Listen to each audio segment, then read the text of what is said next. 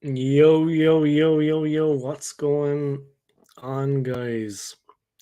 Jordan Hyman, LFC. I'm going live as well for a watch along. All right, I'll tune in for that, yeah. I'll tune in for that. I'm subscribed to you anyway, so I should have it in the notifications. But I'll tune in for that as well, yeah. How are we getting on, man? I hope we're keeping well. Predictions. First of all, Jordan, never mind the prediction on the game, yeah. Wait a second, yeah. Klopp, his announcement. Your feelings on it? Yeah, living in luxury, boy. I'm not in a pimp's paradise, guys. It's like a homeboy hotel. It's like an episode of The Fresh Prince of Bel Air. I don't know, am I Carlton or Will? Make your minds up, guys. Or maybe I'm Jeffrey the Butler. But there you go, guys. Yeah, no problem, True Gooner, man. No problem, Josh. You take your time, yeah. I have the link just here in the chat anyway, so whenever you want, man. But yeah, guys, here I am. Episode 1, leaving London. All right, guys. Yeah, off to Switzerland on Saturday. Start a new life for myself, rebuild the old life I had.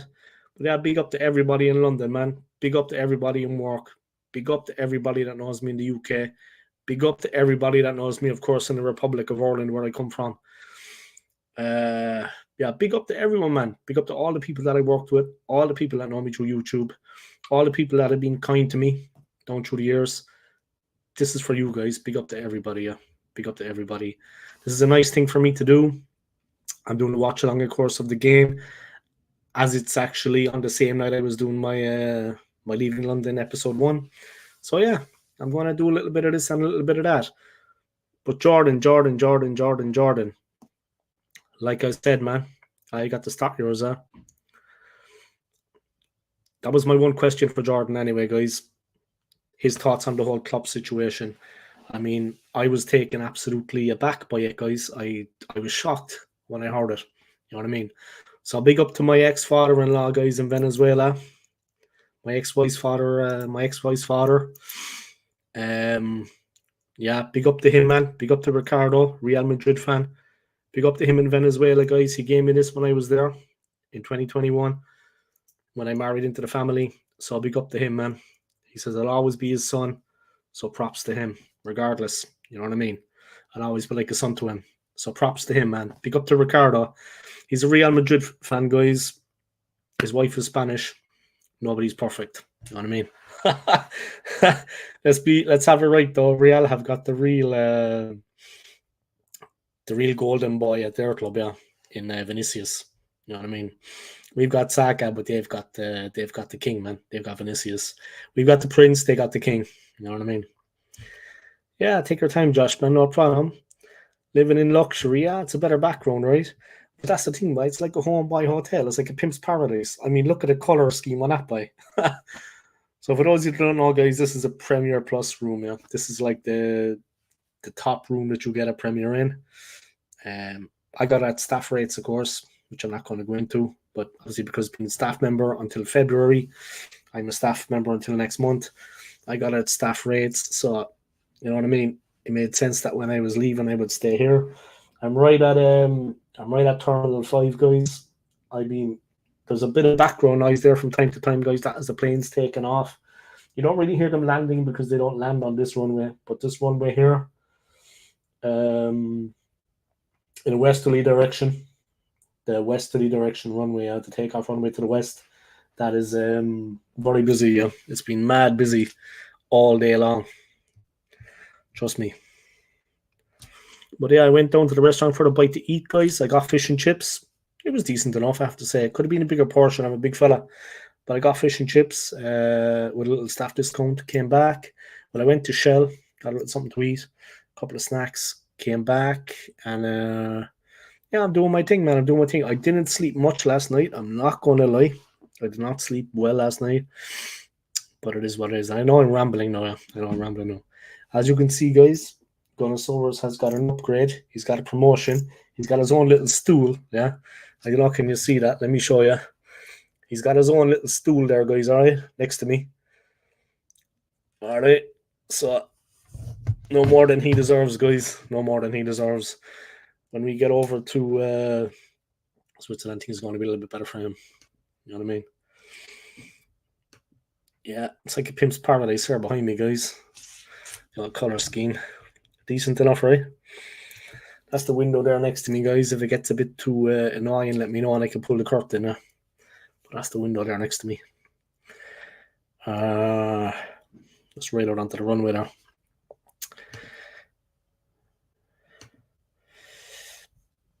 Good luck with your stream, man.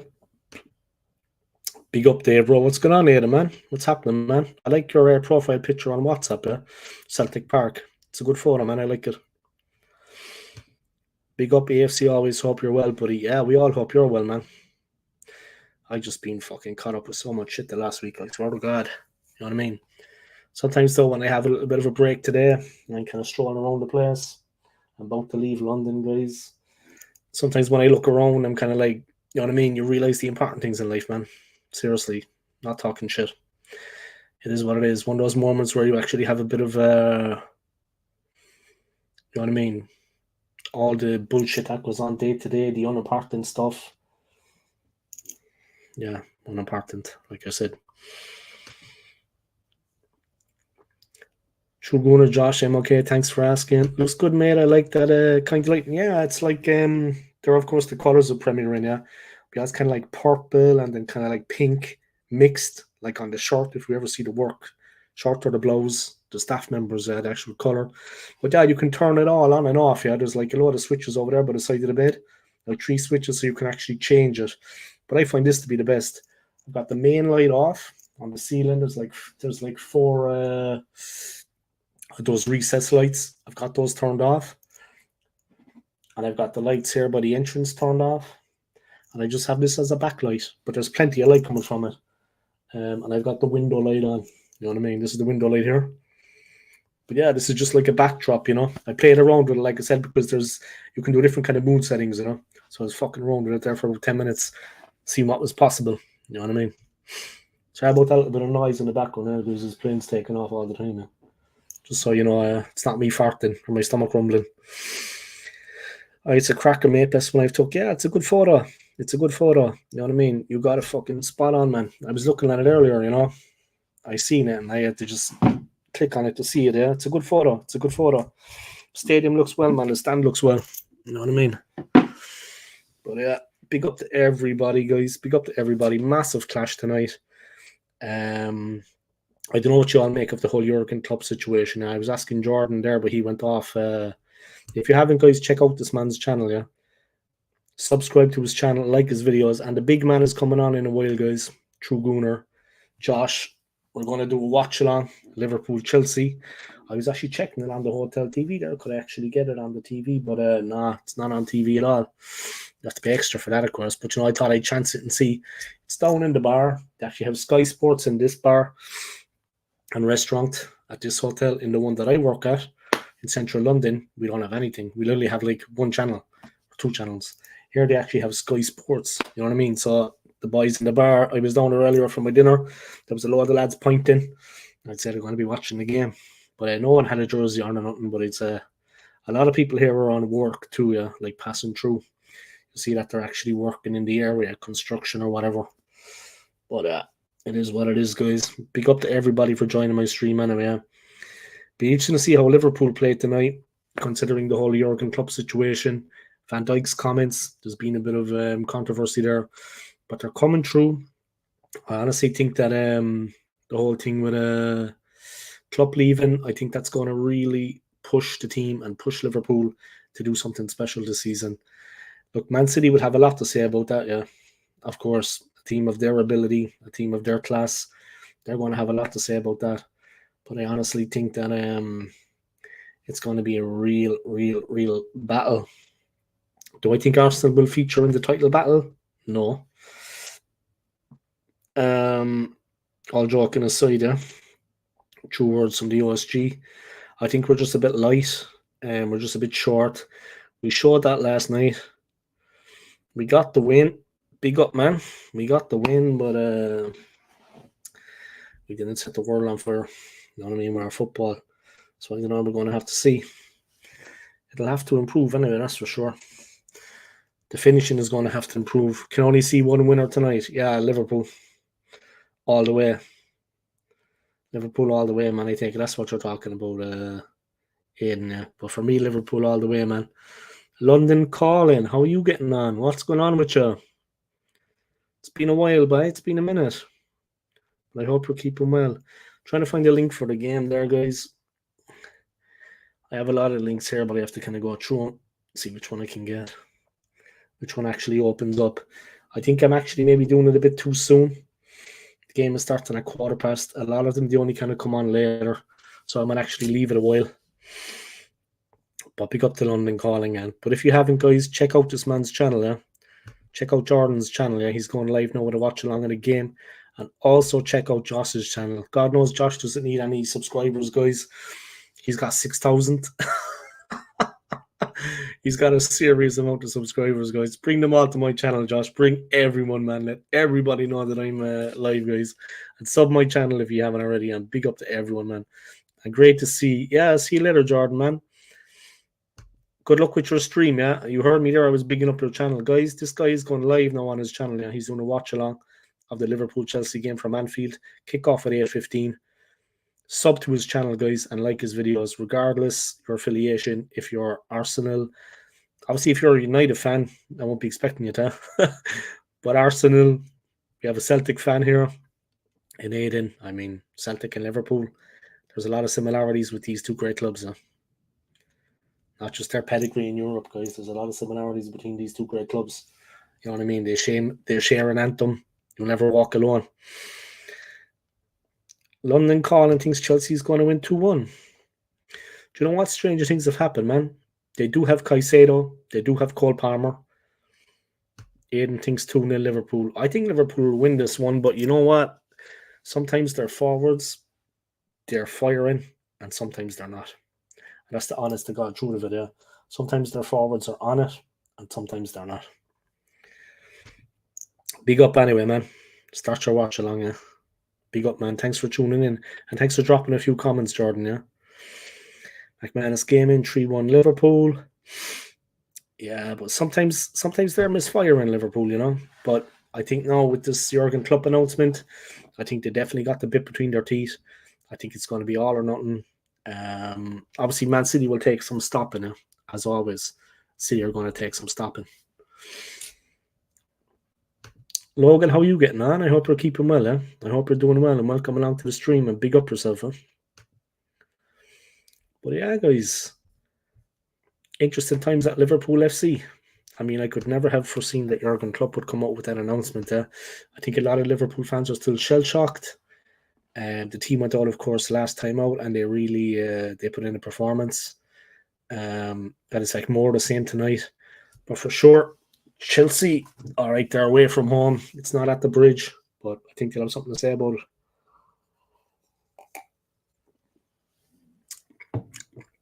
Just opening a new tab there, guys. Just going fair slow.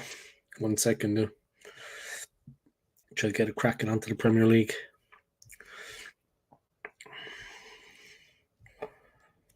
Yeah, here we go. All right. It's a couple of games tonight, guys. It's not the only one.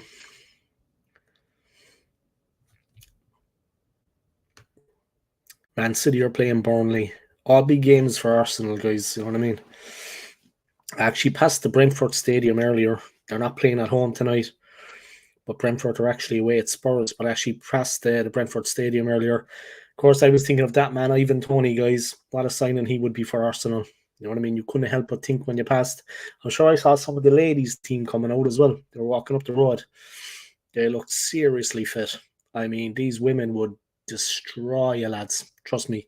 If they got their hands on you, they drive you through the headboard. Trust me, guys. You know what I'm talking about. I'll try to keep it clean. I shouldn't actually said that because Logan is on. But anyway, he's only a schoolboy. But yeah, let's move on past that. Yeah, there's another couple of games on tonight, guys. There's 3 games in total. Man City, Burnley. City hosting Burnley. That's currently 0-0 after 14 minutes. Tottenham hosting Brentford, like I said. The Bees, that's 0-0 also. And it's Liverpool, Chelsea at 1:15, guys. That's the big one. Tomorrow, West Ham, Bournemouth, and Wolves, Man United. So here's hoping that Burnley can do something against City. But with City at home, you'd have to say it's only a matter of time before they break through. You know what I mean? Like they are a serious outfit. Top class players all over the field. Brentford, I hope they can do something against Spurs. That's what I'm going to say. Let's try it. Brentford goal disallowed. Nay water the night, mate. Huh?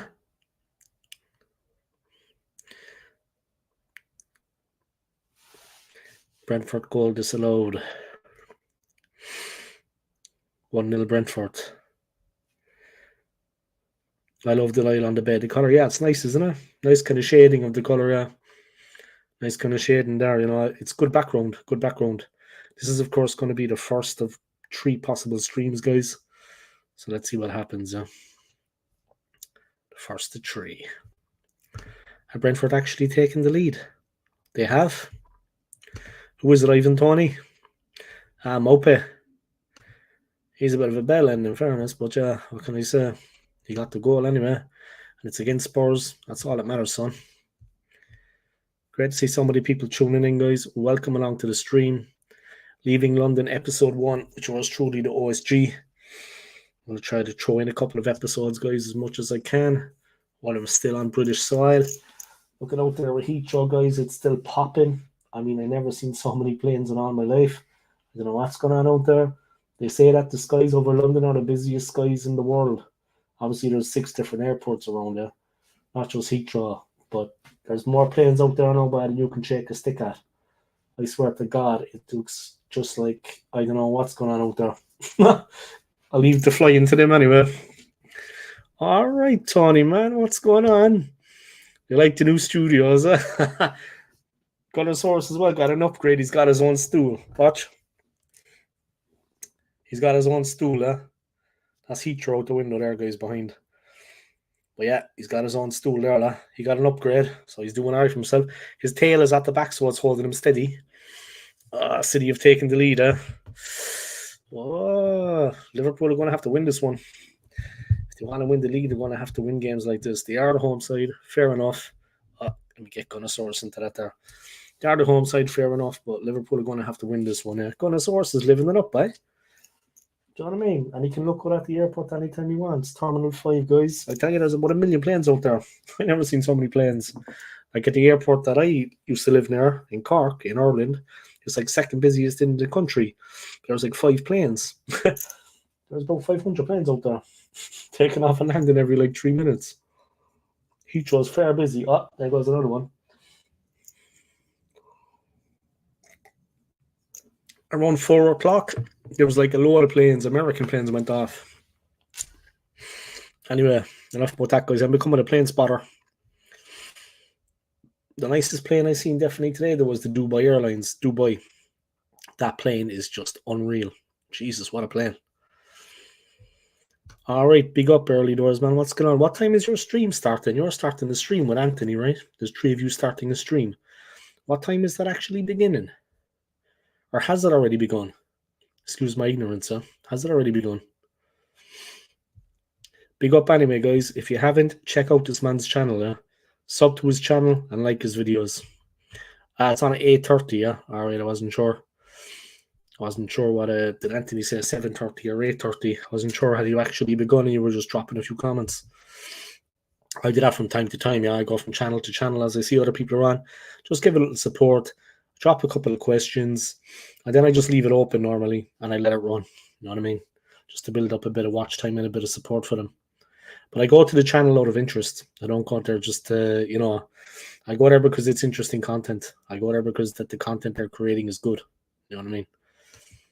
I'm giving support, but still. Gunnersaurus living it up. He fucking is living it up. At the moment, anyway, we're going to get him working over in Switzerland. Earlier, Super TV, can't complain, mate. 8:30 tonight, yeah. He's starting the stream of his own at 8:30, guys. So maybe bounce over and check it out. I had to give Anthony eyebrows on the thumbnail as he moaned about not having any. But he said you made him look like Mikel Arteta. He said you actually made him look like Mikel Arteta, guys. So what's going on with you, Tony, anyway, man? How are things? I mean, your channel is going from strength to strength. It's great to see it. I mean, when I look across, I see that there's like 15 people, 20 people watching. You get like a whole host of people on. I mean, it's good times, man. Good times. You know what I mean? It's good for you, man. I like it. You know, you got the little outlet. You do your thing. You've got your channel. I've got mine. Josh will be coming on in a while. True Goon.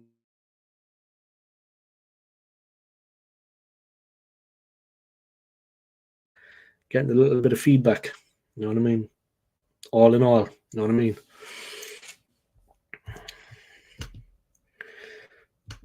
Busy with the training at work. In fairness, though, Aiden, I'm not even going to answer that, man. I'm not even going to dignify that question now with an answer, Aiden. And you know fucking why. You know why. I'm not even going to. You're lucky, no, but I don't think Gunnosaurus up there to Scotland and he rip your head off. He bite you like. He hurt you. Just one animal. I'm going to lock him in the bathroom tonight because he'd be bloody going nuts. You know what I mean? And obviously, I don't leave him near the fridge. There's a fridge here, yeah, like a mini bar. Like I'm at this big table here, guys. It's like a mini bar. Only got water in there, though, unfortunately.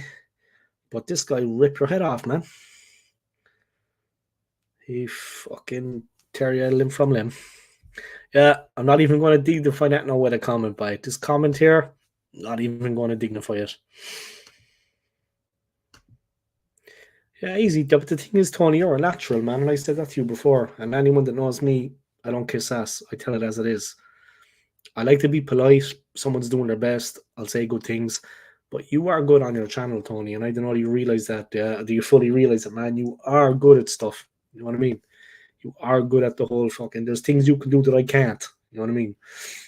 I'm a limited YouTuber as such. You know what I mean? I come on, I stream, I do my thing. We have a chat, we have a laugh, we watch the games. I make a bit of content. I'm not the most technically gifted YouTuber out there. You know what I mean? You know what I mean? But it is what it is, man. It is what it is. Some point, if money situation gets better, this and that, I look into Photoshop. You know, doing proper thumbnails, like with a bit of. I know it's not just Photoshop. I know there's Canva out there, but seriously, I'm not the most creative. I know a bloody 10-year-old could use it, but I'm not the most creative guy in the world when it comes to that kind of thing. I have to say, technical ability and stuff like that, I'm kind of ouch. You know what I mean? But I do my thing, man. I do my thing. Something I could improve on, you know, is like maybe do up a couple of thumbnails, get an outro. Anthony was saying I should look into getting an outro, which I will. 2-0 City. Oh, fucking game set a match there, by. And it was always going to be only a matter of time. You know what I mean? It was always going to be only a matter of time. 176, huh? You're fine first class with all that YouTube coin from Aiden. I am, my bollocks. I actually am flying business class, though, all joking aside, because I had 2 extra suitcases and it was going to set me back 225. Whereas if I just upgraded to business, it was 270. So like I paid an extra 50. But I get the 2 bags included, and I can actually go to the lounge, the business lounge, and I can check in any time when I get to Terminal 5. So I'm going to go early. I mean, I'm going to get over there for maybe like, my flight's at 1. I'm going to get over there for maybe like 9, check in, go to the lounge for an hour or 2, have a drink, have some good food, and then I'm going to go to the gate. You know what I mean? It made sense. It made sense doing the upgrade, you know. When the lads were saying it to me, he said, just do the upgrade. So, fuck it, I was going to pay extra for the bags anyway, an extra 50, and I could be in the lounge. You know what I mean? So, fuck it, man, I just upgraded. And the seats over is going to be comfy. And I know when I go up to the fucking gate to check in, you know, they're going to be, you know, they're going to be accommodating. 2-0 to City. Game, set, a match there, by. Yeah, De Bruyne, you know, he could prove the difference this season, you know. Like he did against us when we were kind of going for it. The tight games, when we kind of had them on the rack. I remember especially a cup game, they beat us 1-0 with a goal from that defender. What's his name? The English player. He's a very good defender. Is he a left back or a right back? I'm not sure. But he got forward and he got the goal. Scored the goal for them. Beat us 1-0. A really powerful guy, yeah. A really, really strong guy. But a bit like Yuri and Timber. Can't wait for Yuri and Timber to come back, man. I swear to God, we've missed him so much. I mean, his potential is Do you know what I mean? The guy is just an absolute animal. He's unstoppable. So I'm looking forward to Yuri and Timmer coming back, seriously. Doing his thing, yeah. Yeah, a little bit of a different background tonight, guys. Sharing this with the world. You know what I mean? Bigging up my channel. Bigging up everyone.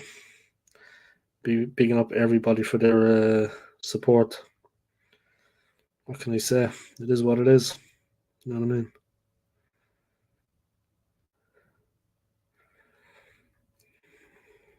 It is what it is. Great to see so many people tuning in anyway, guys. I hope you like the lighting. I'm waiting for the game to start. Shouldn't be much longer. And I'm waiting for Josh to join, but he can join. Josh can join whenever he feels like. There's no problem.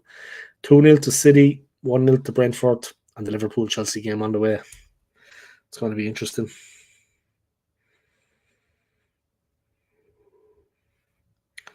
Oh fuck! The Wi-Fi dropped off. That explains a lot.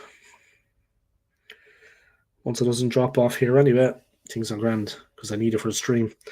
I was on at reception earlier and I have like the Premier Plus Wi-Fi and it wasn't working because I was oh my god. I thought I had to put in the fucking password for the Wi-Fi and the password for my email is what I had to enter first. So that was the whole problem, yeah. But the thing is I actually needed it, you know. I told him I said I do some YouTube content and I need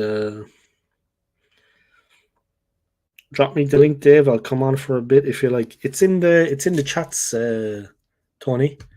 It's in the chat. Barca finally won a game. It's actually in the chat, Tony. Let me put it in again. 1 second. Come on for a bit before you jump over, man. I would appreciate it. That would be nice, yeah, because it'd be nice to talk to you, man. Don't have to be about football, you know what I mean? But it'd be nice to talk to you, man. Want to jump on for a while and have a chat? Maybe you can spread your word about your channel and any upcoming, obviously like tonight. The link is in the chat, Tony, yeah? The link is in the chat, bro. Oh, shit.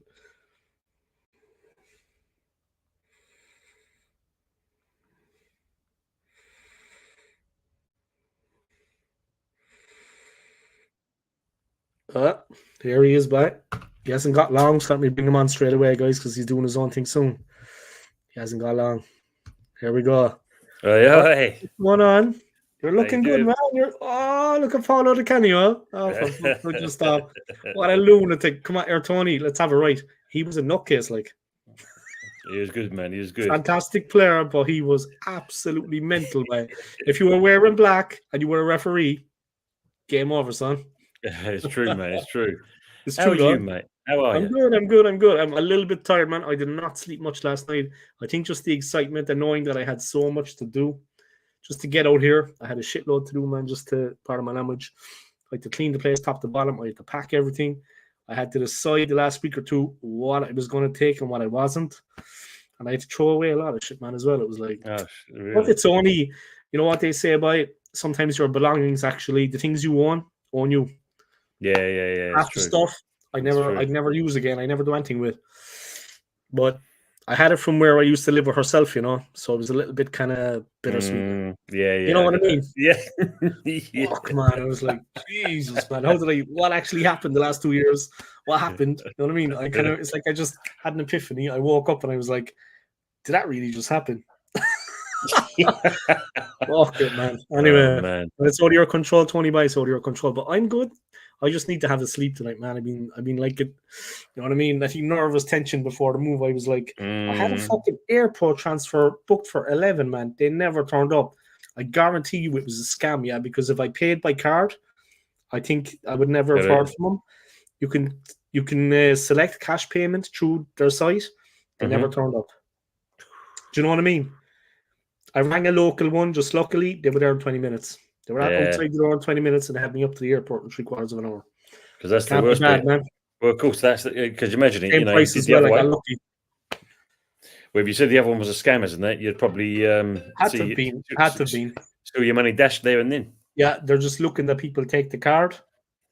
I pick the cash, I'll pay the driver, and then they never turn up. You know what I mean? Yeah, there's a people pick card, money's gone, never hear from them again. man. Bunch of fucking half-wits. It was Jesus. grand though. I was only like 30 minutes after the time I was meant to leave, so it was fine. That's not I too still bad. couldn't check in until 3 p.m. So it's all good, man. Easy. Yeah. Oh man. What's going on with you? You all right? You good? Yeah. So busy at the moment because obviously half term's coming up. So I work, yeah. Work-wise. getting everyone trained up. We're getting more agency people in. So I've been busy the last couple of weeks.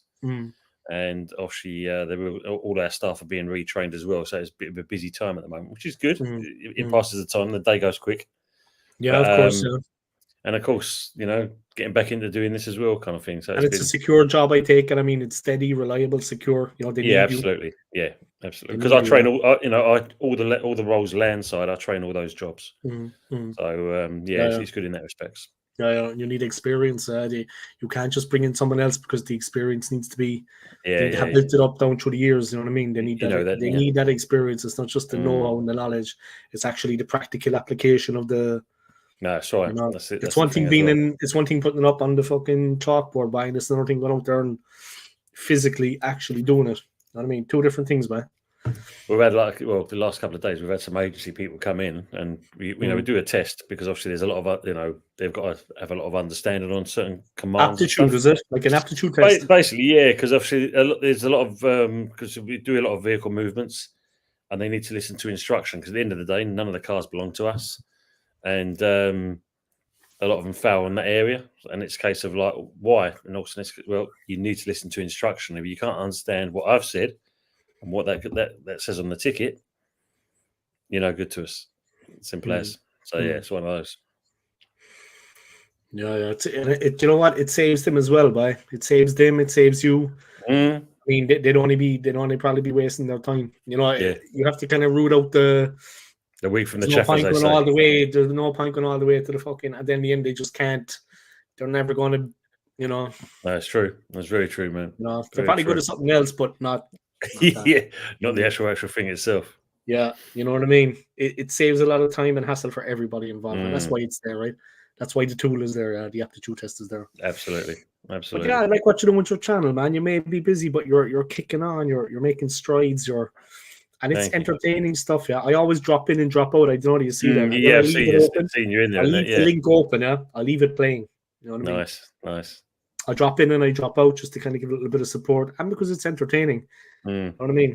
But if I'm doing a watch along, obviously I'm listening to the watch along, and I have the mic plugged in here, so I can't actually plug into your, Yeah, I get that. Because it affects the microphone. Then the sound is off. You know what I mean? But I could easily do it on the tablet as well. But if I'm doing a watch along, it's like. But I like to tune in, man. I like to tune in. I like to see what you got going on, and it's the camaraderie, it's the crack. You're having a laugh and a joke. Well, that's what it's all about, isn't it? You're always having a laugh with Anthony, man. Anthony's a good skin, a sound skin. Well, because I say, like, when we did the thumbnail for last week, he was moaning that because when you look at his picture, you can't see his eyebrows. So... he's coming in the muppet. Watch out, he's got you. Watch out, Tony. Careful what you say about him, Tony. Careful. He's bigger than us, yeah. I seen you. I saw you, Anthony. I saw you. We're going like that. All right. How are you doing, your pericop? You right? I think it is. Yeah. Fucking hell, Dave. That looks nice in the background. Is that a whorehouse you're in for 3 days? Yeah, it's a knocking God, shop. you're going to be so sore, mate. You're going to be so sore. That's my new job. I meant to tell you, I've got a new job. Let me just put this a little bit there. You can see me, right? Yeah. I've got a new job, man. I got a new job. Yeah. God, that's really nice. Looks a bit romantic for one. I hope nobody can see the window. Like, I'm right here at Heathrow, guys. Oh, right. I hope nobody can actually see the window. They count the floors, they count the rooms, and next minute they'll be outside the fucking door. Nothing trying to get in.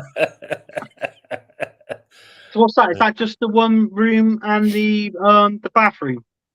Yeah, the jacuzzi for the funny business, yeah. Oh, have they got the one there, have they?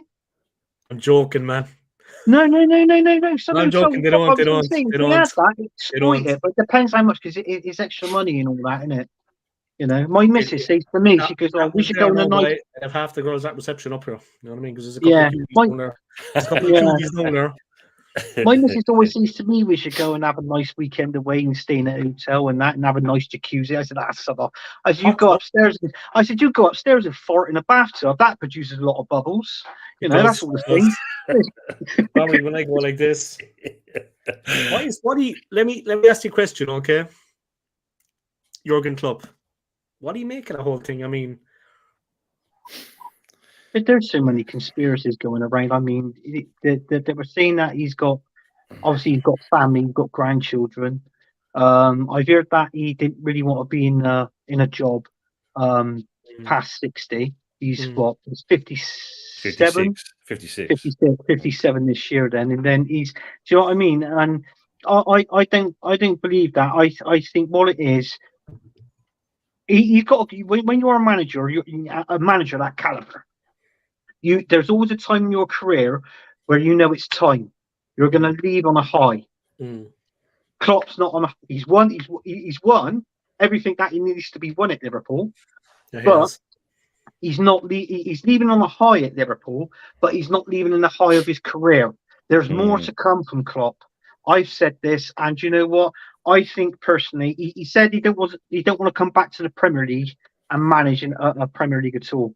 So the only jobs that's out there for him, not at the meantime, but like in the near possible future, I think you'd be talking Borussia Dortmund, Bayern Munich, Real Madrid, Germany, his homeland, that sort of thing. Yeah.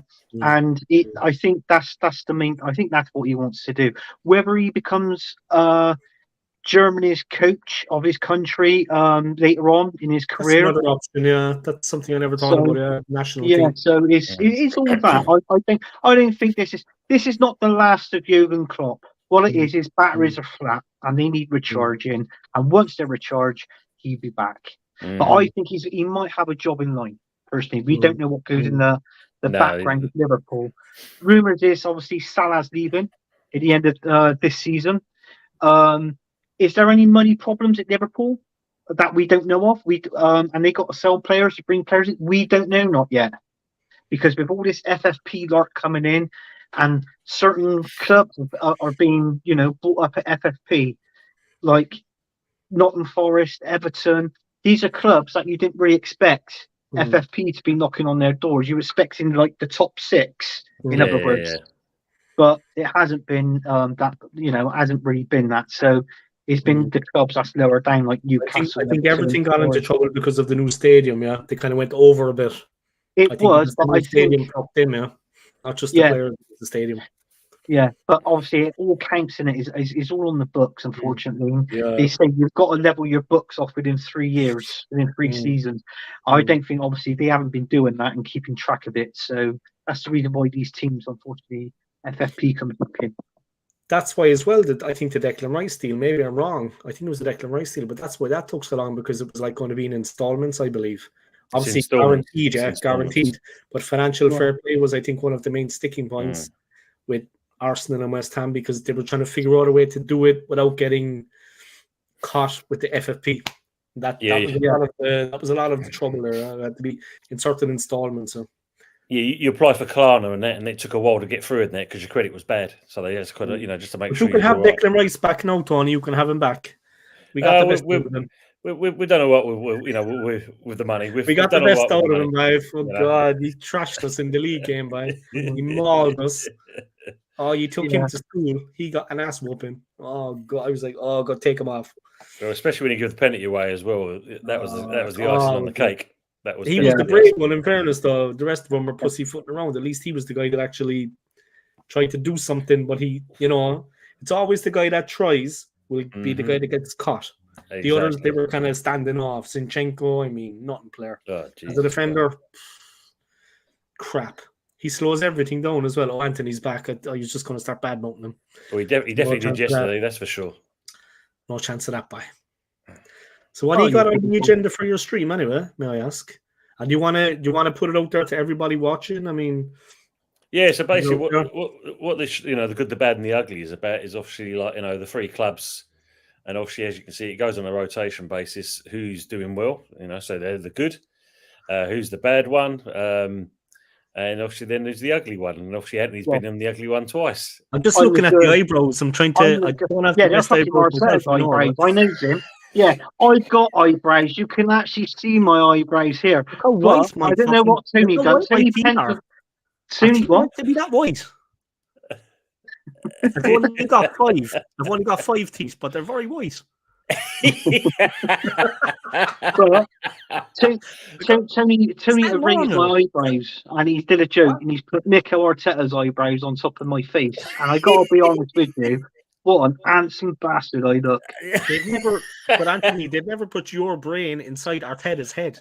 We might win the. Well, if we did, this club have won the league by now. We would have got rid of all the dead wood. We'd have the champagne to open top up. No mucking about. No mucking about. We could drive past the East Ham or West Ham. You know what I mean? We could drive the bus to West Ham. Then, like the open top bus. Never mind Islington Town Hall. We'll head the other direction. Yeah, just yeah. So there'll be no mucking about. Unfortunately, I'll be like Brian Clough, being the manager. Get in the box, son. This is the reason I fucking pay you for. But yeah, no, it'd be. I don't know, Dave. If you want to talk about Arsenal now, then we can. But the transfer window's opening is closed. I think in 2 days. No, tomorrow. No, it's tomorrow at 11 o'clock. I thought it was today. I thought it was today. I was bored stiff in work today, and I'm thinking, oh bollocks to this. So I thought I'll leave early. So I left an hour early, got home, and that. And I put on there, and it said 1 more day before the transfer window ends. And I thought, hang on a second, I fucking left work. Hang on, they're having me on here. And then it's right, it come up, yeah. So what I'm saying is, do you know something, Tim? Do you know where and Dave? Do you know Arsenal was interested in this this guy that plays over Germany? Is it Boniface? Have you heard of him? Yeah. You know what? Before I come on this show, I was literally watching a video of him on YouTube of all his goals he's scored this season. I'll tell you something. He's not a bad player. I mean, Harry Kane is top with 23 goals. Boniface is on 10 or 11. He's the third. I think he's the third or the fourth highest goal scorer in the Bundesliga. And I tell you what, looking at him, he doesn't seem that bad. And I've looked on what, you know, like how much he cost them and stuff like that. He's got a buyout clause. Check this out, of £3.2 million. A buyout clause of £3.2 million, and Arteta can go in there and say, well, look, if he's got a buyout clause of £3.2 million of what he's been doing, it ain't going to be much for Arsenal. Slap £15 million down. That's affordable, man. It's affordable. 15 million quid. Let's talk. Yeah. And I guarantee we'll get him for about 18 million easily. And I tell you what, he's not a bad player. He's got a lot of pace, skill. He's got a shot on him. Tony's looking him up right now. He's looking at him and he's thinking, God, blimey, he is a bit of a baller, that one. Aren't you saying? Yeah. The fucking two boys at Palace are ballers, lads. AZ and the other fella. Jesus Christ. Animals. Yeah. I think, to be honest with you, Boniface is the answer. I think let him, if we get him, just do what he's got to do this season, and then judge him on the end of next season. Do you know what I mean? Yeah. I tell you something. I reckon we'll get 18 goals out of him next season. Plus, obviously, with the contributions of Martinelli, Saka, and obviously Jesus. Gosegaard, I don't know, but I'm fed up now. I'm fed up with this 4-3-3 formation. I want to play 4-2-3-1. I got to see Rice with Partey. I'm sorry, I just want to see that combination too. The first half of the game yesterday, was so predictable, and I don't know what it is with the back four. I mean, they're very close to each other. Yeah, I get it. We control possession. We build steadily. We don't leave ourselves open to conceding, but it's so predictable and it's so goddamn slow. And like, there's no need to play a ball 2 yards to the next defender standing next to you. Just play it straight out to the wing. You know, we're just feeding the ball around in the back. Like, it's, and Nottingham Forest are literally standing there, holding their shape. And with all due respects to them, and big up to Yeti, man. But with all due respects to them, we're going to have bigger challenges than in the season. I mean, Liverpool's around the corner. The back four are just they're playing the ball short to each other the whole time. I understand safety first. We're not leaving ourselves open, but there's no element of surprise to catch the other team out. They were very comfortable, Forest, in that first half. We got a slice of luck in the second half, I think, a little bit. Yeah, we got in the ascendancy. Their keeper went to sleep. Turner does what Turner does, guys. Did you see the near post? I mean, the way he just got, oh my God, man. He was a good goal. Got a slice of luck there, yeah. We got a slice of luck, it has to be said. But I think it's like what you said. I mean, I know it's the back four. Unfortunately, we can't change our back four. So you've got White, Saliba, Gabriel, and there I say Zinchenko. You can't change that, and he's not left back. The only thing that comes predictable is with Zinny doing the inverted, slowing it down there and not getting back, there not getting back.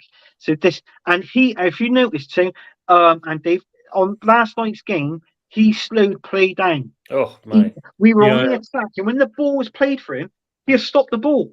And he's like, "Well, no, don't stop the ball. Run with the ball and make the pass, make it, or either in the wing or stop the ball to the middle. One of the two. If you're gonna do that, I mean, look at the chances that we had. We had at half time. I think we had. It wasn't far off of like 80% of possession in the first half. Yeah, it was. I mean, 80% of possession in the first half. The shots that we had on goal in the first half, we should have. In all fairness, I'll be honest with you now. We should have won that game at least 4, maybe 5-1. With the amount of shots and possession we had, and to be an elite team to challenge Man City, basically, obviously they won the league. In the end, Anthony, we almost we got over the line, but that goal for them, it kind of had us on the edge. The man that kind of got us out of the problem was Trossard. Trossard got a hold of it up front. He brought other players into the play.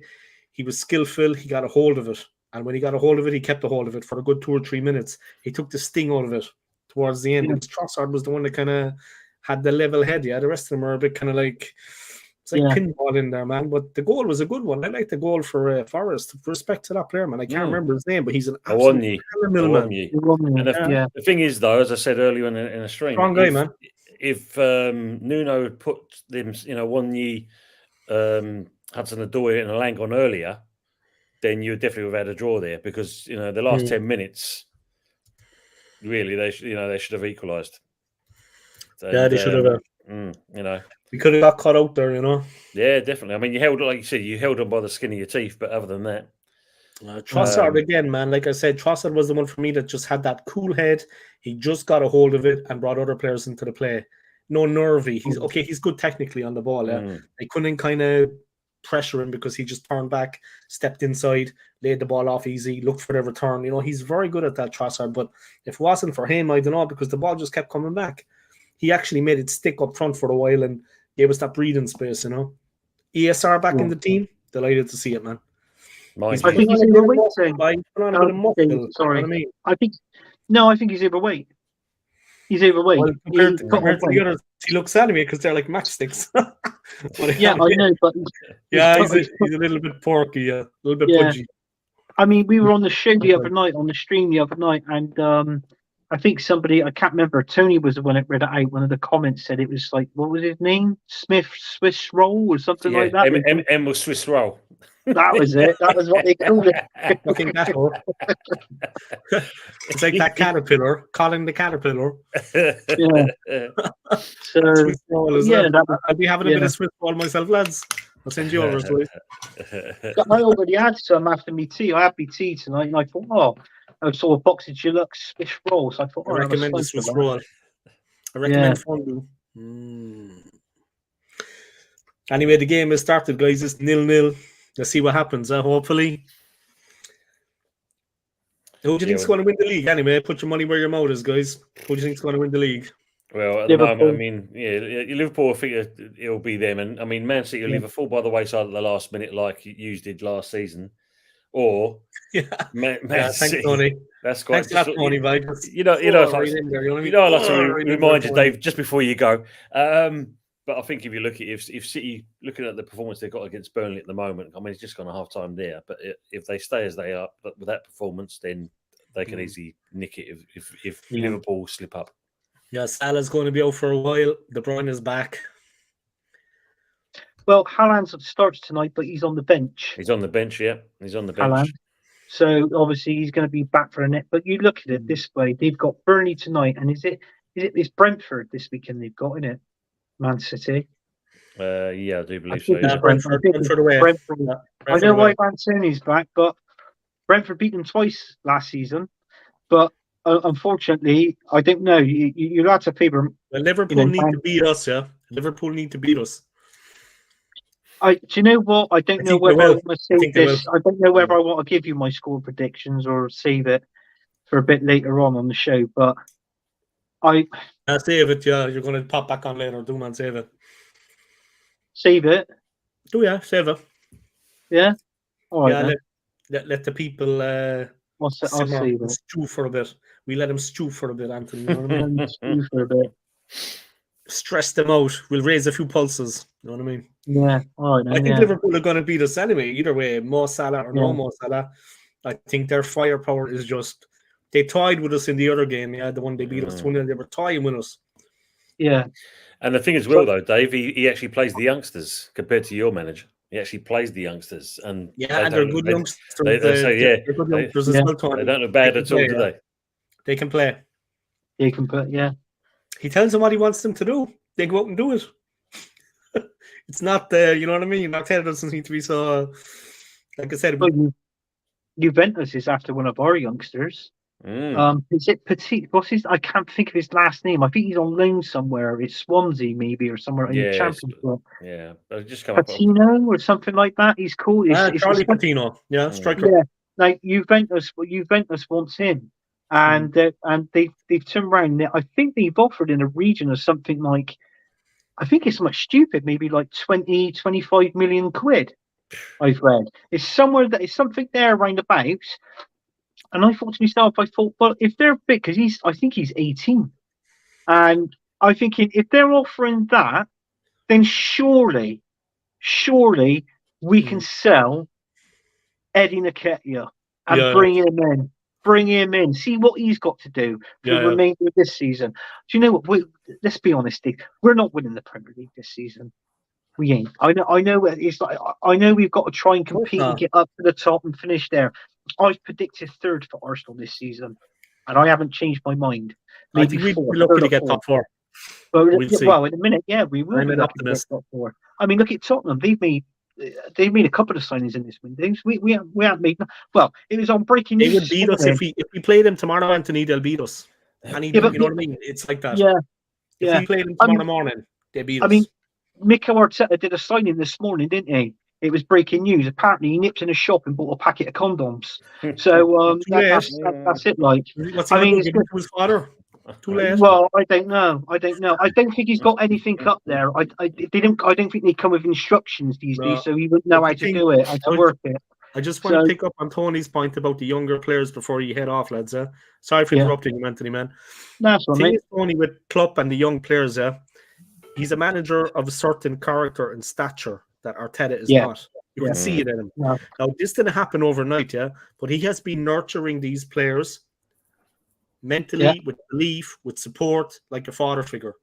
They come on the field, they're playing with confidence, and he has them relaxed. You see that? They play comfortably. They play relaxed. They're assured on the ball. Klopp is the reason for that. The reason for all of that. You know what I mean? He brings up the younger players and he nurtures them to a certain degree. He turns them into winners. He turns them into they're fiery. And their technical skill on the ball is better than a lot of the Arsenal players, even though they're young. They're technically they can do what the team needs them to get the ball A to B, nice and sharp and quick. They like to move the ball fast, and we can't. They're right in on our back four. We can't compete against that. Watch the game when we play Liverpool. They're in transition. They're much quicker. They're swift.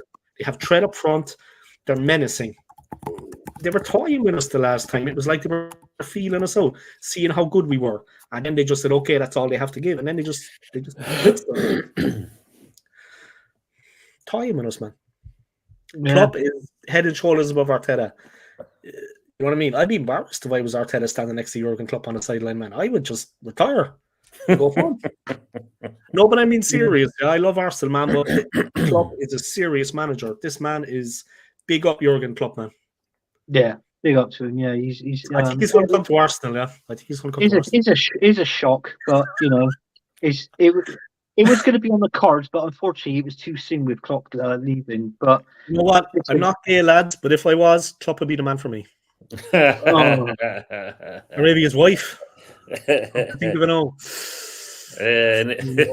She's got experience, you know what I mean? Anyway, look, the old Dave is coming back. The old Dave is coming back. Oh God, I think I've for a new one. I didn't know the old Dave. I didn't know the old Dave. Dave is coming back. By I didn't know the old Irish. Dave. I'm not. Listen, I'm telling you, I told you, Dave, already. I told you on your stream last night. Patrick. I'm not related. I'm still waiting. Yeah, for your barber's number and address, because I said to you, kind of my art before you go away to Switzerland. Yeah, I was going to get your money back. Honestly, for that Tony haircut. actually cooking for him. I'd say he'd bitch up. He's a big lump. Ah, right. Okay, then. Yeah. You're more muscle, but he's a fucking block. Is he? I got more he's muscle, a right? pure London lump. You would land a plane on his back. Seriously, tell you what, I just want to say one more thing. Oh, here we go. All right. Before we go, no. It's good.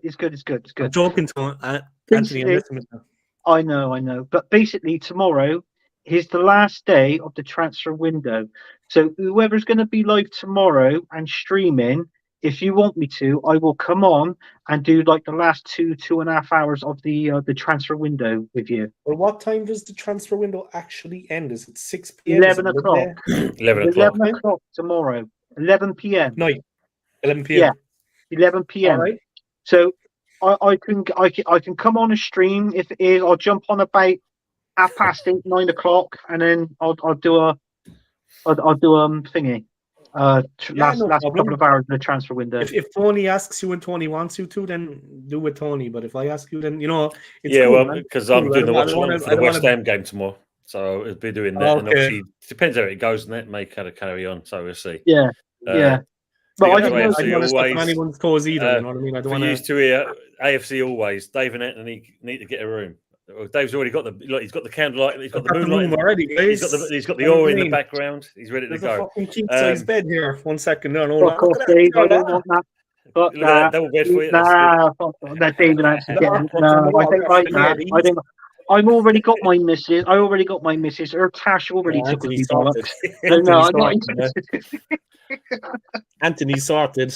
I'm the one that needs to go over to Switzerland and do you know what I mean? Work my magic. Obviously got a bounce set. As always, mate, it's been a pleasure. Take care. You've been in the UK and that. It was nice to have you on for a while. No, of course, mate. It, man. It was nice to talk to you. The very best again. In Switzerland. I hope it all goes well for you. Man. Thanks for coming on. Yeah. We're looking for the Swiss content from the Arsenal OSG from Switzerland. Yeah, definitely. I'm going to do a bit, live from the stadiums when I go to like FC Basel, for example. Nice. My friend is a season ticket holder. Oh, that's right. That's not too bad. It's like a Sunday trip, you know. Nah, after we finish our show, if you're still live, I might come back and pop on for like an hour or something like that. Yeah. And best of luck with your stream, guys. Yeah, cheers, mate. Anyway. Me and Arteta Browse, we're going to go in. We're going to other channels now. So yeah.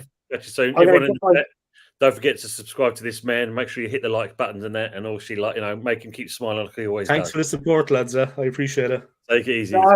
That's all right, Dave. I ain't gonna fucking do it again, but you're not gonna do it again, is it? No, I'm drinking. All right. See you soon. Me and I'm drinking with him. Leave the airspace, is it? As soon as Take it easy, Dave.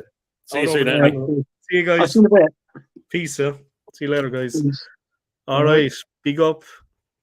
Anthony's still here. All right, Anthony.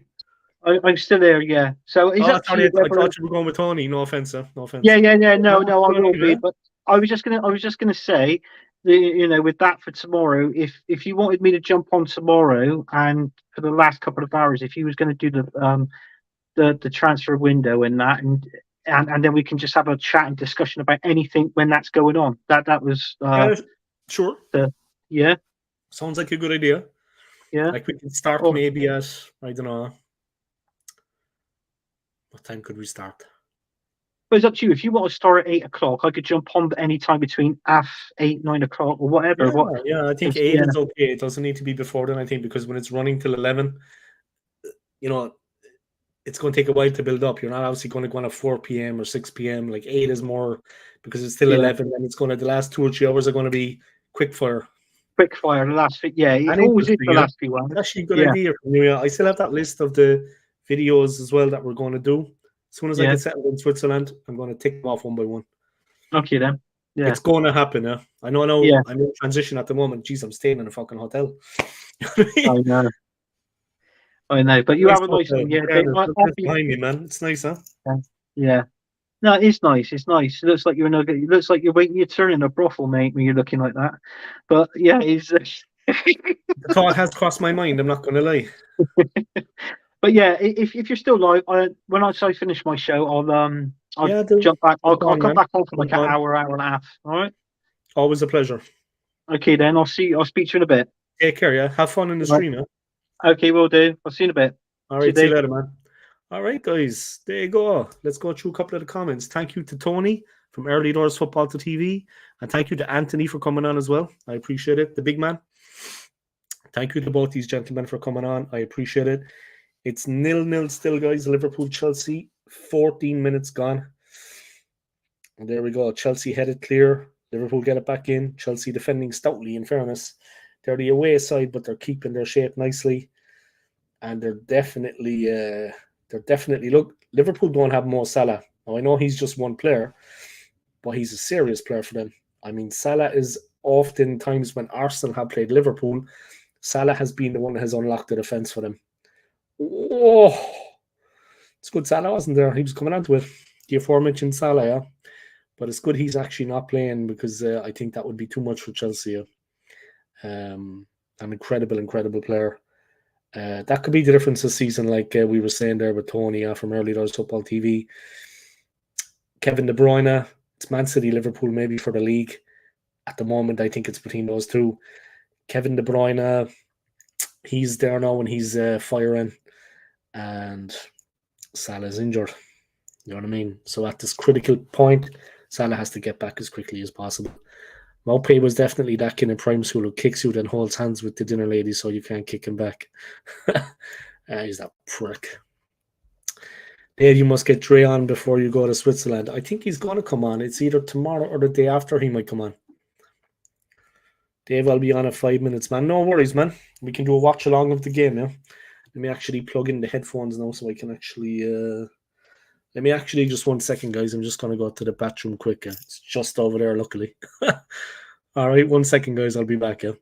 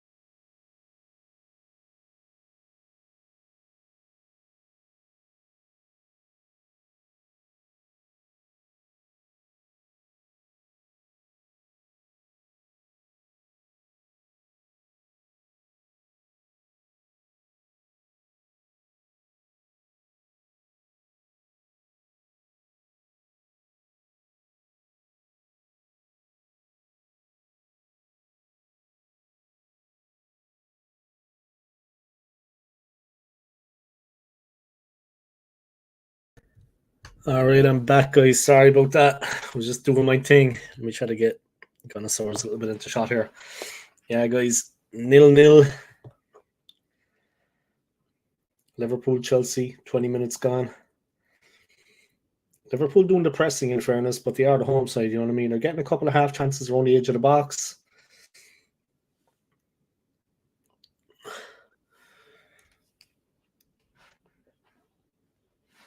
Three 0 to City, guys. Thanks for that, Aidan. That would probably be game, set, and match there, to be fair. Has to be said, yeah. That's probably, that's all she wrote. The goose is cooked, as we say in the business. But thanks to the two boys for coming on, yeah. Chuguna's coming on in a minute, guys. He's going to, you know what I mean, honor us with his presence, guys. So, yeah.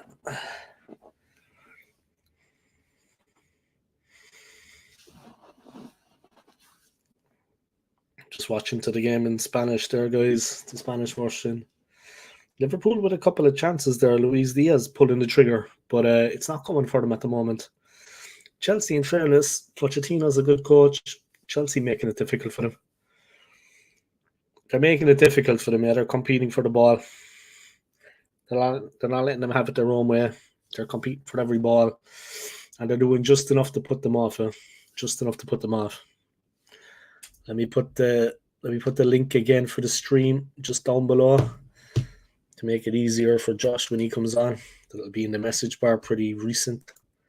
There you go.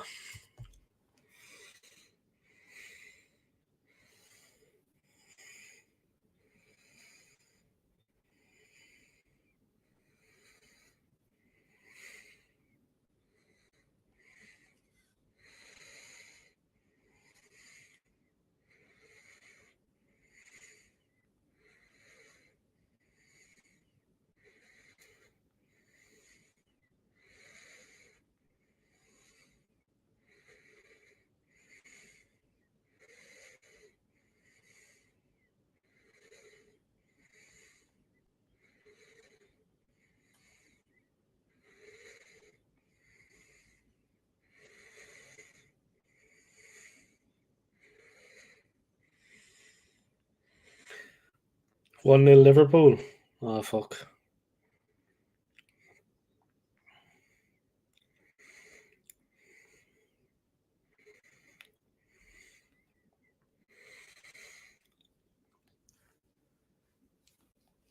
Just got news there that Liverpool. Oh, here we go. This could be the goal to break.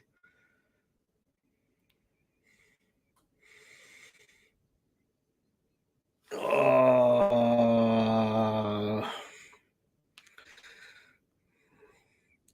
that's probably the end of that, guys.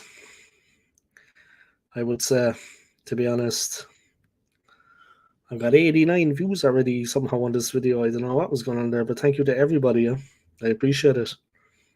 Thank you to everybody for your support, guys, and making it a success.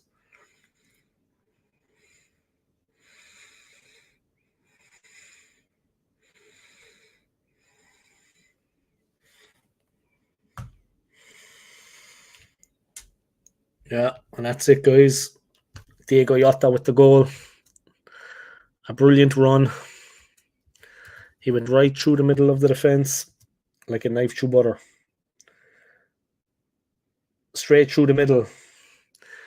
They didn't do enough to hold him out there. They should have done better there, in fairness.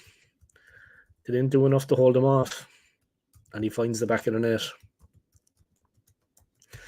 Liverpool fans singing loud and proud, guys. They're 1-0 up. They're at home. Spurs 1-1. Oh, Spurs have got it back, yeah. They got a draw. They're drawing at the moment, Spurs. They've got that goal back.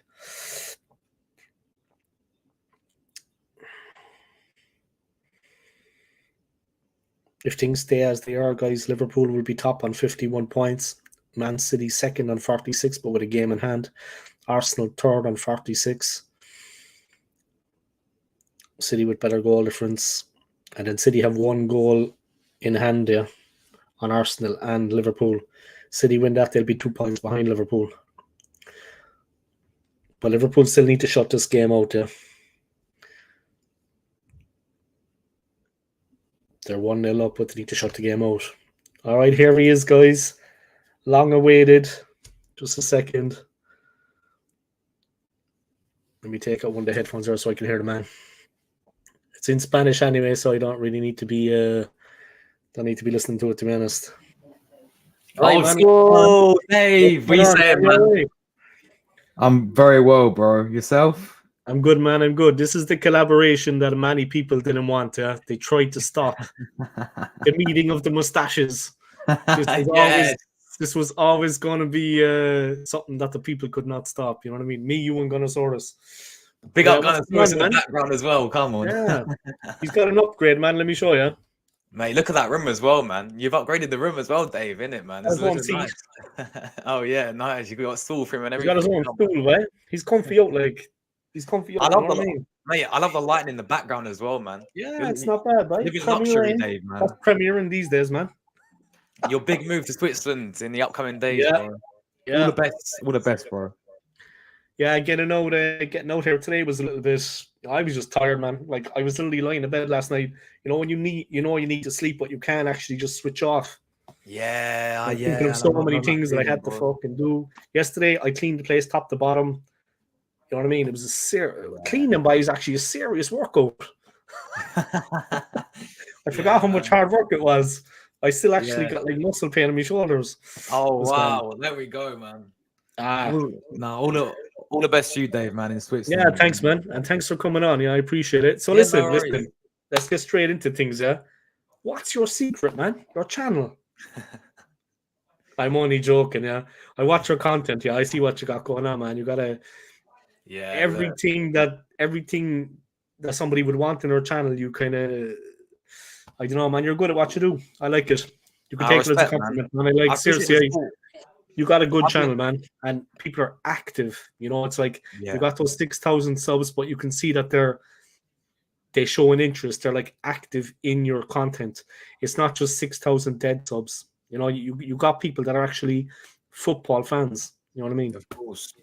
Yeah, no, honestly, and I appreciate your support as always, Dave, because we've been talking with each other. I mean, I think this is the first time I've been on your channel actually, but obviously you came on mine a month ago. I think it was just I did, and then I was on with that other funny YouTube guy that couldn't connect like through 8 different attempts. That was a funny stream, man.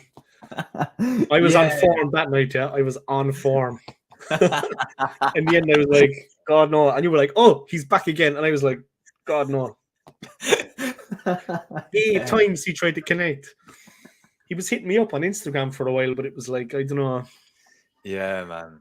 No, but I really appreciate the support, Dave, as always. You know, you always tune in when you can. You're welcome. You know, drop in comments. You know, I really do. It really does mean a lot to me. So, the quality of your content, man, is that's what sets you aside from other people. I mean, seriously, it's like there's a lot of your quality of your content, man. Is like I only drop a few comments. That's all I do.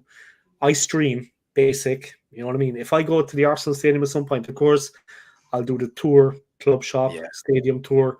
You know, I'll upload that then from a proper camera, like 4K, whatever. But your content is just, it's like, I don't know, but you got your finger on the pulse. You know what time it is. You know what I mean? Oh, no, I really appreciate the kind words, man. I really do. Look, I just keep you do a lot of different things, man. You've got to kind of, it's entertaining. You know what I mean? You get out the stats, this, that, the other. You're like thinking 360. You know what I mean? It's interesting. Look, I've been doing this for about 4 years now. I started when I was about 12 years old doing this stuff, man. And I'm learning a lot of things when it comes to doing all this YouTube. You know, you meet the best thing I love about it the most is the people you meet through it. Like, I would have never knew you through YouTube, of course. So, like, you know, we meet so many great people. I mean, people in your chat as well. You know, we get to interact with, people who really share the same interests as us. Football and, you know, Arsenal and, you know, everyone's puts their opinions in. And I think that's the best thing about it. And that's the beauty of it, really, is you get to meet a bunch of new people doing it. And that's what I've definitely learned over. Good people, good, like you said. I was only thinking about that before I came on the stream as well. I was thinking the same thing along the same lines, because at this point now I'm leaving the UK, of course. I'm looking back at the people I met through my last job that I just left on Saturday. Yeah. Also the people I met through YouTube. You know, there's so many, like, in life you can always look back at like the negatives, but you've got to kind of look at so many positives. There's so many positives. It's like, I don't know, like, there's just so many positives out there. So many good people. I mean, seriously, I was only thinking about it just when I was coming back to begin the stream. You know, I was like, you got to be grateful for these things, man. And small thing, but something to be grateful for. Yourself, Anthony Guns, the big man, Anthony, Tony, Early Doors, AFC Always, Aiden. I mean, and you have a wealth of people on your channel, of course, that contribute. I mean, you could go on and on forever. You know what I mean? As well, I'm sure. But yeah, commented from AFC Always, Josh is another real one. But yeah, it's big up to you, Greg, man. Big up, man, always. The quality of your content, the vibe you have on the channel, the friendliness to everybody, it couldn't happen to a nicer guy. You know what I mean? Oh, respect, my man. No, I'm being serious. I'm not talking shit. Yeah, like, seriously, man, it couldn't happen to a nicer guy because no one could begrudge you. I mean, whenever I go on and I look at it, the quality of the content, it's constructive, it's incisive, it's entertaining. And you look at the people following you, and you could never, no one could ever turn around and go, you know, no, boy, because you got your finger on the pulse. It's entertaining stuff. Seriously, man, it's, from me looking in, when I come across it, it's, you've always got something, like I said, you're thinking 360. It's, you know, you're insightful. You kind of have your point of view, and you come across friendly. And when anybody comes on, you're respectful to them, and you let everybody kind of say their bit. There's no kind of, you know, there's, yeah. Thank you very much. You're always in good form. But I meant to ask you, you're well into the fitness, yeah? You're well into the physical training, yeah? Yeah, love it. How did that all actually start? Do you mind me asking you? Of course. No, so I've always been playing football as a kid, as always. So I always say physically fit. Just, you know, by football, and you know, you get good when you play football, you get a good bit of cardio doing it as well. Yeah. So, you know, when did I start going to the gym? I feel like it was do you know, actually, fun fact, when we was in that lockdown, and you know, there was nothing to do, and I was doing home workouts. I started doing push-ups. I still do them today, man. I love it, man. I love doing home workouts every single day.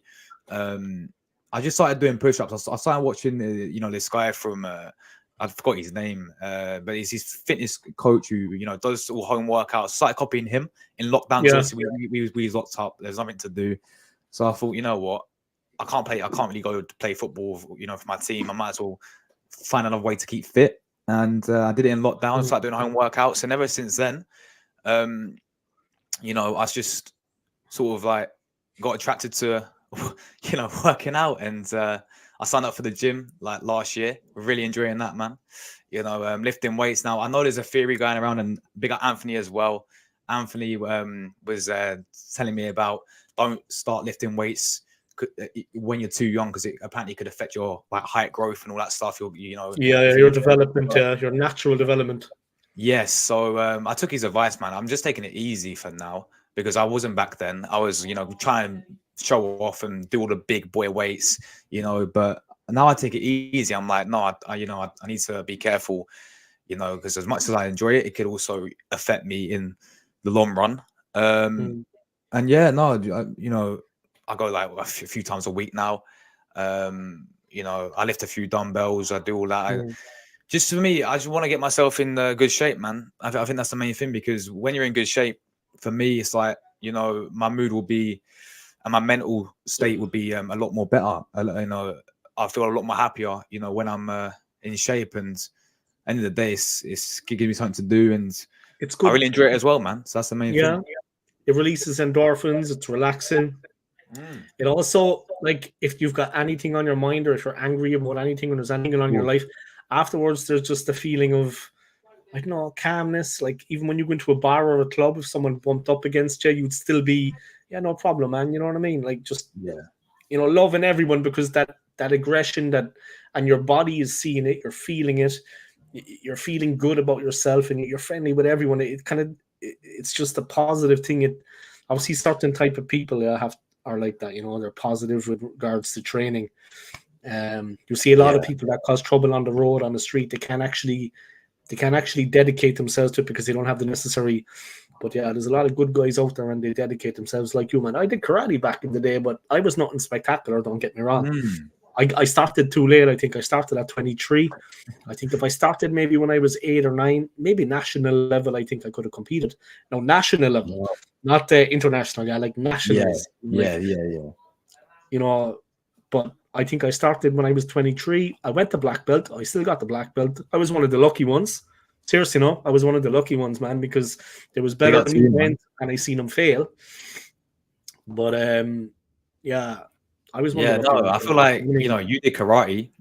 Sort of doing like a sport gives you a bit of harmony. Like I was calm. I was just loving people all. Yeah, I didn't drink a lot of the time, because like the training the next day was on a Monday, and in my country at the time it was like the Sunday club. So Sunday was the main night to go out, because the hairstylists used to go out on a Sunday night because the salon was closed on a Monday. So of course all the lads would head out on a Sunday night. So the Sunday club was the thing. So I was training on a Monday, so there was no point drinking because you'd go in there and you might as well be home in bed. You'd have nothing to give, no development, no strength.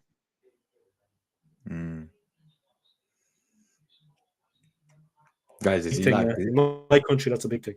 I mean, giving it up for 4 years. But yeah, all my friends supported me, they all supported me.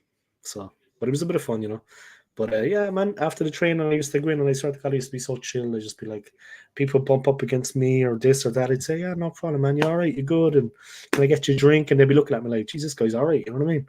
I was just chilled. It takes the edge off, You feel, like you said, you feel good after it. When I go back to Switzerland, I need to get back doing something. Even if it's just self-defense a little bit. Or I used to live by the press-ups. I used to love that exercise, man. But the trainer in the karate club was like, he was building up the knuckles as well. We used to do them on the fists, on the knuckles. Oh, you did a knuckle. Wow. When we had to, when we had to break the skin, just to hurt someone. Wow. Yeah, we used to just do the press ups, but he was very strict because it was like a lot of young kids. They were like a bit naughty, So he'd be like, all right, anyone talks out of line, that's another 10 guys. And then they would complain, that's another 20.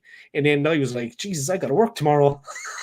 But he, the discipline and the control of the exercise, he would make us go down into the exercise and not allow us to come back out of it until he says he was putting extra strain on the. But it was good. And on the knuckles, were normally you get a deeper discipline as well, bro. You get it deeper when you do it on the knuckles. You go, you go deeper into the press up. No, I've tried them on the knuckles. It's very killer exercise, man. It's very painful, man. Especially when you do it with your knuckles, man. Like it burns, man. Your knuckles after it, you look at it and they're all red. It burns. It's like So yeah, like the front too. Sometimes when you turn over on them as you're doing it, there's like pressure. But he was disciplined. He got us going into it. You know what I mean? After that, then I was just like rattling him off. Oh, it's 2-0, by the way. 2-0 Liverpool. They just scored. Man. Who do you think is going to win the league, man? Would you put your money on if you were a betting man? If I was a betting man, I would probably go with. I hate to be, how do I say? I hate to be sort of the same as everyone else when they go with Man City, but I do think City will win it again. I feel like Liverpool will come very close.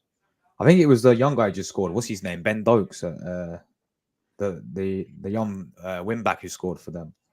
Yeah, that's right. That's who Tony from Early Doors was talking about. Bradley, I think. Oh, sorry. Connor Bradley, that's it, yeah. Connor Bradley, yeah. But they're the guys that Tony was talking about. They're bringing up these players. Arsenal, we seem to... I don't know, but maybe Charlie Patino, but... No, this is the thing. There's not really a youngster. I think we saw the youngster today, in fact, who's a left-back. And when we saw him to Aston Villa. We don't really have a youngster at the moment who's really been getting any chances from Arteta. Klopp's playing this Connor Bradley guy. I can't even skip my words out today. What did you make of the match yesterday, man? I mean, how did you see it? I mean, were you impressed? Did you think we've improved? Look, it was. Are you confident ahead of the Liverpool game? I feel like for me, yesterday's game. I look at the bigger picture. I'm like, you know what? I take the 3 points any single day. it's a tough place to go to. You know, they are very good. Not a threat at the City ground. You know, we had an awful record going away to them as well. You know, like the last time we beat them at City ground was like 2017. We had Lucas Perez the last time we beat them. You know, I'm sure you remember him. Sheets will not forget Lucas Perez. Yeah, I remember, man. That was a long time ago, man. A long time ago, yeah. Players, so you know your players. Yeah, come on, yeah, and yeah. I mean, 3 years ago was. I remember the great one. Do you remember the great one? The 4-4 at Anfield with Arshavin, yeah, Andre Arshavin. Arshavin. 2009, that was, man. Yeah. 2009. I don't know. Do you remember that? But I was how old was I? I was about 2 years old when that happened, bro. Jesus, I feel old, man. It's mad. But, I was in the bar. I remember watching it. Oh, he's in the bar, yeah, mad. Yeah. Mad. Let's see. There was a load of Liverpool fans and a load of Arsenal fans, and I honestly thought at one point it was just going to it was getting a bit feisty on the dance floor, man. I'm telling you. It was like a bar club kind of thing with the big screen, and some of the Liverpool fans were like, at the end, they were little like that in front of one of the Arsenal fans. Yeah. I mean, and the guy they were doing it to know was just a wrecking machine. I was like, Jesus. In fairness, he did nothing. I was surprised. He did nothing, but he looked like an absolute bone breaker. I was like, oh, shit. Yeah, but like that in front of him. Yeah. You know, it was like 4-4 right at the dead. It was like, you know, oh, God. Great game, though, man. And mad. I mean, I've seen some crazy games since watching Arsenal. I think you remember the one 2016, yeah. This is one of my favorite games, and I know we didn't win the league out of it, but when we beat Leicester at the Emirates, yeah, that game was crazy. Which game? When we beat them at the Emirates, Leicester, 2016. When they won the league. Yeah. So, Vardy scored a penalty, and they went 1-0 up, and then we equalised, and then 90 last minute of the game, Ozil free kick, Danny Welbeck. That was absolutely scenes. I mean, we won the game 2-1. Yeah, that game was absolutely people were big watching us. I remember people were everyone was going for Leicester at that point. But people were kind of like saying we didn't deserve it. And I remember there was a lot of bad feeling after that game at the full-time whistle. And a lot of people in general were just like rubbishing us. You know we should have won that league that season, man. I think that's the same season when we didn't buy. I think we bought Petr Cech, and that was it. Wenger bought. So if we had a proper striker, I know like we was in with Benzema the whole window. If we would have got someone like Benzema, we would have easily won that league. I thought, but no, I've seen some crazy games growing up watching Arsenal, man. You know, I've look, my favorite player of all time watching Arsenal is Alexis Sanchez. You know, I seen him play, man. I seen him play in the Champions League in Switzerland. Actually, I know he went to Man United, guys. Yeah, but I still miss that guy because that guy. And Ivan Toney just scored, by the way, for Brentford. Wow, nice. They're 2-1 up. Sign this guy, Arsenal. It can't be done. But yeah, Alexis Sanchez was unbelievable, man. Every single game. I mean, that guy was a guy who made me fall in love with Arsenal, man. And it was 3-2. Yeah. Oh, is it 3-2 now? It was 3-1 Spurs. Yeah, it was 3-1 Spurs, and you're saying that Brentford just scored. Maybe they can pull it back, though. Yeah, 3-2. Maybe they can pull it back. Yeah. They have a chance, man. They have a chance. They're a dangerous team, Brentford.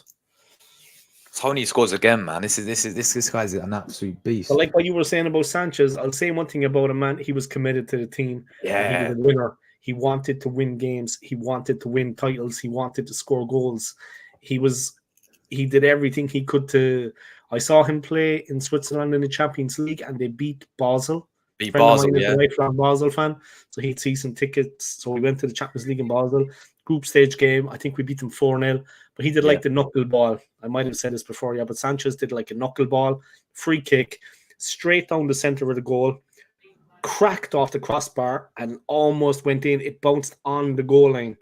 And everybody was like mouths open. We didn't even see it. We just heard the crack. He just absolutely, like, he hit the ball, extremely hard. But we didn't even see it. We just heard the crack. I saw the flight of it. And I thought, it's miles away. Straight down off the center of the crossbar, right down the center and right onto the goal line. And everyone was just, their mouths were open. And Basel were like, all right, we're going to give up. It was a great... I think it's a penalty to Liverpool, Dave. What? I think it's a penalty to Liverpool. Listening to it now, but it's in Spanish, so I'll just leave the headphones off. Oh, yeah, Aiden says it's a penalty, man. Penalty Liverpool. Oh, my God, they are ripping these apart, man. So listen, bro, what you got coming up on your channel anyway? Do you want to tell people a little bit? Yeah, obviously I do anything transfer window like tomorrow's deadline day. Yes, I've got obviously you guys. I upload on my channel every single day. You know, I do daily live streams and daily content. I will be doing a match reaction as soon as the stream ends, people, on my channel tonight. But yeah, tomorrow we'll be doing a deadline day stream. And then obviously Friday, I got a big show called London Calling, where I get all fans from London clubs together, and we will talk about our situations. So yeah, obviously early doors. Tony, who's just on your channel a minute ago, he'll be coming on that representing West Ham. Yeah. But yeah, we'll have a Chelsea fan, Brentford fan, Spurs fan. They're all going to come on. That'll be Friday. You know, I've got a bunch of previews. Liverpool fans coming on for previews as well. We do opposition previews for obviously the massive game coming up on Sunday.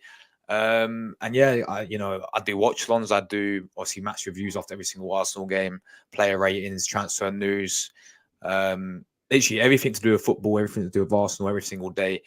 I'm here doing live streams and grinding, man. You know, you create a lot of content, man. You create a lot of you're always kind of, and you do it in such a way that I don't know. There's always a lot of people watching anyway. Obviously, you have a lot of subs, but you create a lot of content, and it's good content. But yeah, it's good the way you're kind of like.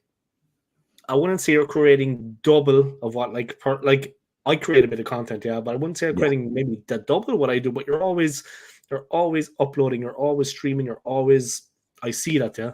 And that's why I come on, because you're always on the grind, like you said. You're consistent. Like someone said that to me recently. They said, "I'll say one thing for you: you're consistent. Consistently crap, maybe, but consistent." You know what I mean? Like I'm always looking to stream. I'm always looking to upload content.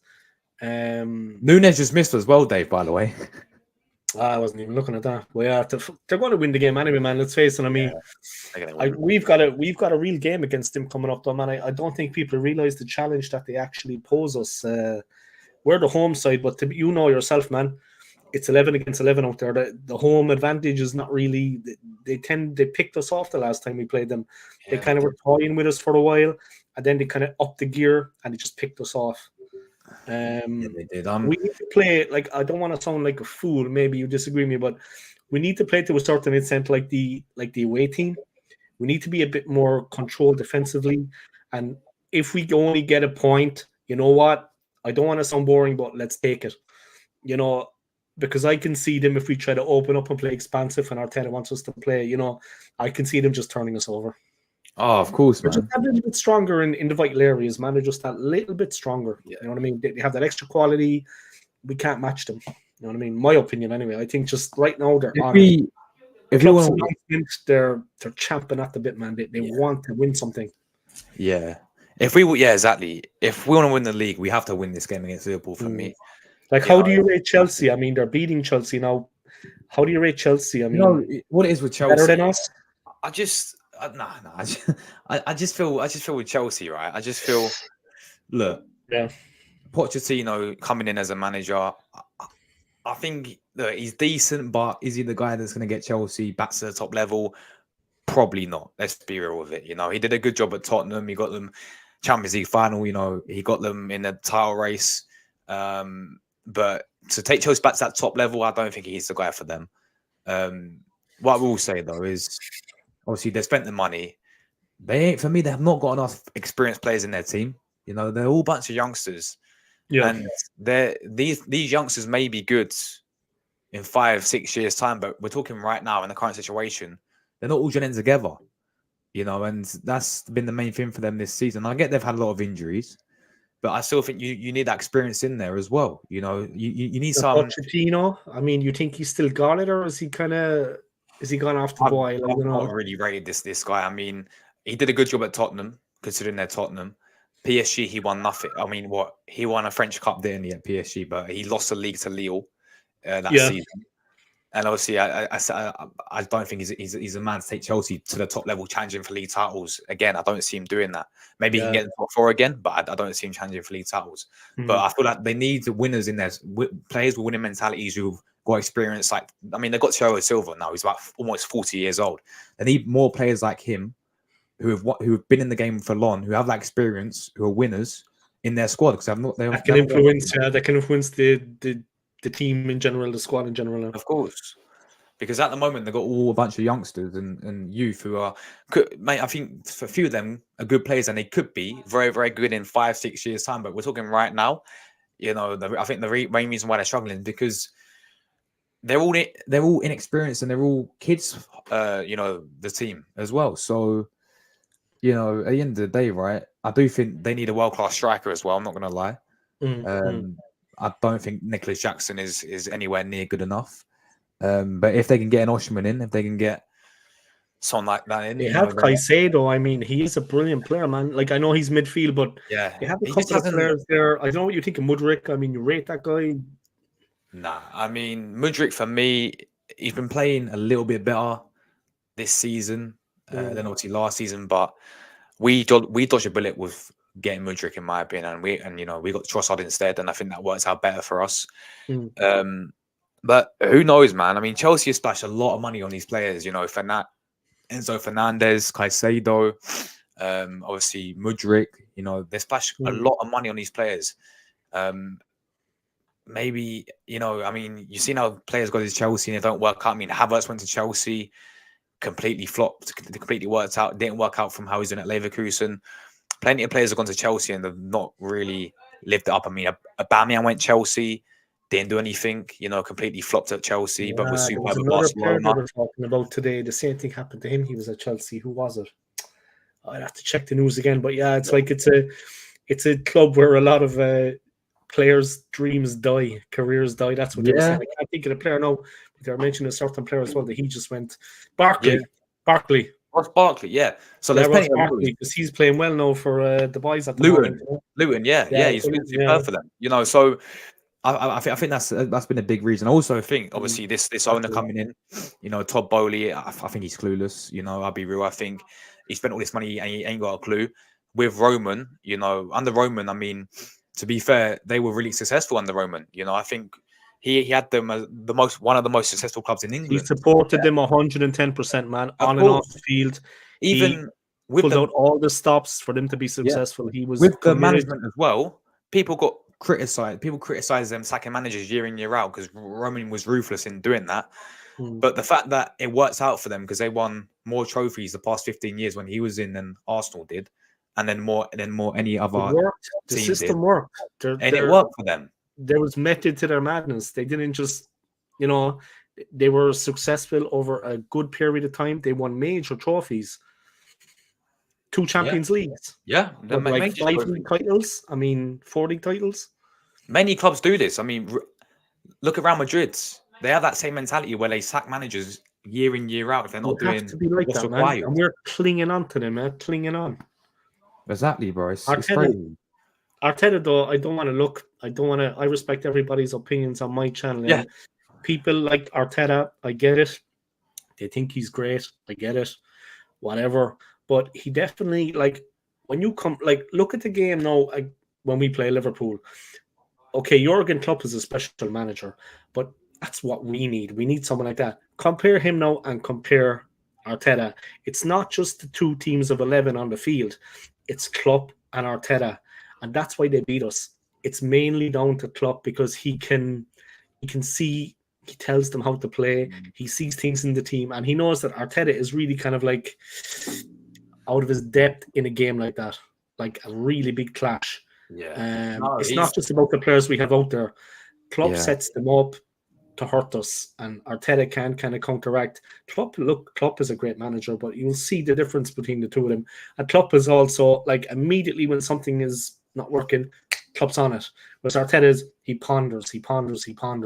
Then he brings Eddie Nketiah on with 4 minutes to go, or someone like that. I mean, what can they do in 4 minutes? You know what I mean? It's like the game is already lost.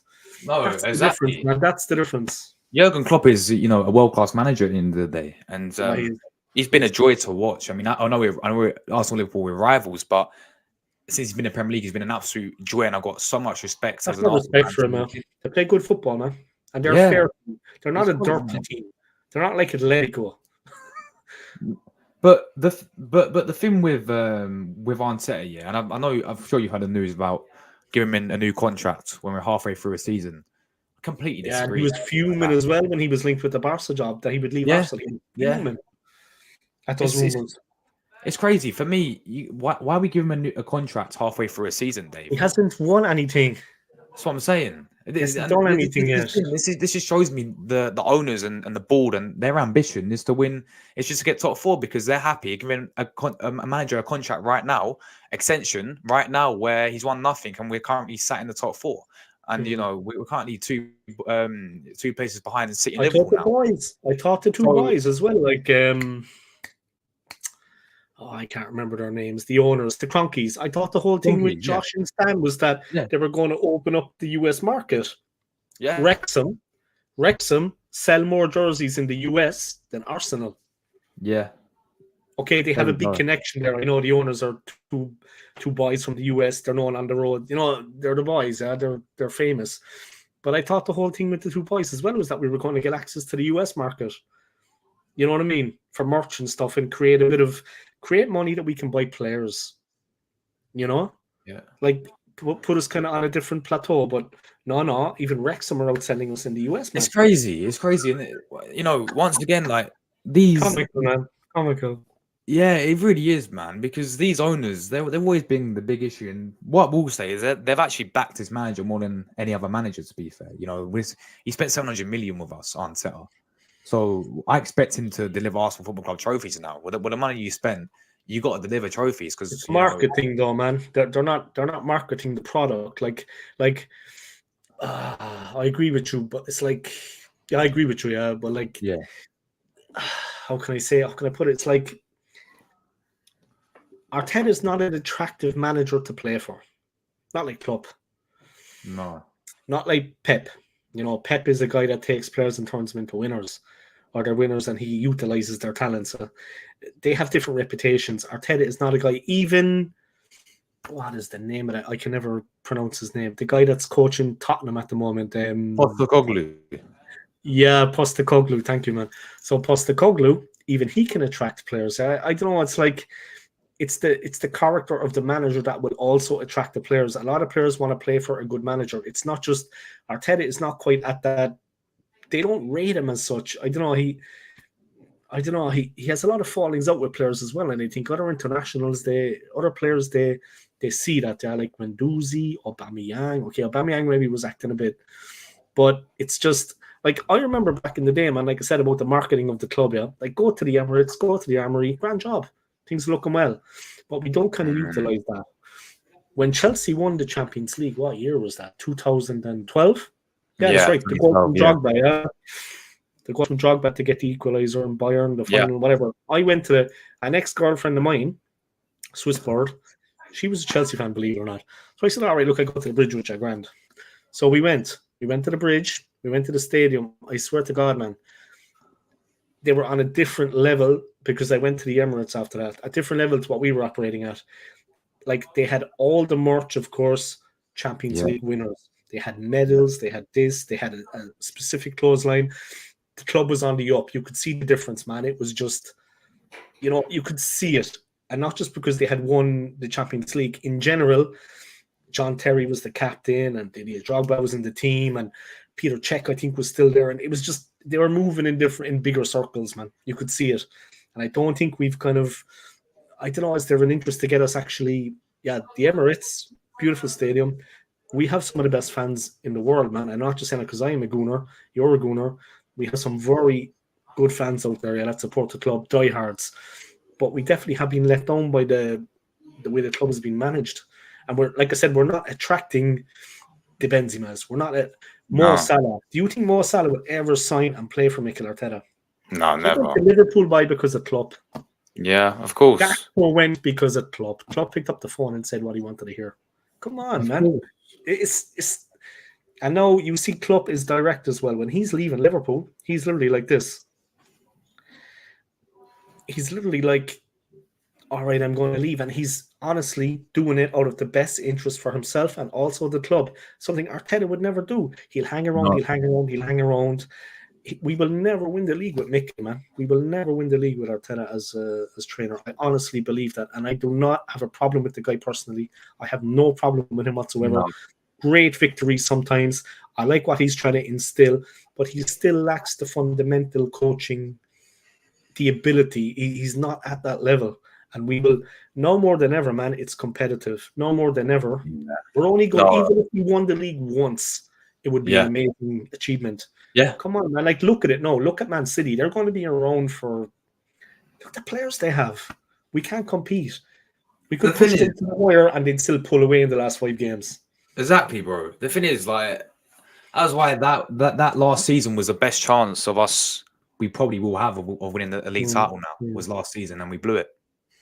This is what I'm saying. I feel like, and plus, like, even if Arteta was to win nothing this season and finish 4th, these owners will still keep Arteta. These owners will still give him more money to spend in the summer. He's a yes man.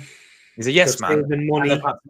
They've had him up so much by using all these PR words. Like, they don't care about us winning titles. Exactly. You know, and you know, I thought this is why we moved to the Emirates. Apparently, was to compete with the European elite and to win major honors. One thing, exactly. Like, we were meant to increase gate, which we did. Like, I think we earn like $1 million every home game on gates alone, like on ticket sales. Right, so we were meant to increase the gates so we could actually, you know, we had another 24,000 people, was it? Not 22,000 on like the season ticket waiting list. Highbury was 38. There was 22,000 people waiting to be on the season ticket list. So it was a no-brainer. 60,000 stadium. Let's get them all in there. Let's make some money. But that has to be put back into the club. Obviously, they're putting it back into the community. I'm not going to say they don't. They do support a lot of good initiatives in Islington. But come on, like, I mean, we want to win trophies at the end of the day. We're not asking too much. It's been 20 years now, Josh. 20 years, bro. Crazy, bro. It's 2004. It's been 20. I actually can't even, like, last year I was like, fuck it. Now it's like a shock. I'm still in 2023, man. It's 20 years now. In May, it's going to be 20 years since we last 20 years without a Premier League. Think about that now, lads. 20 years, everybody. 20 years. You want to wait another 20? Because if Arteta's at the club, that is what's going to happen. I do not have an agenda against Arteta. It's nothing personal. No. But I say Ancelotti, people laugh. Yeah. He wouldn't come to Arsenal, but that's... Why wouldn't he? But that's what we need. There's plenty of managers. When people say, oh, if you sack Arteta, who's replacing? There's plenty out there right now. You know, the first question, well, who would you replace him with? Fucking Josh? Me? Anyone? Come on, man. And give the players a bit of a G up. Give the players a bit of a jump. Like, say if Arteta ever left, say if he ever went to Barcelona, oh, we're going to shut the club down because we don't have Arteta anymore. Like, of course, there's managers out there who can replace the guy. When people come out and say, oh, who's there to replace him? Like, if you sack him, oh, you know, we can't sack him because who would you get him? And then when you say something like Ancelotti, as you said, oh, no, we don't want him. He's finished. He's washed. We're fine with Arteta. You know, nobody's better than Arteta. Like, at the end of the day, there's plenty of managers out there, yeah? And look, with Arteta, right, I 100% agree with you, Dave, you know, with what you said about this guy. This guy needs to deliver Arsenal trophies this season, or he needs to go. He needs to go. But the thing is, as I said, if he finished 4th, he ain't going anywhere. He ain't gonna go. He's gonna get more money to spend. We're gonna add up our total from 700 million to $1 billion, like Chelsea, and still win fuck all. So sorry for my language, by the way. But no, it's okay, man. It's easy, you know. One curse. But yeah, but still win nothing. It's just. But why Arteta? I mean, why him? I mean, look, Henry was doing coaching badges. Paddy Vieira was coaching Palace. I mean, Vieira is an actual Arsenal legend. Arteta is not. If anybody deserved a crack, I know that Vieira is the kind of character of a man that when it's not working, he'll walk away. But Vieira deserved a crack at the management, surely, man. I mean, he's an Arsenal legend. His last game, FA Cup final 2005, we beat United. He scored a winning penalty. In the game that they dominated, we won with technical penalties. Van Persie, Lundberg, Vieira. We had a team of winners as well, and we had a team of guys that could actually take a penalty. 5 out of 5, home and hosed. You know what I mean? Actually, Vieira, that guy's a born leader, bro. The shot, man. That guy set the example for us. Campus done coaching badges. The one thing I don't like is that a lot of ex-players are kind of getting in on the whole Arsenal bandwagon. Yeah, look at Xabi Alonso. I'm not going to get into names, but look at Alonso. They should be speaking up more about what's going on, man. They should speak out. To hell with what they're getting paid. To hell with this. To hell. If you care about, and trust me, man, I'm not just saying it now because I'm in the position I'm in. If I was in their position and I had the opportunity to earn an extra 10 grand and say nothing, you think I would take that money and sleep at night? I care about the club. I would say something, even if I get ridiculed, even if they fucking cancel me. I would speak my mind. Of course, The man. club is what's important. It's fans like you and me who give the hell with my YouTube channel, the hell with my move to Switzerland, the hell with my job, the hell with everything, man. This is more important. It's Arsenal Football Club here. Exactly. The future of the club, yeah. For the No young players bigger coming than up, Arsenal, and no manager bigger than for Arsenal. the families that are being priced out of the tickets, that can't afford to go. People that come from abroad, I don't mind them supporting the team, yeah. But if you're going to come, support the team for the 90 minutes. Don't be leaving after 80 minutes when we're 3-1 down. Stay Exactly, bro. and be there for the team at the end. Exactly. The team will respond, but support them, win, lose, or draw. That's what we need to get back into the stadium. Last year, there was a great momentum. There was great. They 3-2 win against Bournemouth. The goal from Reece Nelson. Jesus Christ, the roof almost came. Like, you know what I mean? Literally, the stadium almost exploded. The atmosphere, the momentum, the fans were 100%. That was a good thing about last season. Yeah, it was nice to see that return. But we still didn't get over the line. And now we find ourselves kind of like shocked back to reality. This is our level. This is where we are. Now we beat a team yesterday that were fighting for their lives. They did everything they could to beat us. We beat them, but they're not Liverpool. We never kind of like, another thing I say is we never kind of get grabs game by the scruff of the neck. No. A crap team like Man United, and they are crap at the moment, even a crap team like them, when they are 2-1 down and it's 15 minutes to go at home, they will rally and they will press and press and press and press. We never actually tend to turn the screw on teams completely. And, you know, we have them under the cosh and we batter them, we batter them, we batter them, we batter them until we break through. We don't tend to kind of have that aggression, that strength, that character. I don't know what it is. Do you know what I mean? We never tend to kind of put Liverpool to the fucking... They come out of a game knowing they've been in a game. When they beat us the last time, it wasn't like that. When City beat us, it wasn't like that. Let them know they've been in a game. When West Ham beat us, it wasn't like that. You know what I mean? Push it to 100%. the wire, man. Take it to the wire. I mean, we kind of... I don't know. Arteta's very passive. Yeah. Yeah, agreed, man. Very. Yeah, he's very, very passive. You know, guys, I think he's froze, man. Was it me? What's going on? I think he's froze. Was it me? I mean, it wouldn't be surprised if it's me, if he's frozen. I'm not gonna lie. Because my internet's moving like McDonald's Wi-Fi today. I'm telling you. Am I back? Yeah, you're back now. You're back now. Big up, man. Thank God. I heard you in the comments talking. You know what I think it was? Arteta's trying to block me. I was gone off on a mad one there. I was actually gone off on a mad one a bit. I kind of went a bit west there. I kind of lost the plot. I'm back now, though. I'm back now. Sorry, man. I got into a fierce... You see now the emotion. I just got into a fierce frenzy, man. But hear me, look. I don't care what... And look, I respect everyone's opinions, but guys, yes or no, there's no excuse for the transfer window inactivity. Areas need to be strengthened.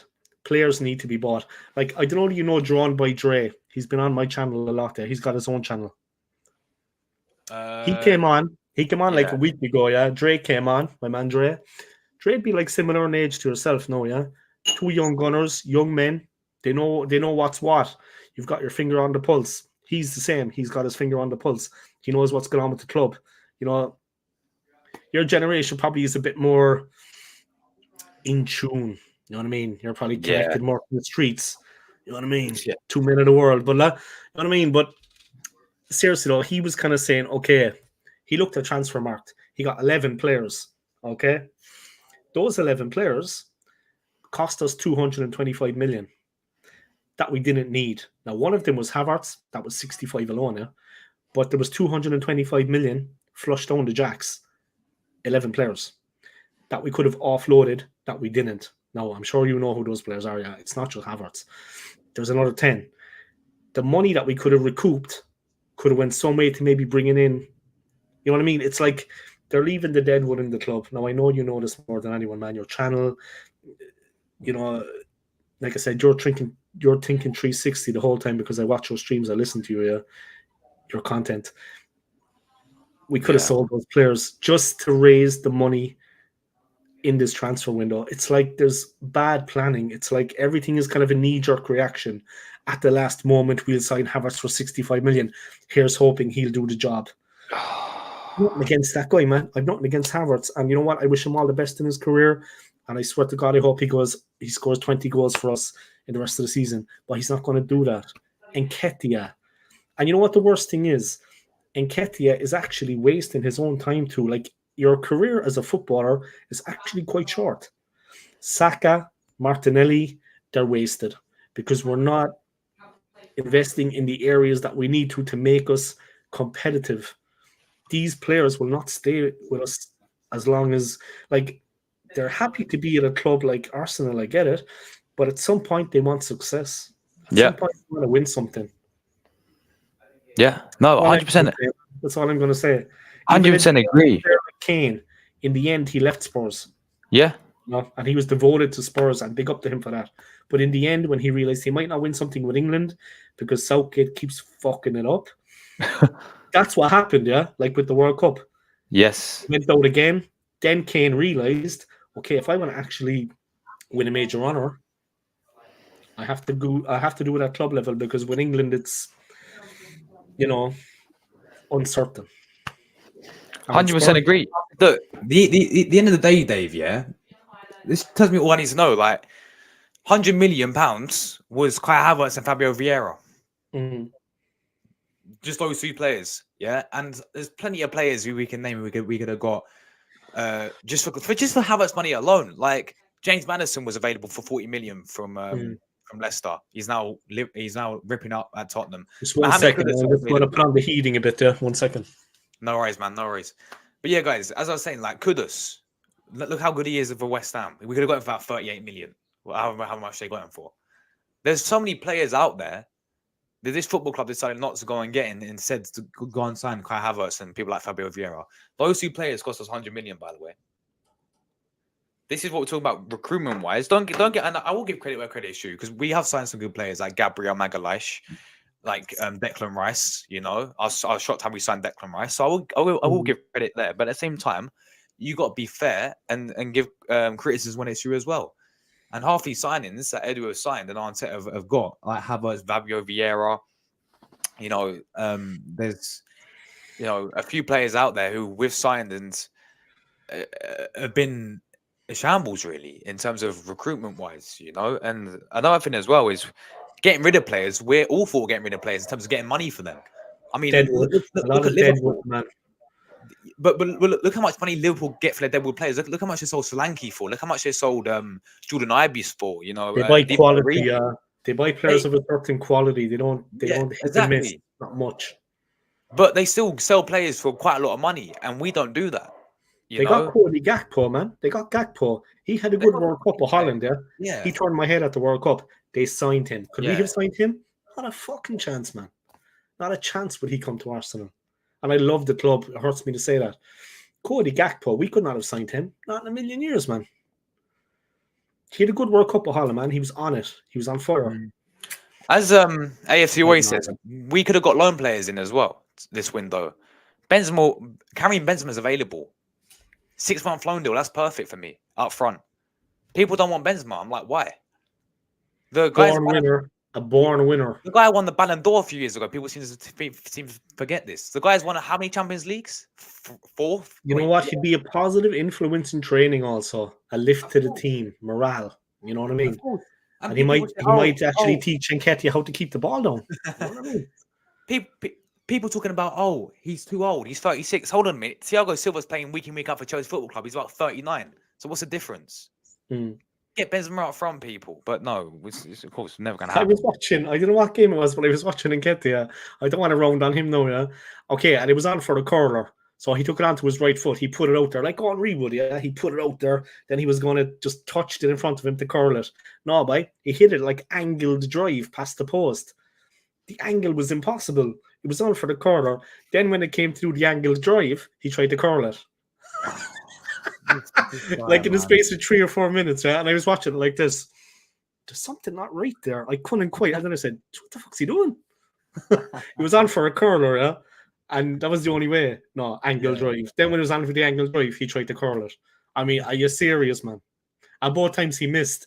And the commentators were always like, oh, so close to Nketiah. It wasn't even close.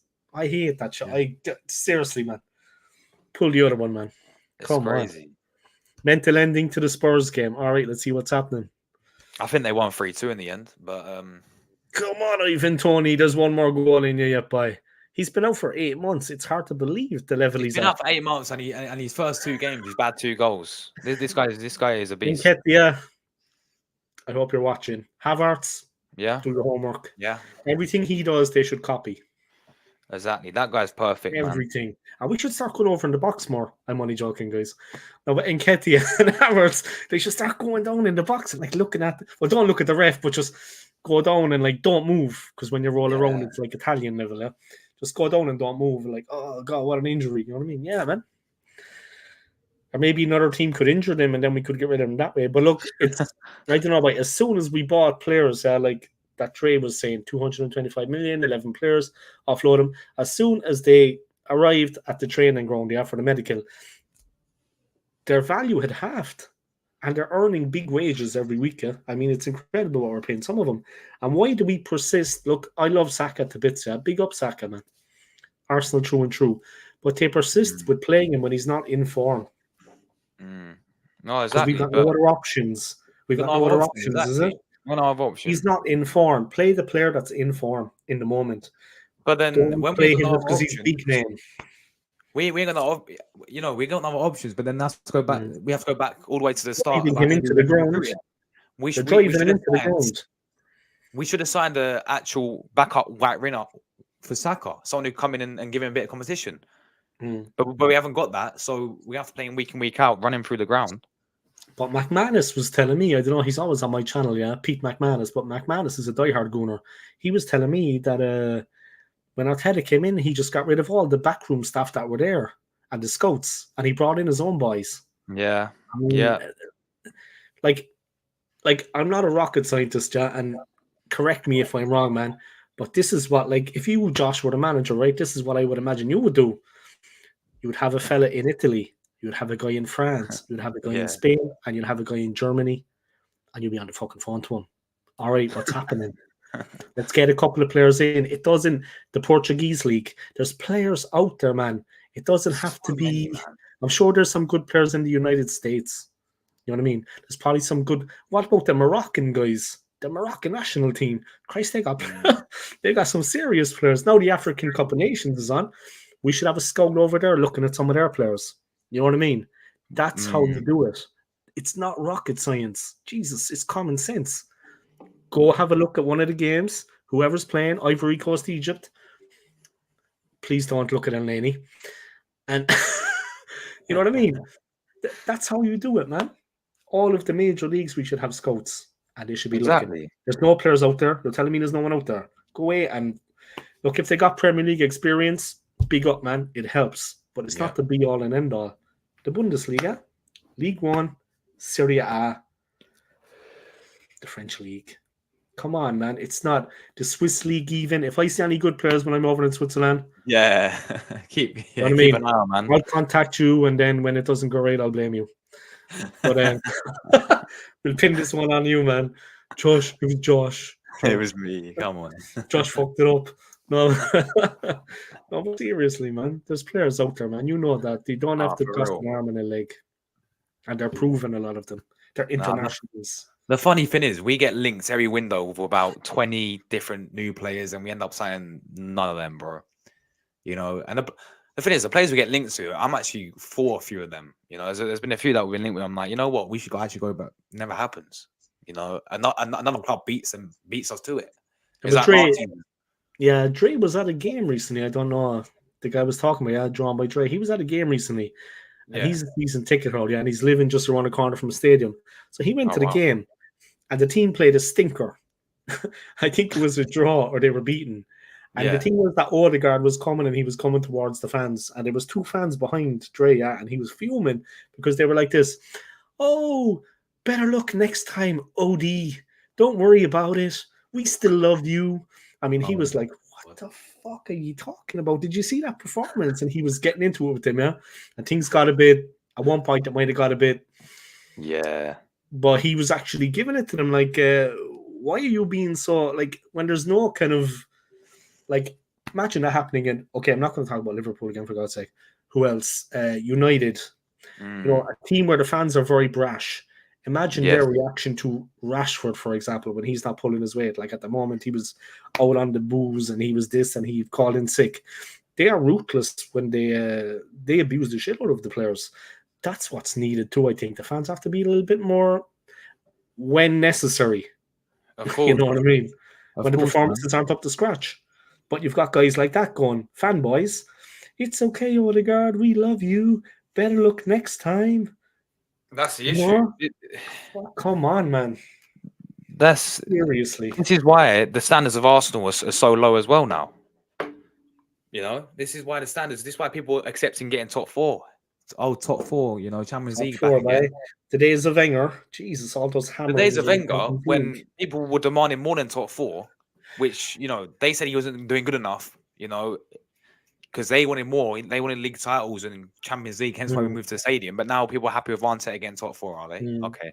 At least Wenger tried to catch the big fish, though. He always tried to Yeah. sign the big players. Well, we haven't signed a big player in what since Sanchez, Van Persie. I mean, that level of player. We haven't Yeah, signed. exactly. I have nothing but Probably- respect for the English lads in the team. I'm not Probably having a go Aubameyang at them. was the last time we actually And signed Martinelli, the Brazilian lads. Yeah. I'm not having a go at them, but apart from Saliba, I mean, I think Saliba is, you know, and Trossard, Tomiyasu was decent. Timber was a great last man. I mean, he was a real. But we had enough time to overcome that. I mean, we don't have the players now meant to mount a serious challenge in the league. And the thing is, it's having a knock-on effect. Yeah? I mean, we tend to be kind of bringing them into the next season then. I mean, they're always a bit late in the transfer market. No, we did nothing. But, like, they always should have deals over the line well in advance of the new season. Like, that's another good thing for the transfer window. Now in January, if it works for us or not and gets us a title in May, we have the players bedded in. They have those 5 months of experience and they can hit the ground running in the new season. You have to look at the long ball game. You know what I mean? I'm not on about Arteta with his 20 phases and his projects. Exactly. But think of the new season. Give them that 5 months now until May, those 4 months until May. Then they have the preseason and then they'll come in strong come August. That's the way you have to look at it. But we're always kind of playing catch up. In the summer now, we'll make a couple of desperate signings to get us kind of in the top four. And what is the point of that? What is the point of having Saka at the club? What is the point of having Martinelli? What is the point of having Saliba? We're going nowhere. Seriously, man. I'll try to be positive. Let me try to be positive. Of course. I'll be positive about Liverpool anyway. They're fucking winning. And they're going to beat us. Prediction, man, for the Liverpool game. Come on, lay your prediction down. Hit me with it. Prediction. Who's going to score? Who's going to score for us? Are we going to win? Draw, man. I'm going draw. I'm going to sit on the fence with a draw. I take a point right now. I take a point. I'm going Desmond. I'm going 2-2 at the Emirates. Goal scores for me. Trossard will score. And I think I'm going to go with... I'm going to go Saliba score a header. 2-2. And then for Liverpool... Could happen. We got one from the other centre-back the other day, wasn't it? Gabriel. Gabriel. You think ESR is going to start or feature? See, the thing is with Smith Rowe, right? I was screaming for this guy to start. Obviously, last game against Forest, and I was buzzing that he actually got in the lineup. I still think he just needs more game time, man. This guy needs more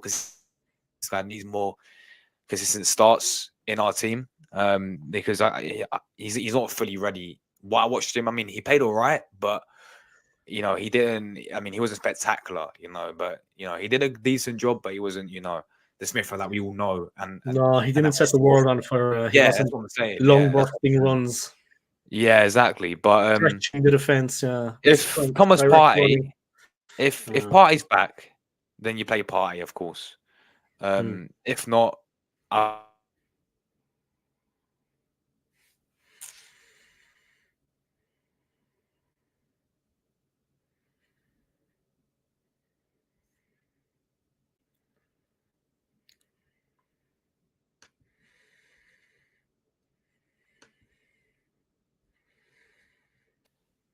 am I back? You're back, man. Did you freeze or did I freeze? I don't know what happened there, man. I think I froze. I think It it's looked me like this time. you froze, but honestly, I don't know what you could see with me. I don't know what everyone else saw. I can just see what I'm seeing. Yeah, I could see you freeze, but maybe I did too. The last time when I froze, we both went black and it disconnected and then it reconnected. Yeah. Yeah, When you that's just what happened with froze, me there was right like now. a glitch. Yeah. But no, As I was saying, like Thomas Partey for me. Oh my god, it's 3-0 Liverpool. Sobasai just scored. I'm about 20 seconds behind, I'd say. I still got a 2 here, but yeah, that's the thing, though. You see what I mean? They kill teams off like that. We don't have that 3-0 streak at Anfield, man. to finish teams off. We need to develop a streak like that we, when we get in the ascendancy, we go for the throat. We go for the kill. We don't have that. Yeah, last season we had it a bit more. We had that kind of that rootlessness. Other teams were dominating against us, but we actually went and got the goals. We tend to have, now we're dominating possession a bit more, but we're not so clinical. We're better when we have less possession and we make them pay with the chances we have. I know we're better playing kind of counter-attacking. But they're all sitting behind the ball now. I mean, they're all defending inside the halfway line against us because they know that, and they're doubling up on Saka and they're doubling up on Martinelli. man. You know, these clubs have certainly sussed us out, and this whole new style of play we're playing as well, controlling the game. At the end of the day, it's all well and good controlling games, but we need to actually do something with it as well. We actually have to score goals and take our chances.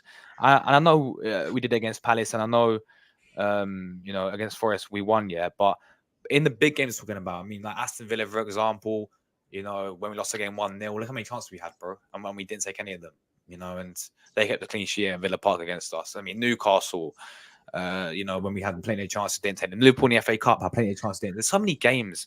I mean, West Ham, we had 30 shots. So many games we can talk about this season, yeah? It's just... like I said, we're dominating position, but we're not like that rootless streak, that less possession, but when we get it, just effective. We were better at that last season. Way better. We need to be a bit more ruthless. We're not quite at that level where we can really rip the heart out of teams. And we need to develop that kind of cold-blooded mentality. We had it a little bit last season. We were vicious. We lost it somewhere along the line again. I don't know. It's just, I tell you, I wouldn't like to be a Chelsea fan at this moment in time, and not just because of this result.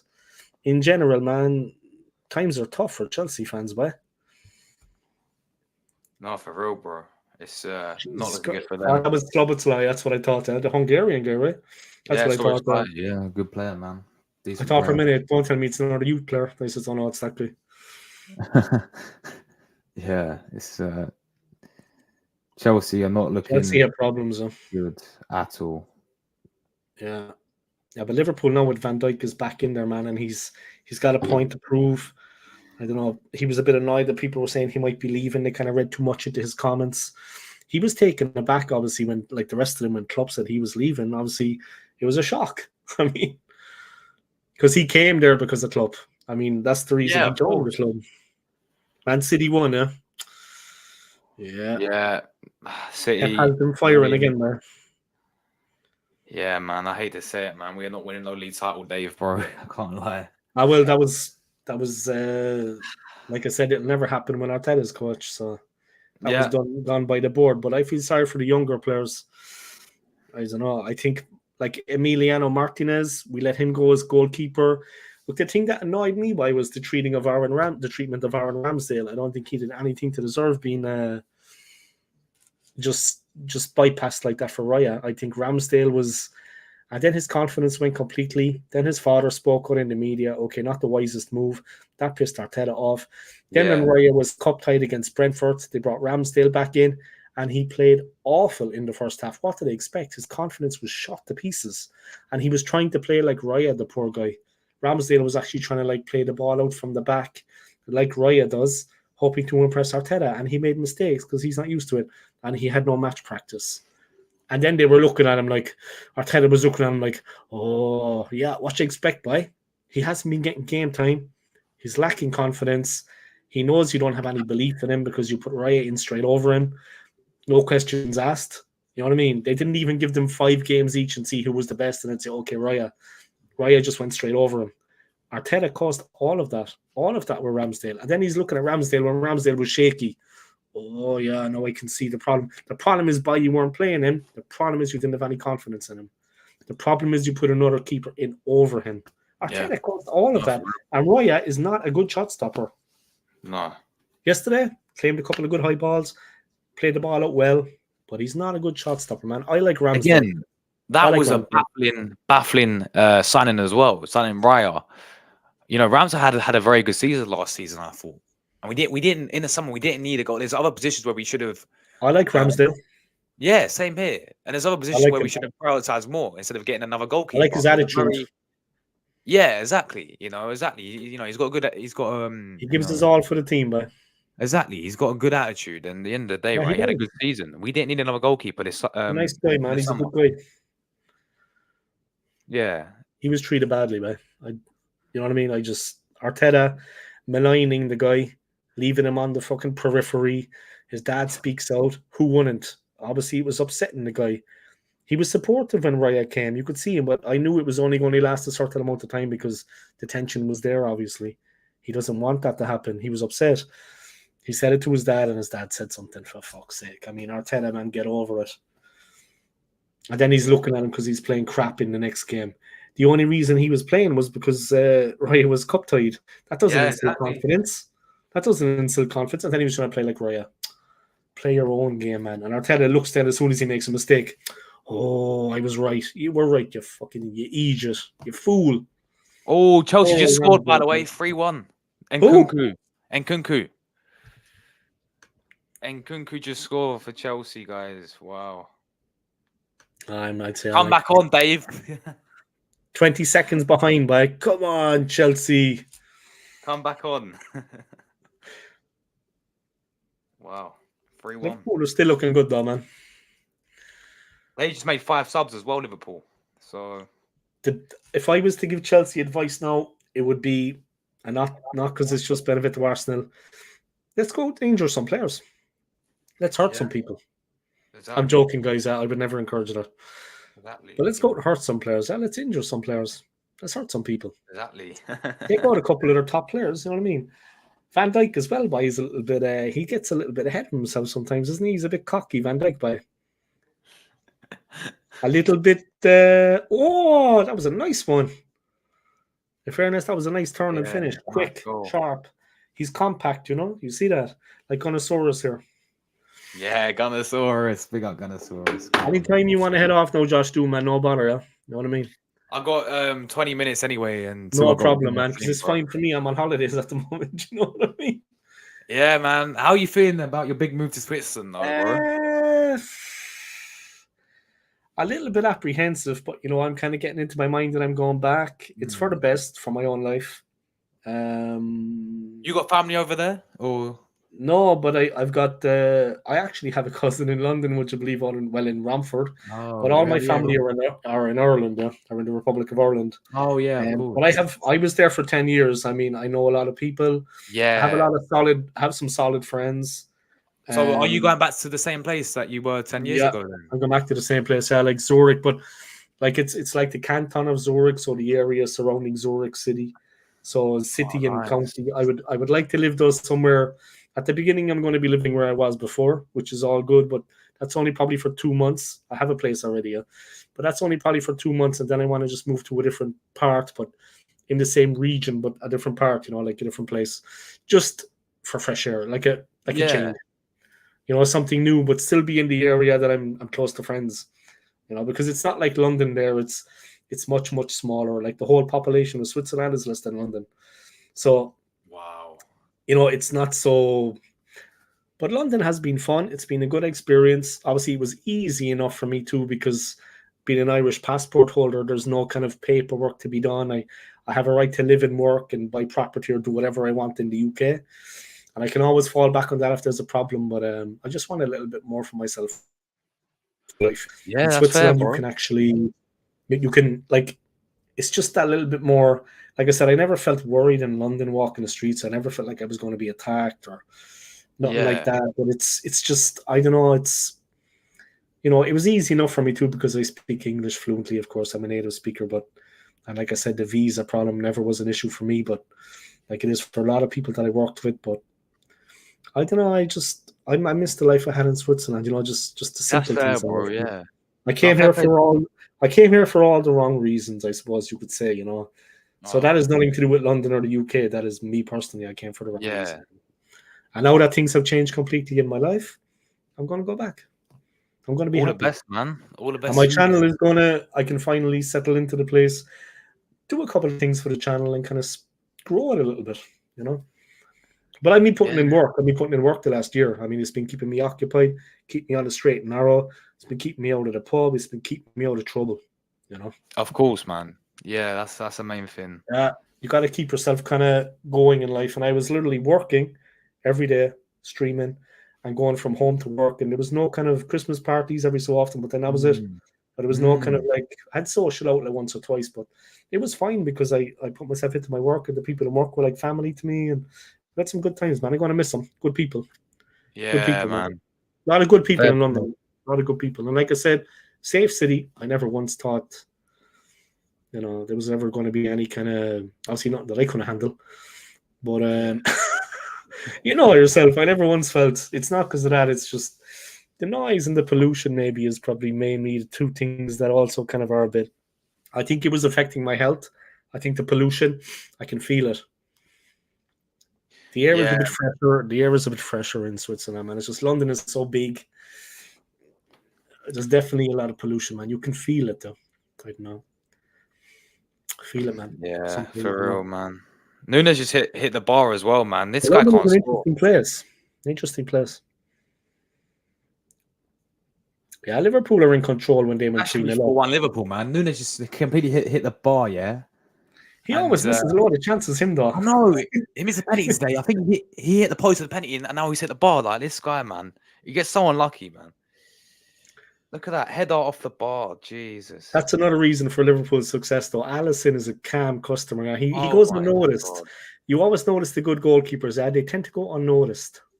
For me, he's the best in the world, Alisson. It's a quiet shift. You know what I mean? He has a quiet shift. Yeah. You know what I mean? He goes unnoticed. There's no calamity. I know. For me, he's the best in the world. And he's been the best in the world for years, in my opinion. I see the bar, yeah. Yeah. Here they come again. But you see what I mean? The way they batter teams now, they turn the screw, you see. We don't tend to kind of... We need to be on our game on Sunday, or we're going to get smoked. We will get smoked at the Emirates, bro. Look, they're going to beat us. This is it without Salah as well, man. Imagine if they had Salah tonight as well. Crazy. It's like we have to actually be on our game at Emirates. Otherwise, like I said, we got to get everything spot on. Yeah, we need to almost play like the away team, though. Like I was saying, I know that sounds like a complete not take the game to them and not press them. I'm not saying that, but we need to be careful because any lapse, we need to approach the game, start the first 10, 15 minutes and try to see what's going on. But they are a team like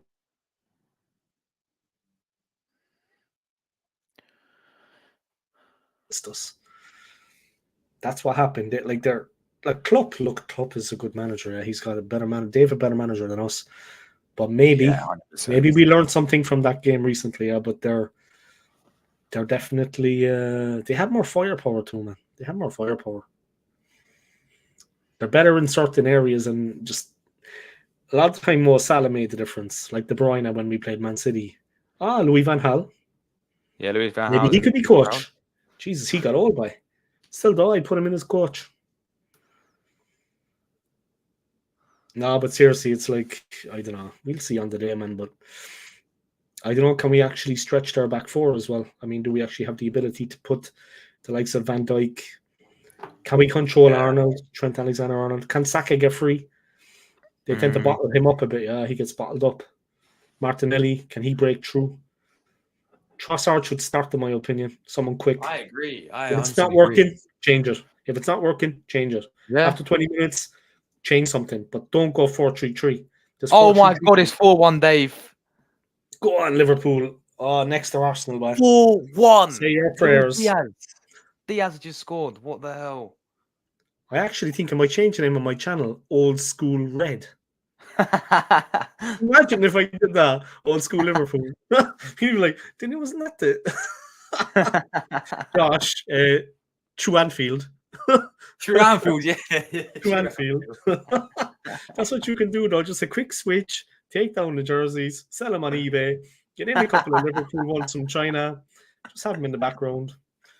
We're joking, of course, guys. And instead of Gunnosaurus, I don't know, Gunnosaurus. Liverpool jersey? Nah. Wouldn't be your colour. Wouldn't be his cup of tea, I'd say. Nah. That never happened. Crazy. Yeah, Man. off to Switzerland I go, but maybe you'll come to Switzerland sometime, Josh. Who knows? Oh, I'd love. If you're ever having a holiday, man. Oh, nice one. Yeah, Diaz, But man. if you're ever having a holiday, look me up, man. Whatever. 100%, bro. 100%. You're always welcome, man. That would be on my bucket list. One of the countries I want to visit when I get older, man. Yeah, you Switzerland. definitely check All out the day Swiss Alps, man. Going up into the mountains is fun. You Yeah, can go man. sledding. You know what I mean? Skiing is all right, but sledding is fucking good laugh, man. I almost got killed once doing it. You know, it was a good laugh. Really? Yeah, but we came down, like, my ex, she was driving so she's smaller than me, yeah. So the Yeah. lighter person sits at the front and steers. All right. The heavier Yeah. person sits at the back because it's the natural momentum when you're going down, yeah.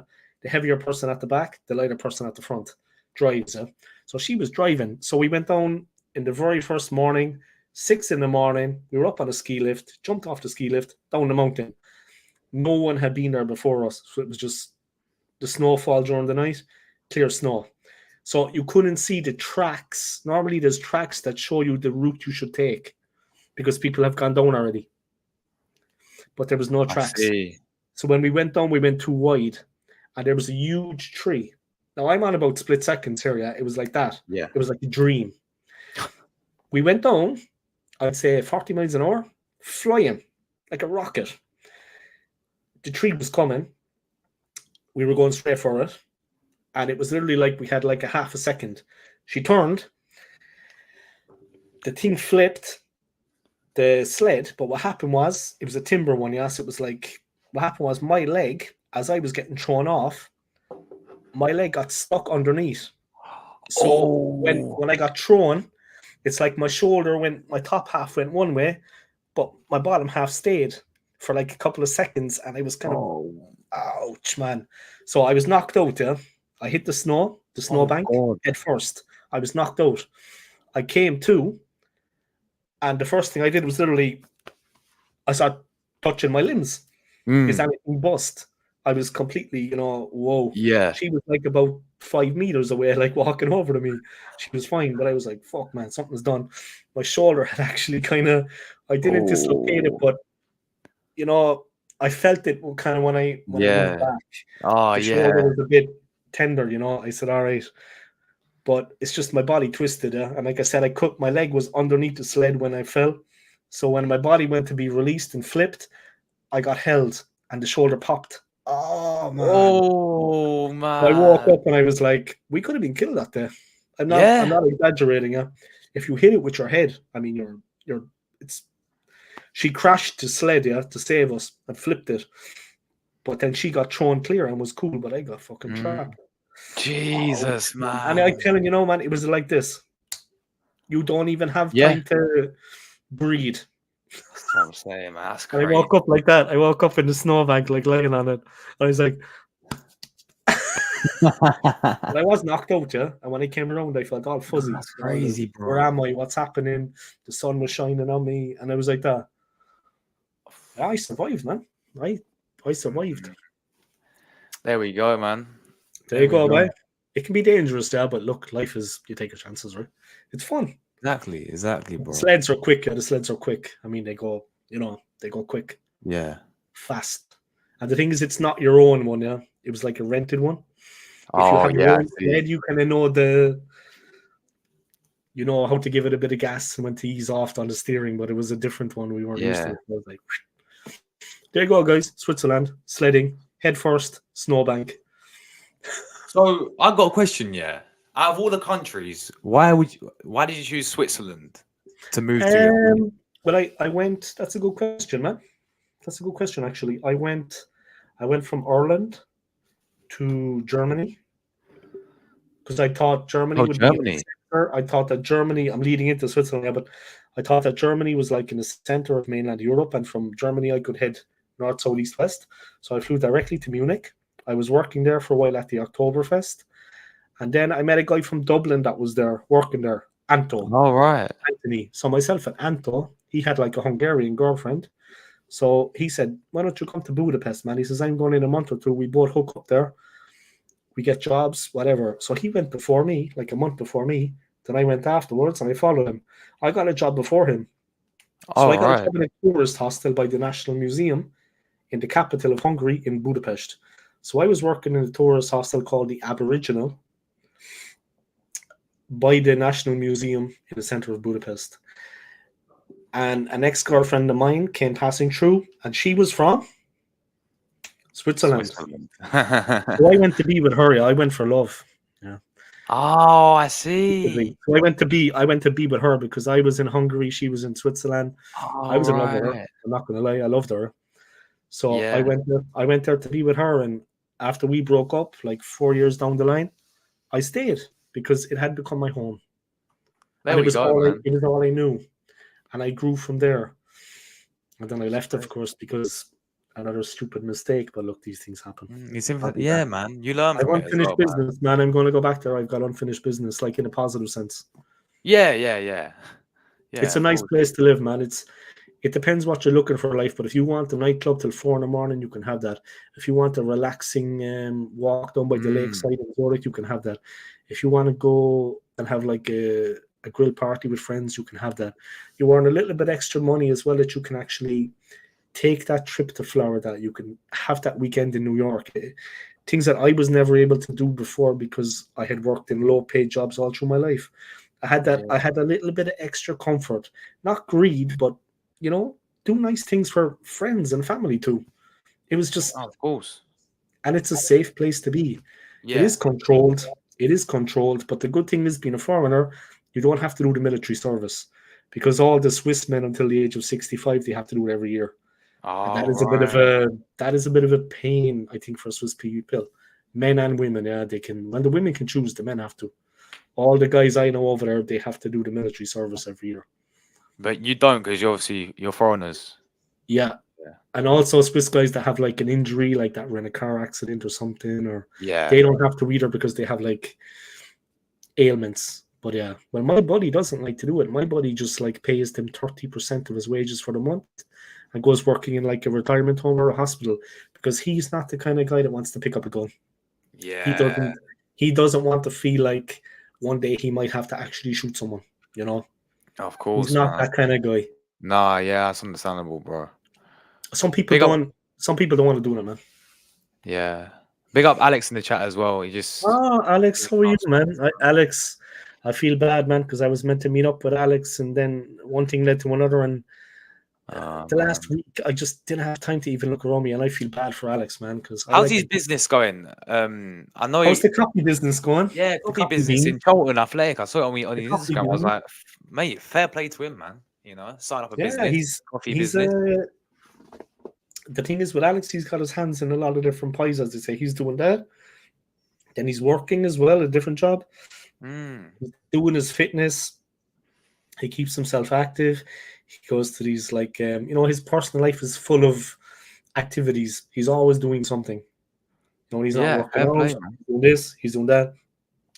He's got a nice life here. In fairness, he's got a son as well, don't he, Alex? Yeah, he's got a kid as well. Up to him, man. And he's got a nice enough life here in the UK. You know what I mean? And he's built that life for himself. But he's a very pleasant guy. He's a pleasant person. A very pleasant person. And I hope one day that he will come and visit me in Switzerland. He's welcome anytime. And I mean that from the bottom of my heart. Alex is he's a good guy. I met him 2 or 3 times, and we always hit it off. There was never any, he's just a very easygoing guy, easy to get along with. He's welcome anytime, man. Anytime. Yeah, short notice. He's at the airport. Let me know. I'll leave the keys for you. Just let yourself in. But don't have sex in my bed. I'm not with my girlfriend. Otherwise, I'll show you what the Irish are famous for. You know what I mean? And we are, it's a record it's a title that's well defended. Dave, man, I'm gonna have to bounce, bro. It's been an absolute Take pleasure. care, man. Yeah, it's been a pleasure to have you on. Yeah, you made the show, man. Thank you very much, man. Honestly, It's been all a the pleasure, best. man. Seriously, and I wish you Yeah. all the best with your channel, man. All the best for you in Switzerland as well, going back there. You know, good luck to you, man. And yeah, A new keep beginning. doing the A new content, keep smashing it, bro. You know, But that's the thing. Since I came here now, I'll let you go on, man. But since I came here, it's been like an extra bow in my cap, an extra side to my life. I'm taking this with me. You know, this little Fair play. community that, you know, good people like yourself and good people like Alex. I'm taking this with me now. So it's you never know what life's got in store for you, man. It's been a positive experience. I can't complain. I've had a good life, lads. I've had a good life. Thank you very Look much at me. for having me on, Fucking man, as handsome. well. You know what I mean? The women love me. Of I'm course they joking, do. guys. My hip, my back, everything's fucked. You know what I mean? I'm only joking. Go on, I'll talk to you later, man. Yeah? All right, take care, man. On Thanks for that having me note, on, man, yeah? All the best, man. Cheers, come bro. on against Liverpool, man. Let's give them hell. Yeah, please, Arsenal, don't let us down. Please get a win. All right, take care, bro. Let's get physical. All the best. See you later, man. Take care, man. Take care. Yeah, thanks for coming on. All right, he's out of there like a flash. Busy man. Big up to him, man. He's creating content like there's no tomorrow. And if anybody knows about him, guys, he creates quality content. Big up to him, man. Alex will be over. You're welcome anytime, Alex. And I mean that, I mean that. Anytime. And the thing is, when you know somebody over there, at least you have a place to stay. It's mad expensive, man, if you're renting. If you do like a fucking, what's it called? What's that business called where you can rent out your property? Help me out here, guys. But if you do that anyway, yeah, it's mad expensive, man. Mad expensive. You know what I mean? Dave, what is it about moving to Switzerland? I don't know what the flag is a big plus. There's that joke again, man. The flag is a big plus. But to be honest, I've enjoyed living in London. It's been a good experience. And I mean, I've got to meet some cool people through my channel. It's been an absolute, Airbnb. That's it, Alex, man. Airbnb. But yeah, I met so many good people, man. So many kind people. I swear to God. It's like, I don't know where to start. I mean, through my job, through the YouTube channel. I mean, I feel blessed, you know what I mean? And I've had a good life, guys. I can't complain. I've had the best of times, you know what I mean? I've had the highs and the lows. And that is life, you know what I mean? You got to bounce back each time. I'm okay, man. I'm good, Luca. How are you, man? I'm good. As you can see, Luca, I'm in a brothel. Now, only joking, guys. As you can see, guys, you know what I mean? Luca's in the hood. I think that means he's good. Purple black drop. Yeah, there's like a load of lights here, like by the side of the bed here. See those light switches there underneath the lamp here? There's like 3 different ones on each side, so you can actually set different tones. You can set like a different tone. And I thought that was the most relaxing one. You know what I mean?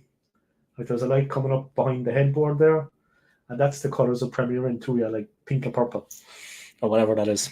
You know, like magenta or purple or whatever that is, magenta pink. But yeah, it's relaxing, right? But there's different kind of things here. I have the main lights off. I have the light here in the curtain by the window. I got Heathrow Airport outside here, guys. There's like a million planes out there taking off every 5 minutes. I think they're after stopping now, actually, for the night. But all up until about an hour ago, they were taking off like there's no tomorrow. I asked for this room with this view of the airport because I like, it's cool. It's cool. But yeah. No, you can change the color, yeah.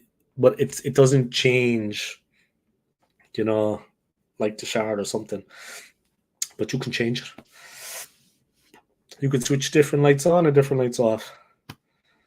You know what I mean? I'm not an expert at it though, so I'm not going to start fucking around with it now, or I might not get it back to that. But you can switch it around a bit. You can switch it around a bit. Definitely. To new beginnings, guys. This is Diet Coke, by the way. To new beginnings. I was delighted though. Like 2 weeks ago, I found my cap again. I always thought I'd lost it somewhere, or in the past year. I don't know where it went, but it was behind the press, behind the built-in. Can you change the color, or does it stay pink? Now you can change it, like I said, but I'm not going to mess around with it. No, otherwise, now you can change it to different settings, whatever you like.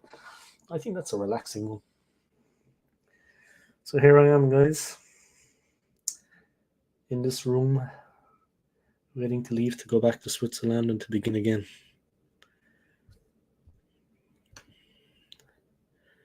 A lesson learned, Liverpool 4, Chelsea 1, guys. That looks to be that. Tottenham beat Brentford 3-2, unfortunately, and Man City beat Burnley 3-1. Chelsea getting stuffed. Connosaurus is looking hungry. I got some food there. Don't worry, he's going to get fed. I got a bit of food there for him. 4-1, by I think Pochettino has had enough. Anyway, he looked fair pissed off when they went 2-1 down. Or 2-0 down, I mean. We got a game and a half coming up against Liverpool now. We got a game and a half against them. I mean, more than likely, they're going to bait us. But we'll see. Game is almost over, guys. 6 minutes of game at it. Yeah, I think the game was over a long time ago, yeah. Raheem Sterling has run himself into the ground. In fairness, he hasn't stopped running. Yeah? He hasn't stopped trying for the team. A lot of players in a game like this, they might have given up. But Sterling has done his best. He's kept going.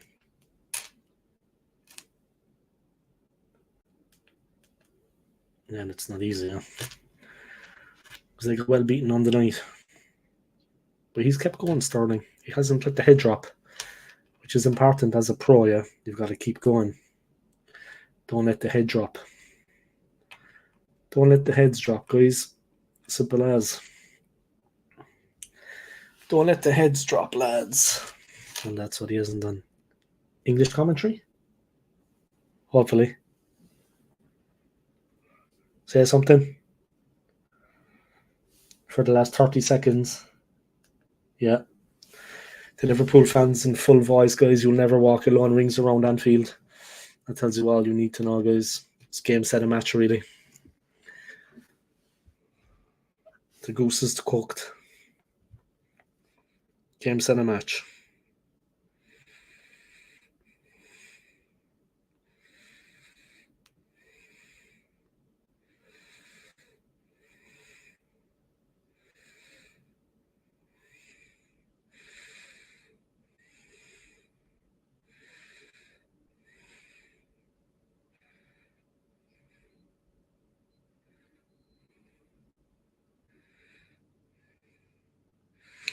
Game over, guys.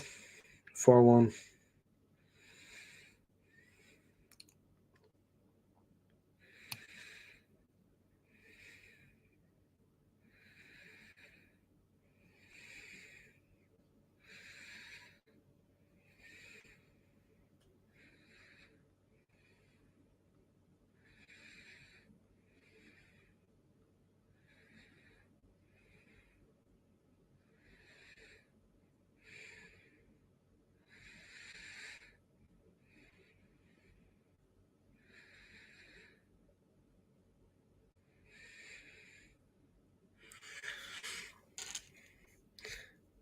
Nunes got to be the most unluckiest footballer I've seen. He keeps hitting the goddamn bar.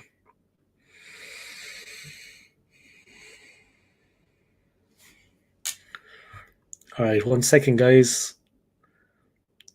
I'm just going to send a voice message to someone and I'll be back then, okay? 1 second.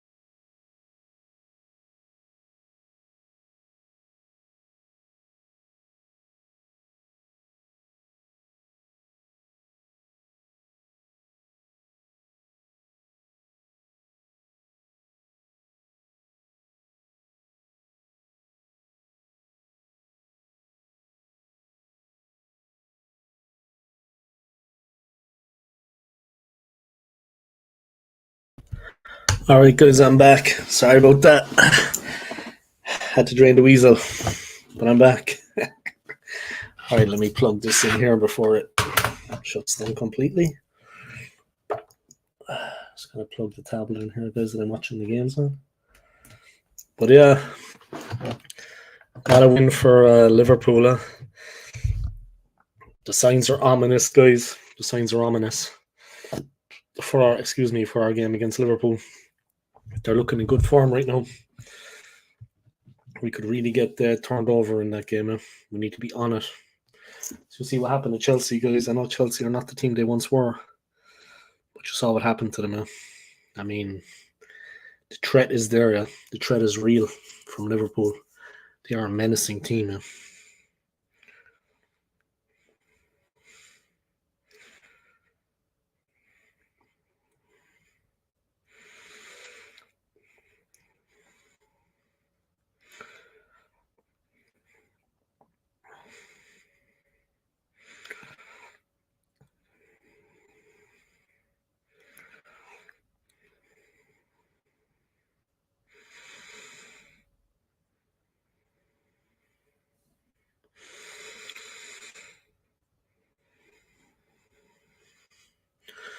Just 1 second, guys. I didn't go for a dump. I drained the weasel. Little weasel, Mr. Skip, whatever you call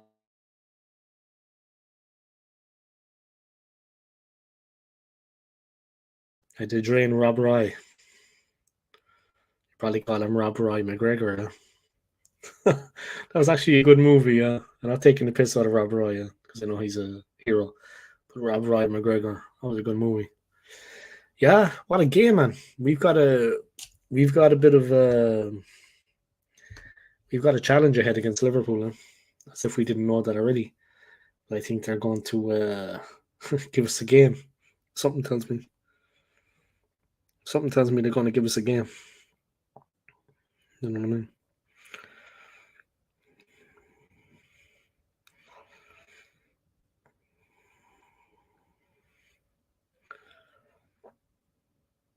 The word on the street.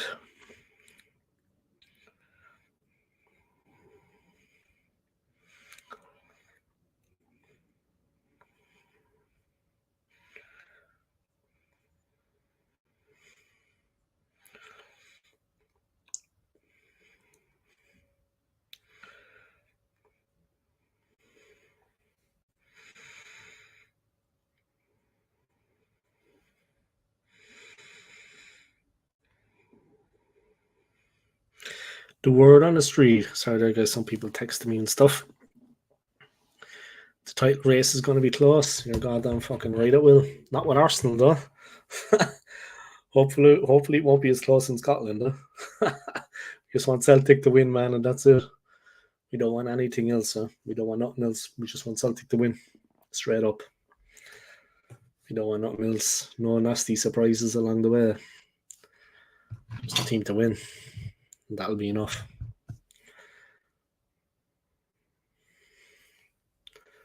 But yeah, it is what it is.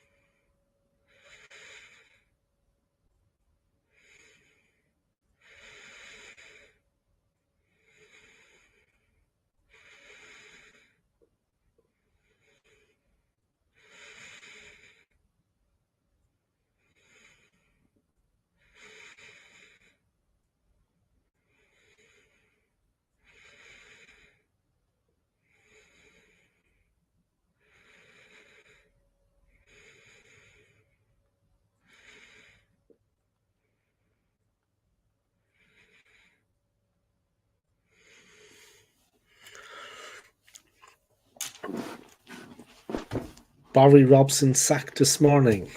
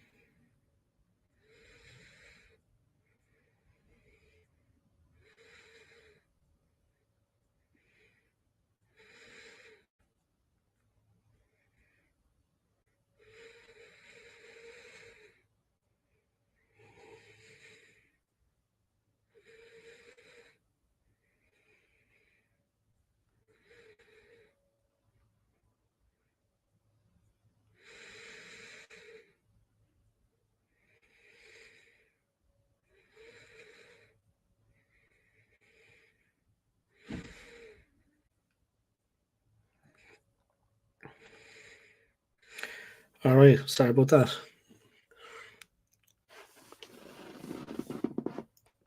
Let me actually just see.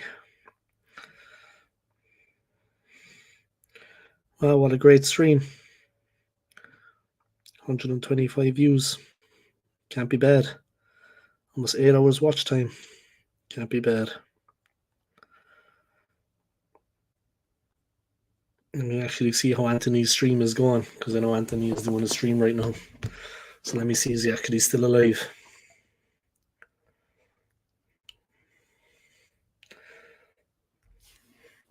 All right, let's see. Anthony.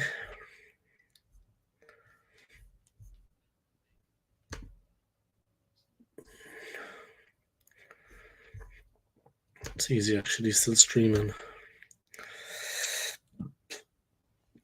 I'm sure he is.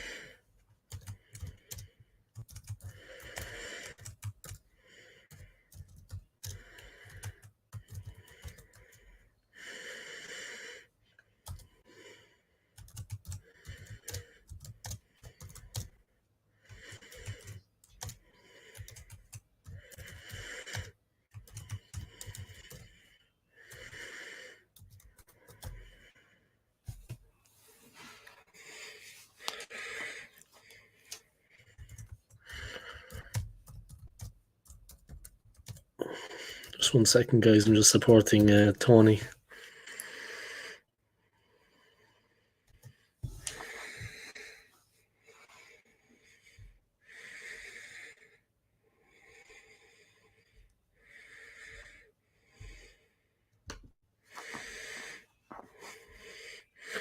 Title race is going to be close. Yeah, it will, man. It's going to be down to the wire, no doubt. It's going to be a bit of a mad one. Straight up.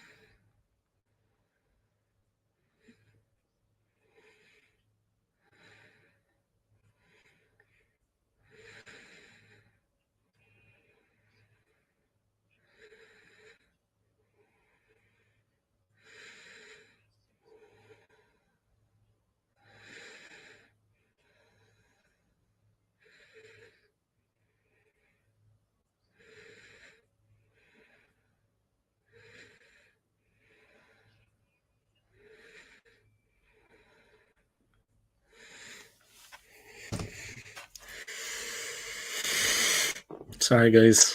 Just chilling there, relaxing, listening to a bit of music. But yeah, all good, lads. All good. Hope you're keeping well now. Big up to Aidan now for his comments. Barry Robson sacked this morning. Yeah, sorry to hear that. Oh, got the donation from Aidan, 79 pence. Thanks for that, man. You shouldn't be doing that, though, yeah. You know what I mean? But yeah, I appreciate it, of course. Save your money, yeah. Save your money, man.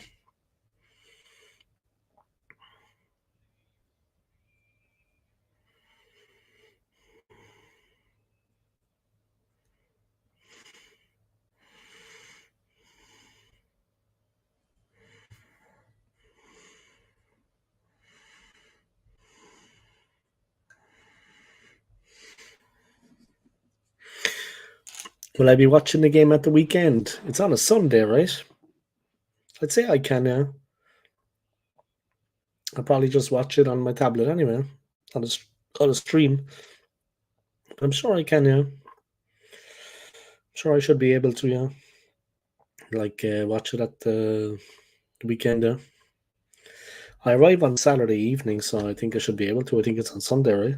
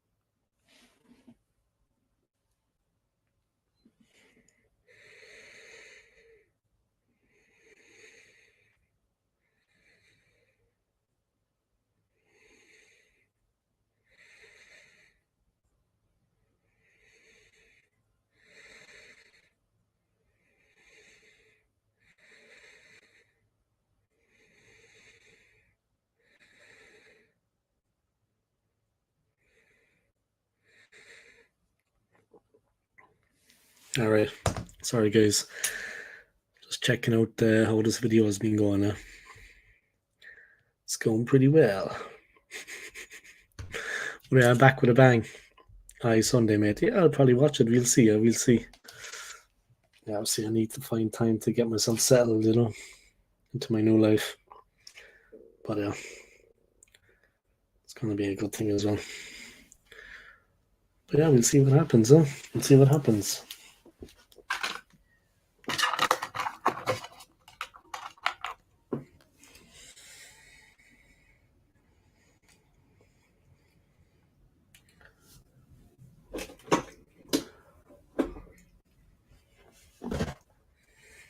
Oh, sorry, Gunnosaurus.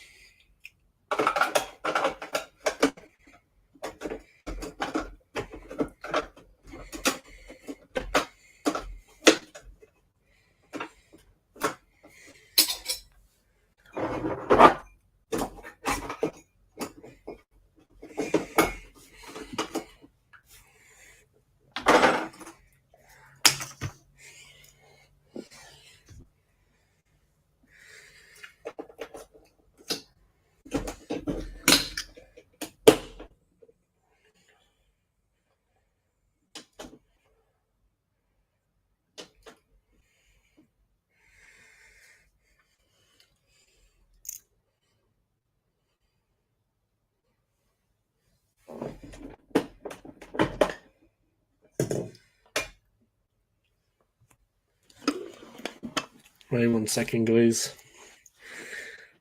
Do you and Gunnosaurus ever fall out?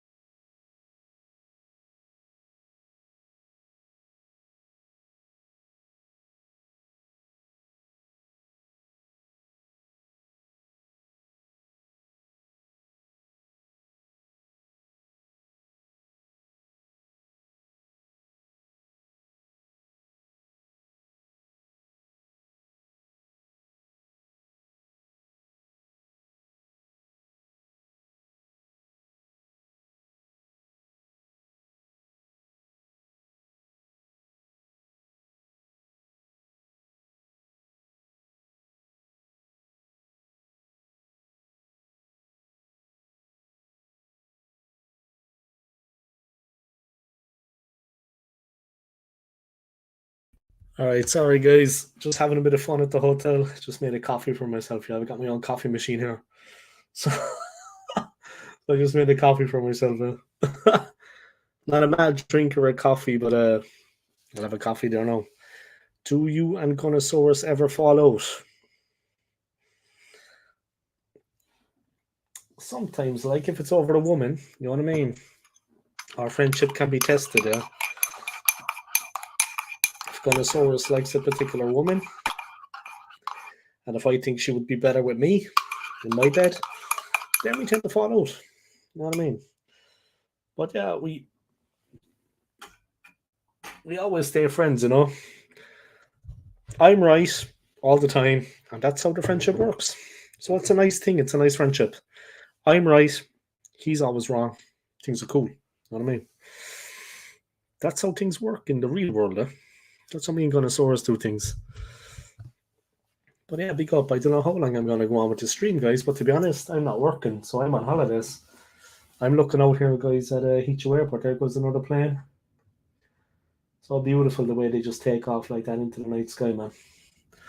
But there was a one left for Dubai about like a half an hour ago. Sorry, the Emirates. The Emirates Airlines took off to the Emirates, guys. Nice plane. Fairness. Mad busy airport there at Heathrow. It's like crazy busy. There's flights going the whole time. You know what I mean? Now it's quieter, but there's still a lot of planes taking off. There's a lot of activity out there, especially in the car park here as well. It's obviously like a staff car park as well, yeah. Visitor car park and a staff car park. There's like buses going through the whole time like crazy. And there's cars in and out. 15 likes till let's get Dave to 2K subs before he leaves to Switzerland. That would be nice, man. But yeah, that would be... To get to 2K before I leave to Switzerland would be quite an achievement, yeah. 15 likes. Yeah, thanks for the support, lads. I appreciate it anyway. It's nice of you guys.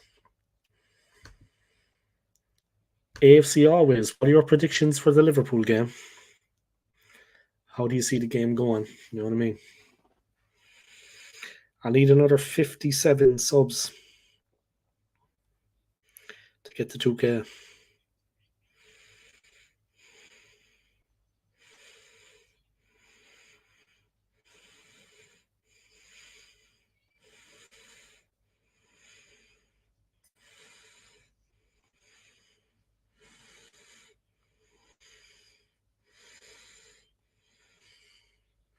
$17 likes.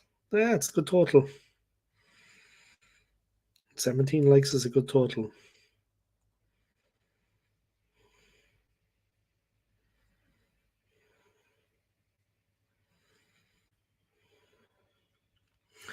David, you're excited that you're leaving the shit country. There's good things and bad things in the UK, yeah. I mean, London obviously is not the UK as such. I mean, it is, but it's not like every part of the UK is not like London.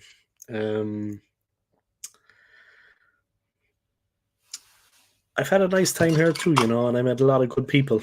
A lot of good people. So, yeah. See, Switzerland is maybe that bit nicer to live than here, yeah. Let's be honest about it, yeah. Switzerland is nicer to live than here. But Switzerland is also nicer than my country. I am an Irishman. Switzerland is nicer than my country to live. So, it is what it is, It is what it is. I think Gunnosaurus is going to have a good sleep tonight. He's been tired. My prediction...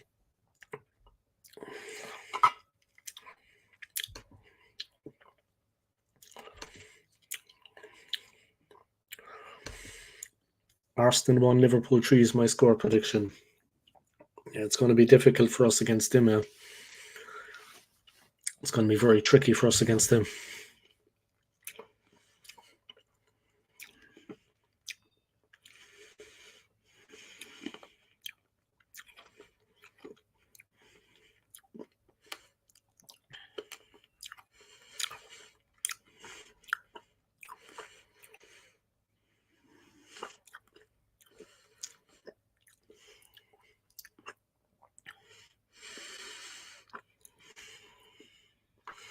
Ravi Patel, come on. Come on, Arsenal. Yeah, we have a big game coming up, Ravi. Prediction? How do you see the game going? Let me know what you think. This is my watch along, guys. Leaving London, episode 1. Come on, Arsenal. Dave, I got family members in Dublin, but for me, Cork is better. Yeah, I think maybe since since maybe like since 2016, 2017. I brought Swiss friends over to Cork. They definitely told me that they thought Cork was in better shape than Dublin. But sometimes it's hard to say, you know what I mean? Cork is a much smaller city than Dublin, a much smaller city. But big up to Ravi Patel, yeah, and I hope you're keeping well. Hit up the like in this video of me. I'd appreciate it. Just smash that like for me, Ravi. And yeah, what did you think of the game tonight? I mean, Liverpool, it's looking ominous. They're in good form. Club has got them fired up.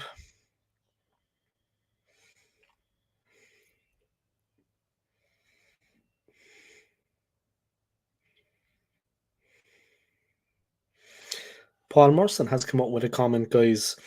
If you're not an Arsenal, Man City, or Man United fan this year, you'd love to see Liverpool win it.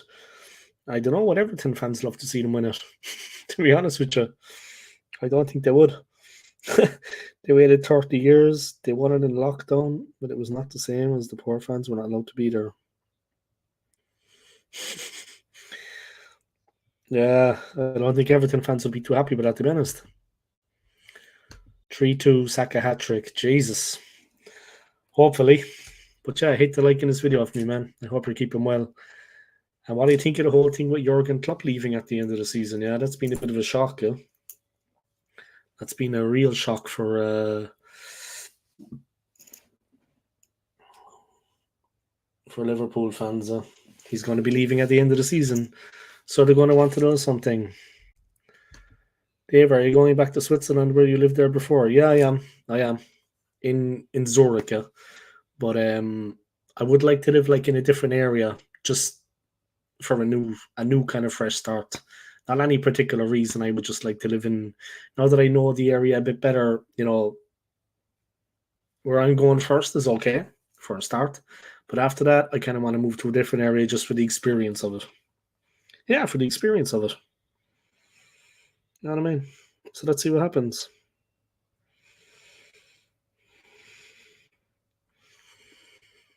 Saka ain't scoring no hat-trick against Liverpool. It will be difficult for him considering their defence. I mean, he is a good player. But the way their defence is at the moment, I mean, they really got things going on.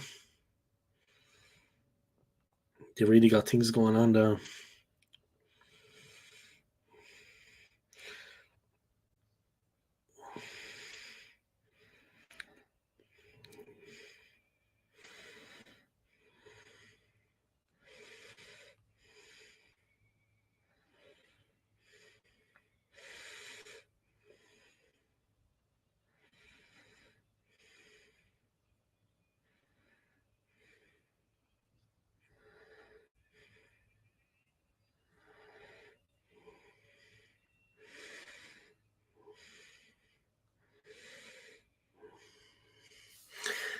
All right, Anthony, what's going on, man? Sorry, I was just reading a text message there. Yeah. I wasn't after falling asleep. Big up, Dave. Give me 2 minutes, no bother, man. I've got a coffee machine here anyway, guys, so I could go for a couple of hours tonight. I got myself a coffee machine here. So happy days. You know what I mean? There's a coffee machine and everything here, lads. Got my own little fridge. That's nice. The fridge door is a little bit stiff, but it's all right. You know what I mean?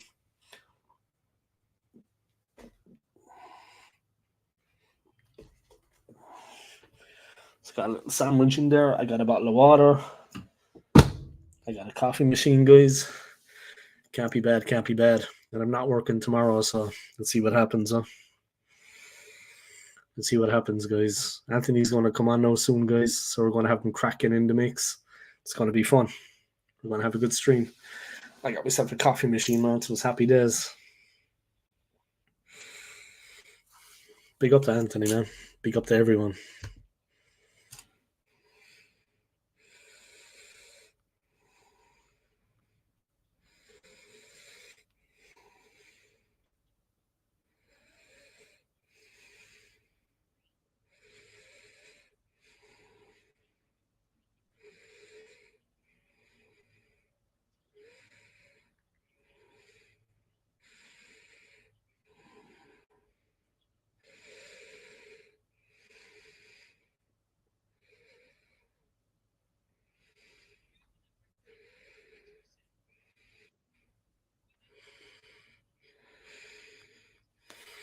All right. This is going to hurt him a lot more than it's going to hurt me. 1 second, guys. Just 1 second. Let me take out the headphones. Anthony's coming on. He's got something to say. Hopefully something fun. 1 second, Anthony, man. Do do do do do do do do do. Just 1 second, broski.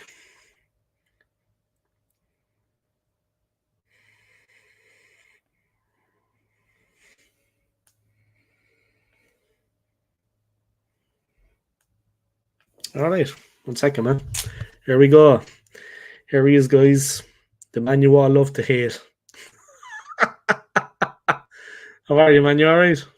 Not too bad, Dave. And you? Sorry, I was a bit late. No, we did our show, and then we were chatting a little bit in the backstage, and then that was it.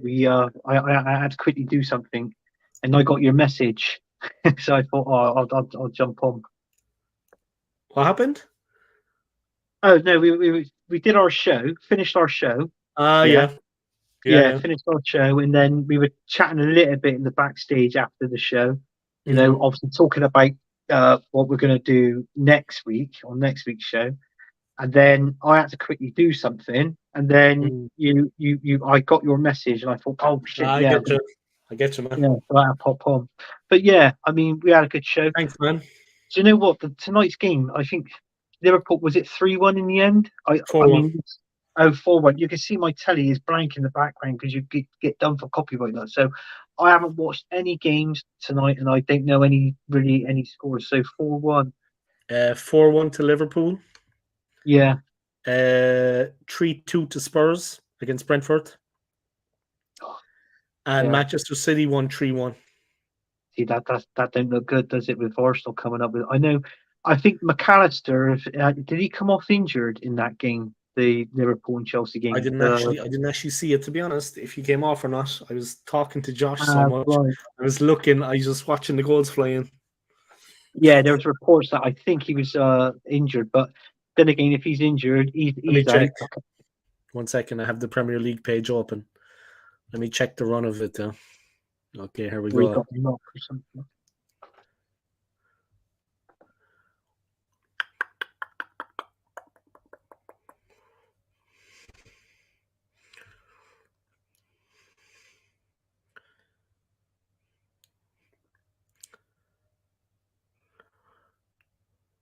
Which player did you say? I think it was McAllister, the World Cup winner. If I'm not mistaken, people might correct me in the chat, but I was told he picked up a knock in the game or something. I know a Liverpool player got a knock in the game, and they stubbed him off. But I think it was McAllister, if I'm not mistaken.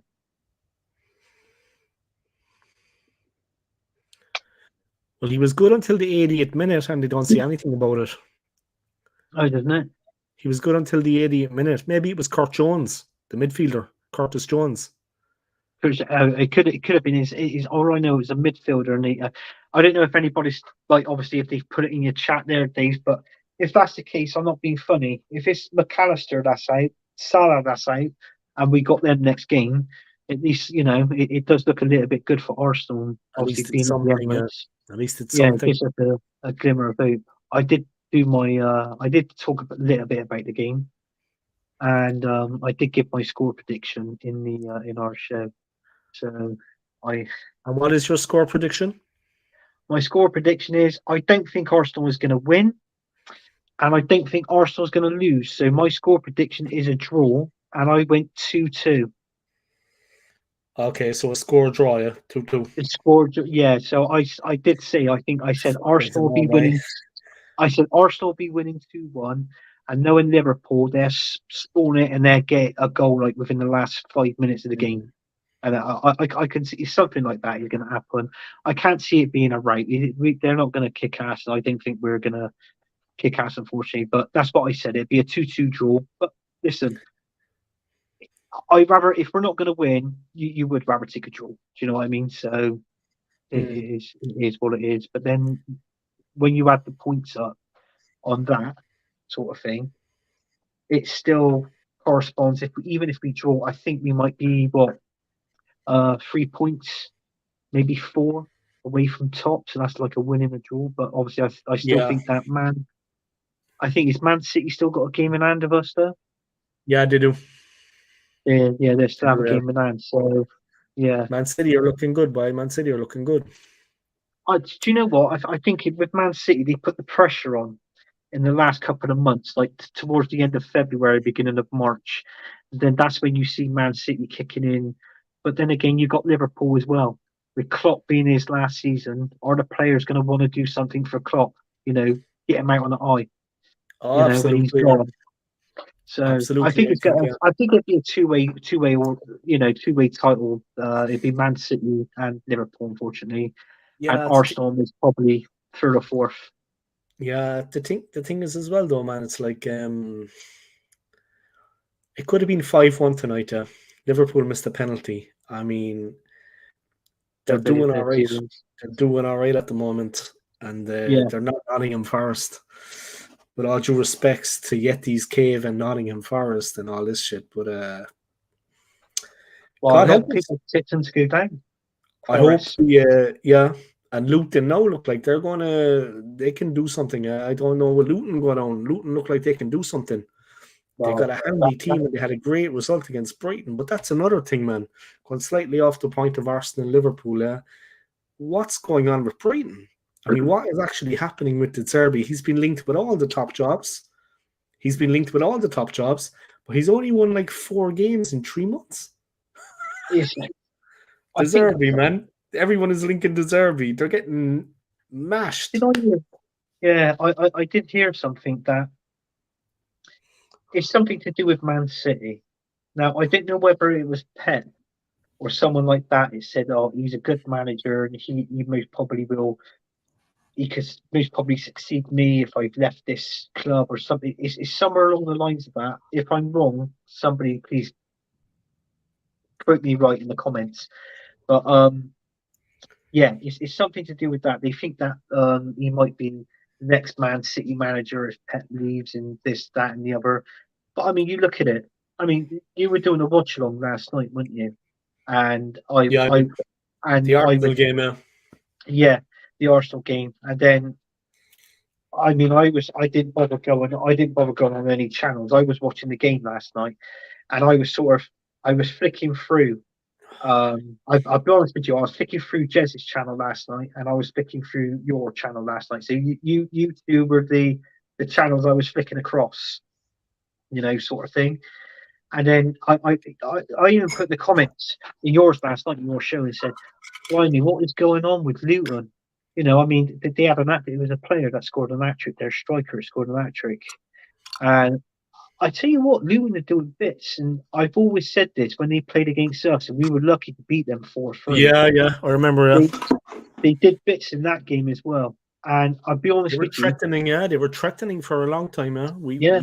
We had to put them to bed at one point, but they were threatening.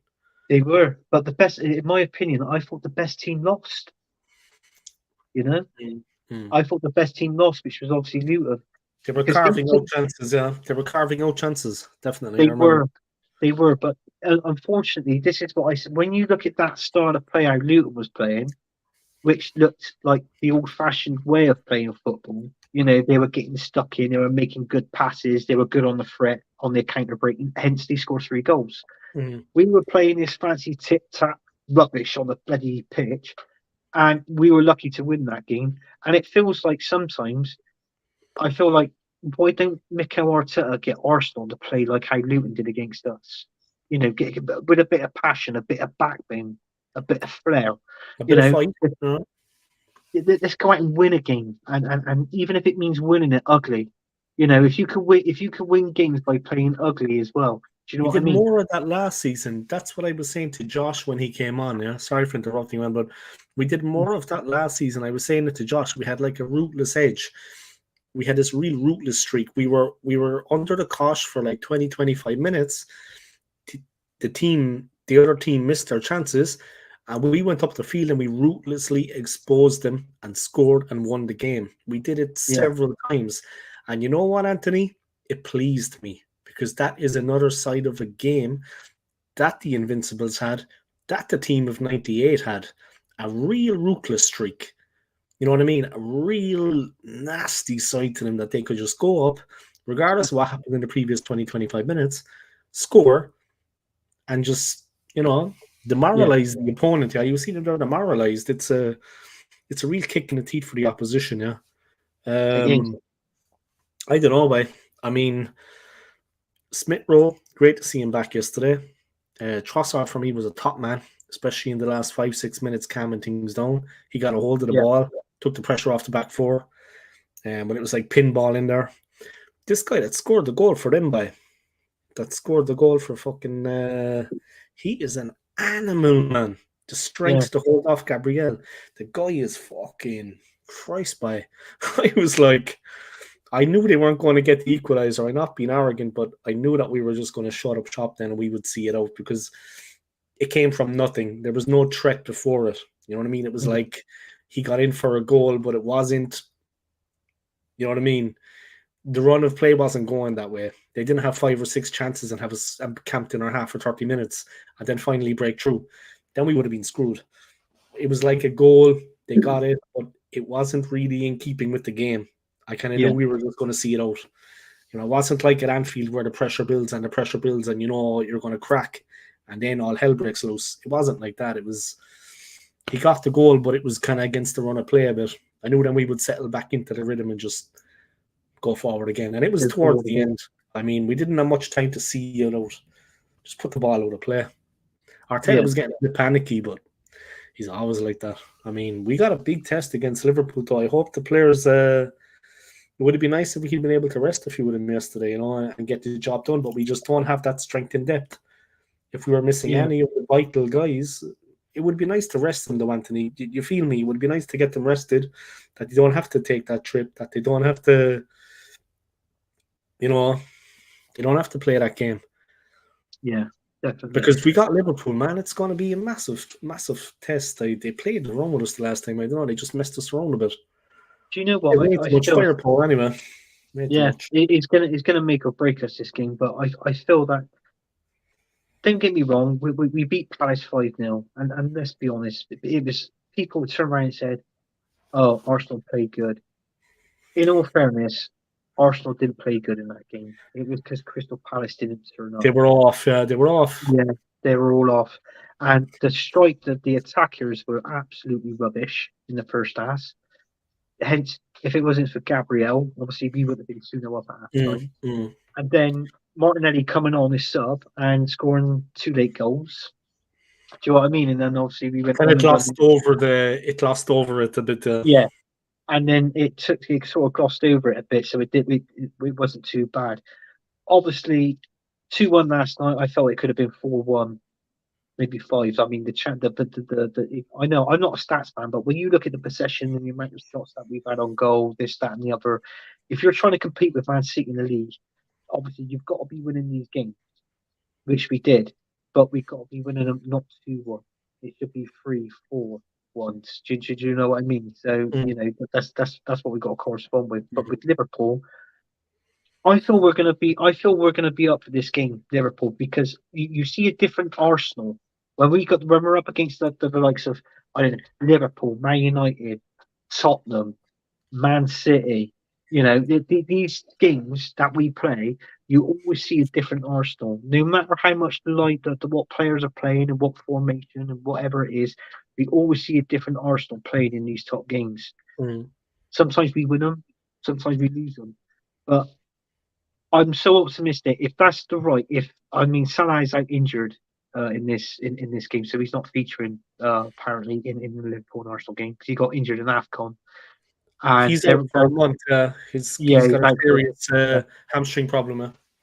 So that's a blow on itself. But they're playing Jota there. Obviously Jota. Jota be there and play. Very dangerous player. Very dangerous player. He's a good player. Proven player. Dynamite. But I thought if it was McAllister that was injured tonight as well, there was definitely an injury in this Liverpool game. We was told it. Somebody said it on our show. They were watching the game at the same time as they were doing our stream. Someone from Liverpool got injured and got taken off. So that's what I'm saying. So if that was the case, that helps us even more. And this is why I said, look, we'll be up for it. But listen, Liverpool's going to be up for it as well, knowing his Klopp's going to be leaving at the end of the season. So it's like what I said. It's going to be a 2-2 draw. Liverpool, I don't think Arsenal are going to lose. I don't think Arsenal are going to win. It'll be a 2-2 draw. I hope so, man. I'm trying to find out who that injured player was, but I hope so, man. But I would take a draw right now. I would take anything out of that game. I'll be honest, I just do not want us to be beaten. I want us to take a point. A point could be very important at the end of the season. It's obviously not going to win us the title. I don't think we're going to challenge for the league. But a point would be very good against them and maybe morale boosting. Maybe we can actually turn them over. But, like, I don't know, do I put myself across right? But I said to Josh that maybe we should play like the away side almost. Just be cautious. Just be careful because they have a lot of attacking threat. And we need to kind of need to feel our way into the game from the very beginning. Don't do anything silly. Keep it tight at the back, but literally play within our own. Stay compact. We can't be looking to play Arteta ball. They're going to fucking destroy us. If we come out like that in the first half, and you know, man, if you go 1-0 down against them, it's quickly 2-0. They're that kind of team. They bury you. They bury you alive. We can't go into the first half like that playing too open. That's all I'm saying. Expansive football when they give us the opportunity, but we need to keep it tight. Don't give them anything. I'd rather a fucking boring 0-0 than us to go down bravely 4-3. We need to get something out of the game. We cannot, and for a morale-boosting performance, a result against them of some kind. This is Liverpool Football Club we're talking about, man. This is Jurgen Klopp. He's got them a Champions League. He's got them a Premier League title. Arteta, a million miles away from that. Anything against the man is serious now. They're going for the league at this point. Let's face it, right? They can say what they like. I don't give a shit. They're there now after that game tonight, and Klopp fancies it. He's looking at the league. His last season. The boys want to do it for him. They're going for the league. If we can do anything against them to hold that up, trust me, a draw would be fucking fantastic result. Seriously. I'm not talking about the top 4 trophy. I'm on about a draw against this Liverpool team in this environment when they are going for the title and they just buried Chelsea. So, look, Pochettino he looks like a very I think there's problems there. Yeah, the problems at Chelsea. I mean, I said at the beginning part of the season. He's becoming a very forlorn figure at the moment. Frustrated. Yeah. He's like 2-0 down. He was like, there's nothing we can do. We could just hopefully hang on and just. It's not the players, man. The players are doing their best. Liverpool have a good team. I mean, they're honestly playing to their ability, in my opinion, for what's out there. Chelsea players are playing to their ability. There's no one letting the team down. Liverpool are on it at the moment. They're on it. It's like what I said. Anfield are going to get slaughtered. Yeah, it's like what I said with Poch. I when he first came to Chelsea and even like 10, 11 games into the season, I still said it. Like on shows like this, I said Poch don't know his first 11. And that was going like 10, 11 bloody games into the season. So you think of it, that was like the first that's like the first 2.5 months. Personally, with me, I didn't think he knew his first 11. Then he started winning games. He started performing, winning games, this, that, and the other. And now they sort of were on that spiral going down. Then it was gradually going up, and now it's going back down again. So, unfortunately, I don't know. I don't know whether they're going to give him time or whether he was shite at PSG, man. At PSG as well, I think he won them a cup, but they came second in the league. They came second to Lille. Oh, did they? I thought they won the league under Poch. No, they came second to Lille that year. They got. It's like us and Man City. They got passed out at the end. Yeah, and he wasn't man enough to. He was already kind of. He was already on a bit of a downward curve there, like. Yeah. But it's like what I said. If that's the case, he couldn't control player. You can't control play. If you're a manager like that, you haven't won nothing. You've come from Tottenham Hotspur, right? You can't control players of the mentality of the Neymars, the Messis. Do you know what I mean? They were still there roughly when he was there managing. They're prima donnas, right? They're Yeah. on themselves. Yeah, so he couldn't Player control them. power. They have more power over the club than the manager, than anyone. Ronaldo the same, and Cristiano. Yeah. Cristiano would lose your job because they want him. They don't want, they'll keep him rather than Keep lose. the manager. Yeah, exactly. They'd rather keep him than keep the coach. Player power. But with the Neymar was a bit of a fucking. At least Messi and Ronaldo delivered. Neymar just kind of. Yeah, this is true. His Yeah. way with his performances, man. He just didn't really do much. Nah. As crazy as that sounds, compared to his ability and his talent at the start, though. No, it didn't do. It didn't. Whereas do much. Messi and Ronaldo actually delivered, and Dennis Bergkamp delivered on his, and Freddie Ljungberg.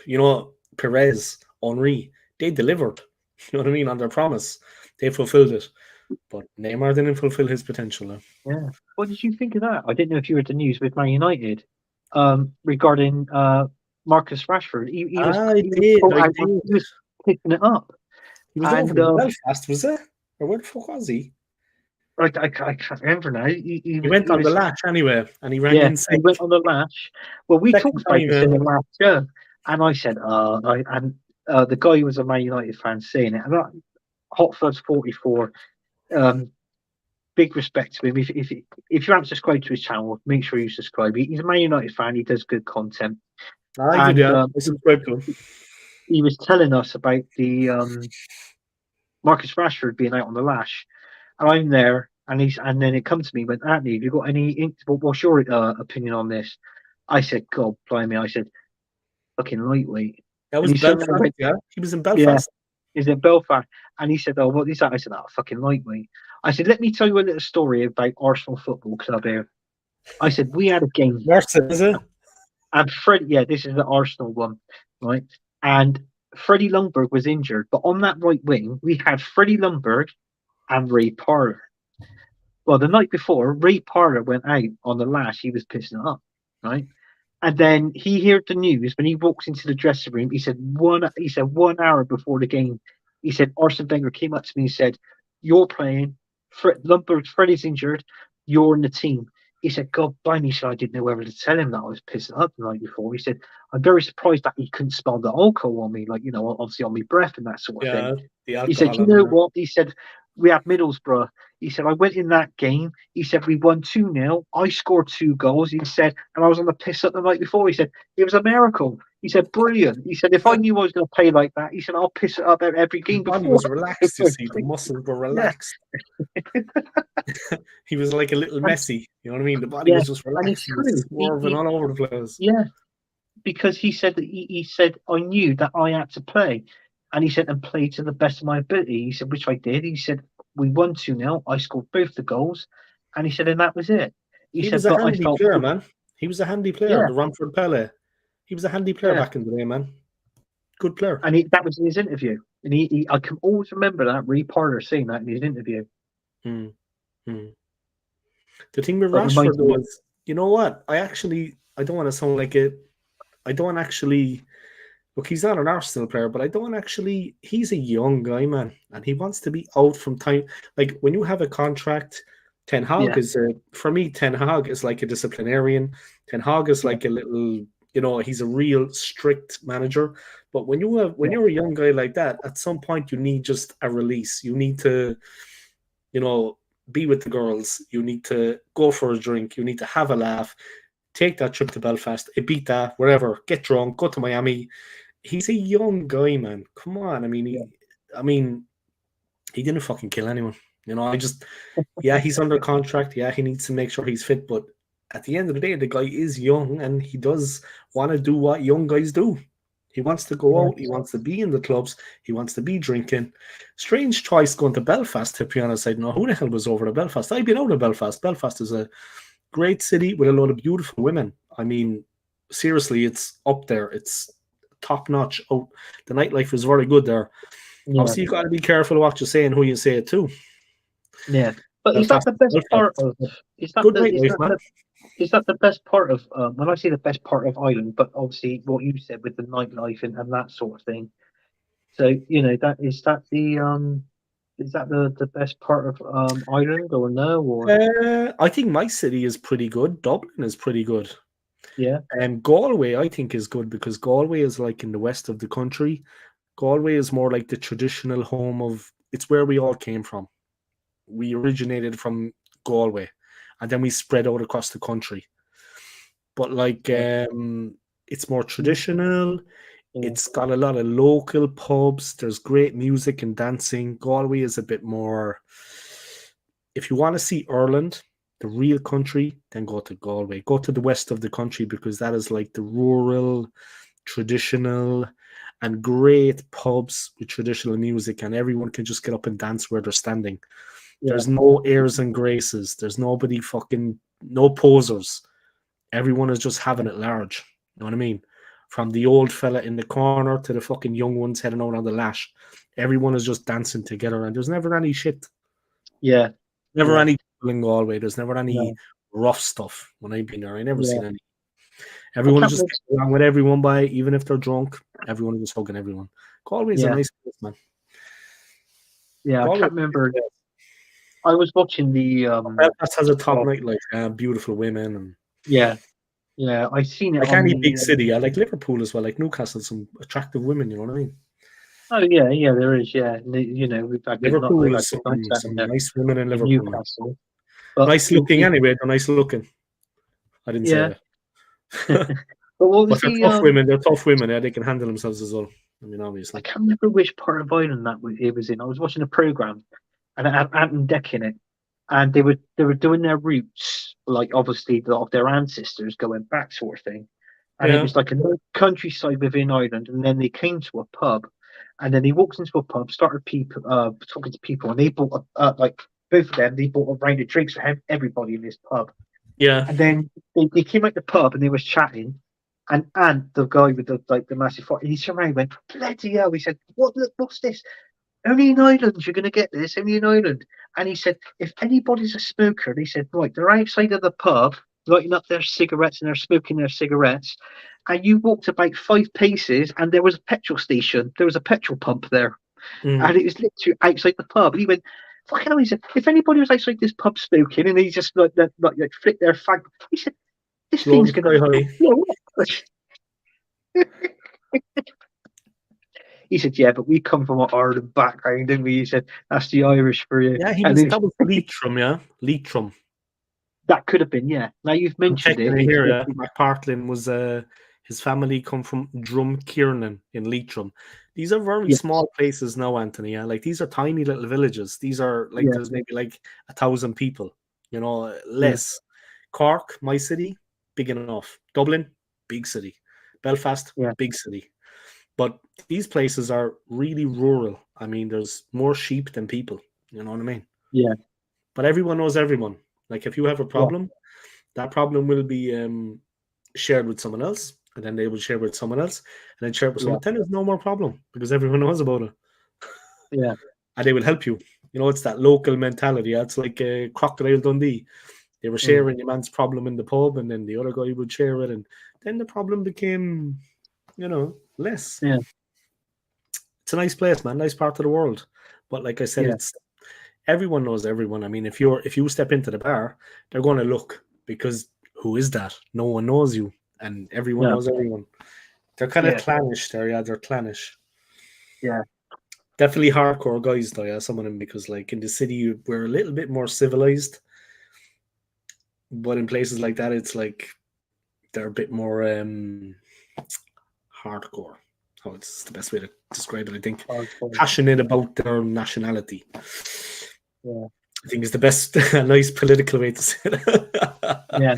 But they're friendly. If they see a tourist, no matter where you're from, they're interested. They want to know about you. Like if you ever go there like that and they get close to you, they're not going to mug you. They're just interested in knowing. Well, obviously, they're not going to mug a guy your size, but they're just interested in knowing about you, why you're in the area, where you come from, do you have family? They're interested, Yeah. They can be very kind of, but don't worry, they're not going to do anything to you. They just want to They're just interested, man. Irish people get very close. You know what I mean? It is like that. Yeah. You have a Yeah. pint of Guinness, happy days. Speak a bit of Irish, even better. Yeah. There's one question I can ask you, Dave. I'm not gay. Well, I don't know about that, but you know, Gonzosaurus, man. Gonzosaurus is. he's looking after you. But what I want to know is, I saw your video this morning, and you're there now. You know, this is it. You've come out of your place now. You're in your hotel, and there's only 2 days to go until you go to sleep. But how do you feel now inside of you? I mean, obviously you're looking forward to it. I know that because you told me. But A little bit sad as well, I'd have to say. Yeah. Today leaving was not easier. Yeah. I had to kind of knuckle down. You know what? I was kind of putting it off. I think like with the cleaning and stuff of the place, not because I'm lazy, but because it was like the final chapter, cleaning and packing and leaving. I found myself kind of delaying it almost, like subconsciously delaying it. Yeah. I can do that tomorrow. Should I still have another week? Should I still have another 2 days? Before I knew it, I was almost at the door, and I hadn't done, I had to do all the cleaning in one day properly and then do the packing. I was kind of like, even though it's the right thing for me, I still kind of have, leaving the people I work with, they're good people, leaving my ex-wife behind. Okay, that's done. It's a done deal. There's no more odds. But still, I'm leaving her here when we came here together. That was a little bit, look, on the way here, in like the airport transfer, I was sitting in the car and I was kind of like just looking at the world passing me by, and I was like, these things happen, Dave, man. You know what I mean? Yeah. I'm 100 times better than I was even 6 months ago. Yeah. Oh, he throws. Steve throws. 10 years there, I had a nice time. Man. Switzerland is a nice place. I'm sorry there, it went a bit, I think that's me, but I'm looking forward to going back, and seeing some of my friends and kind of piecing my life back together a bit. And, I mean, it had to be done, but then it wasn't easy because I got close to the people in work because life circumstances dictated. It just happened naturally. And they were good friends, like family to me in the tough times, and I to them. So when I actually, and there's a lot of good people there, they're just working class. They don't earn money they don't earn enough money to kind of get through the month. They kind of scrape, but they're good people at heart. They're nice people. So it was tough leaving them because, they gave friendship and they didn't ask for anything in return. Yeah. People, man. Good people. I'll always speak well of them. And they're Londoners, like to the core. Yeah. Good people, So man. Good people. Are they? Did they see you there come on your stream and supply to YouTube and good subscribe to your channel and write in the comments? Some of them aren't into the football either. But yeah, they would. Yeah, but I took all their, like, we were all like having fun and stuff throughout the year working. Yeah. I took all their details. So what I'm going to do is I'm going to form like a WhatsApp group of the people that worked at the hotel. Yeah. Just so we can all kind of keep in contact. Yeah. Keep in contact. Yeah. That is something that's important to me. Because, like I said, they're good people, and I would be ashamed to let things. Also, like with the YouTube community, would be good people. You know what I mean? Kind people. That has been the bonus of having a channel. That has been the best thing. You know what I mean? Just meeting so many nice people. I mean, I can't complain. You know what I mean? I've been lucky in life, meeting now so many good people. But just like the YouTube community, it's important for me that these things, when I go back to Switzerland, I take that with me. It's more important than, it's important to me personally at this point in my life that obviously someone else will come into my life. I'll meet a woman at some point. That's going to happen naturally because that's the way things go. But important to me is to hold on to these friendships. It's very important. And when you lose something precious, you realize that, like, the way I see it, right? The way I was saying it to people was, I wasn't looking around me and work at certain points in the year and feeling sorry for myself and thinking, woe is me. Or I wasn't looking at people and saying, well, that person has a raw deal. You know, that person's disabled, or this person is blind, or this person has another problem that is worse than mine. And then I was feeling better about myself. Nothing like that. But I saw things very real when I kind of was going through this period of my life. And I saw life for what it was. And I realized that, well, you know what? This person is having a tough time, and that person is having a tough time. And so is this person. It would make you feel like, you know what? I've actually got nothing to complain about. I've got nothing to whinge and moan about. So I just didn't. I just got on with it, because I could see that everybody was having, in one way or another, a rough time. And if we're all a little bit nicer to ourselves, man, it wouldn't be a bad thing. Yeah. You know, you can't judge a book by the cover, man. You can't judge a book by the cover. Everyone's got something going on in their life at some point. You know, it wasn't just me. Oh, woe is me, poor Dave. No, man. Everybody had something going on. From if it was like a problem with a kid, the son wasn't being nice to his mom, or this or this or this. Like, there was a woman working with us. I'm not going to go too much into it now, yeah.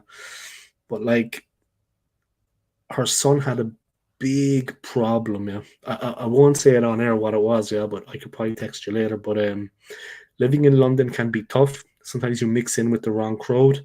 Then you have to leave the city because there's like a threat to your safety. The police can't protect you. And all this was going on with this particular woman in work, single mother, her son, just that and the other. I'm not going to go into it any more than that, because, you know, but I was close to that person for a length of time, and it was a tough situation. Yeah, I mean, so like I said, everyone has got something in their life, yeah, that they're kind of going through at any point. So yeah, you have to be a bit kind of yeah, you don't feel sorry for yourself, because at the end of the day, you know, I've had a good life, man. I can't complain.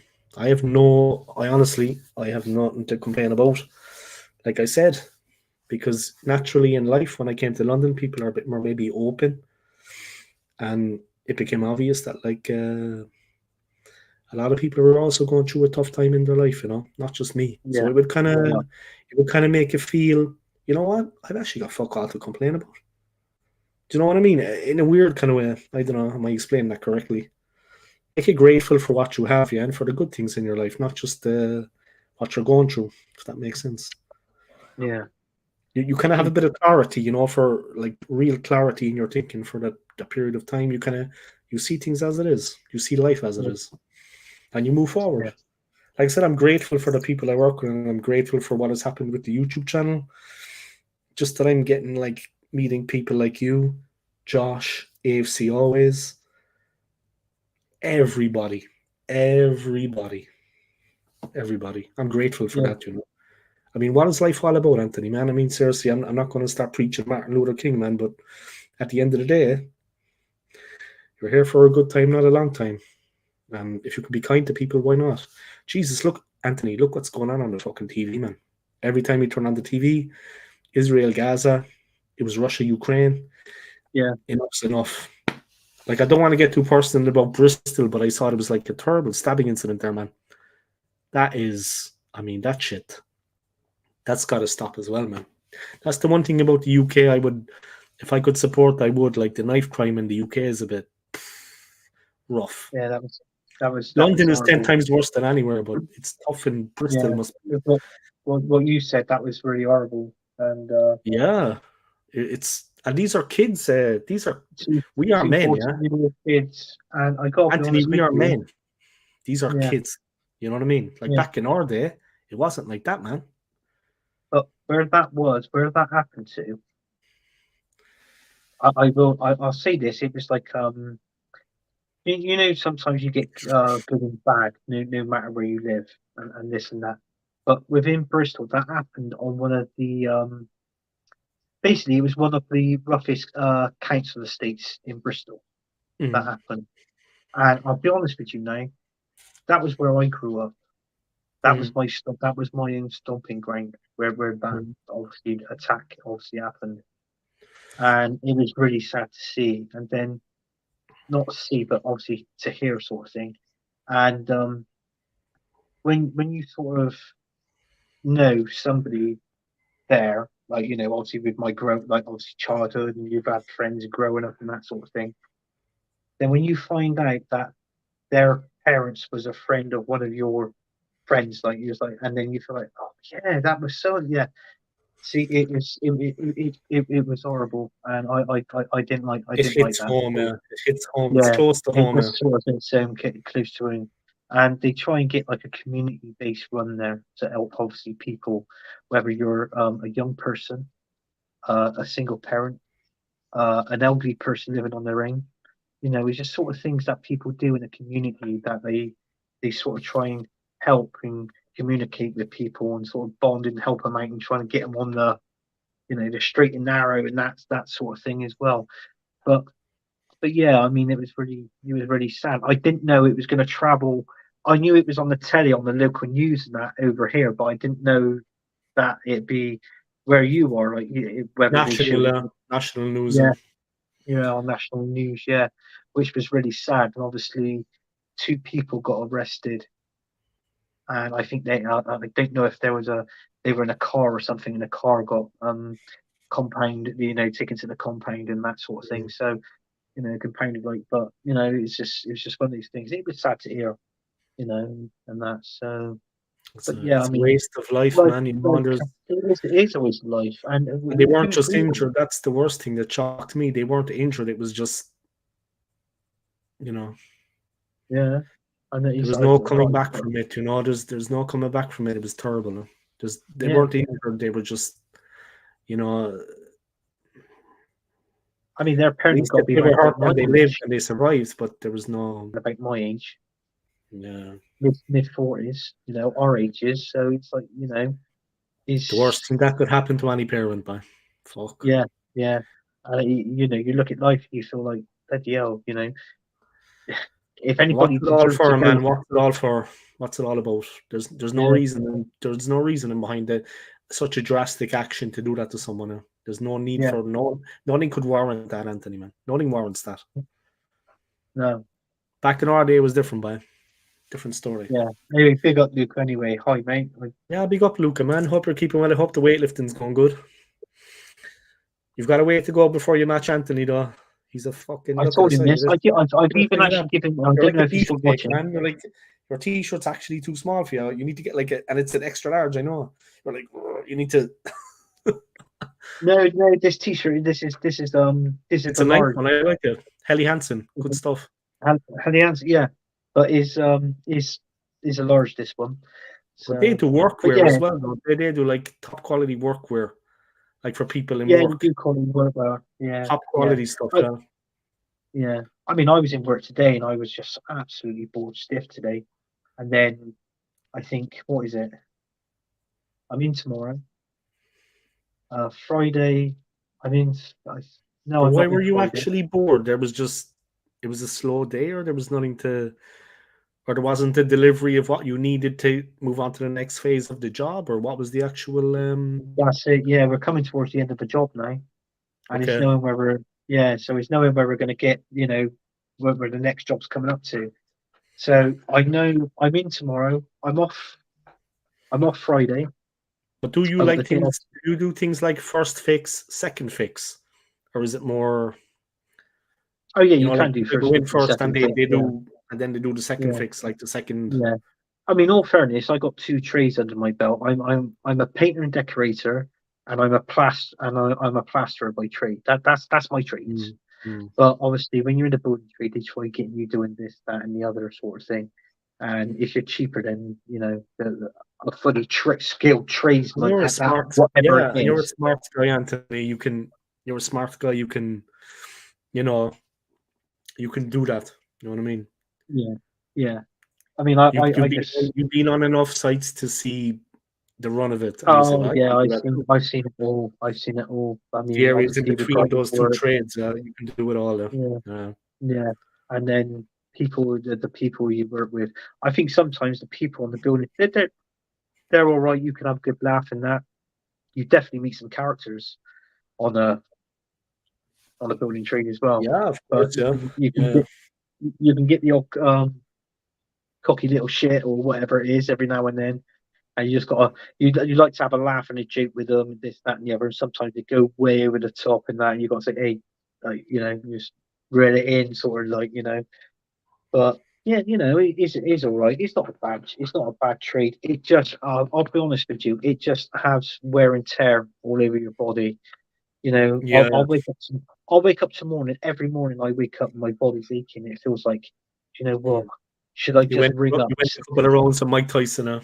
Yeah, and it's what it feels like, because I'm out doing the youngins, and I'm not blowing my own trumpet or anything like this or getting a big head, but the young ones today, I mean, just not working to the bone. I don't believe in that. I believe you could be a good worker.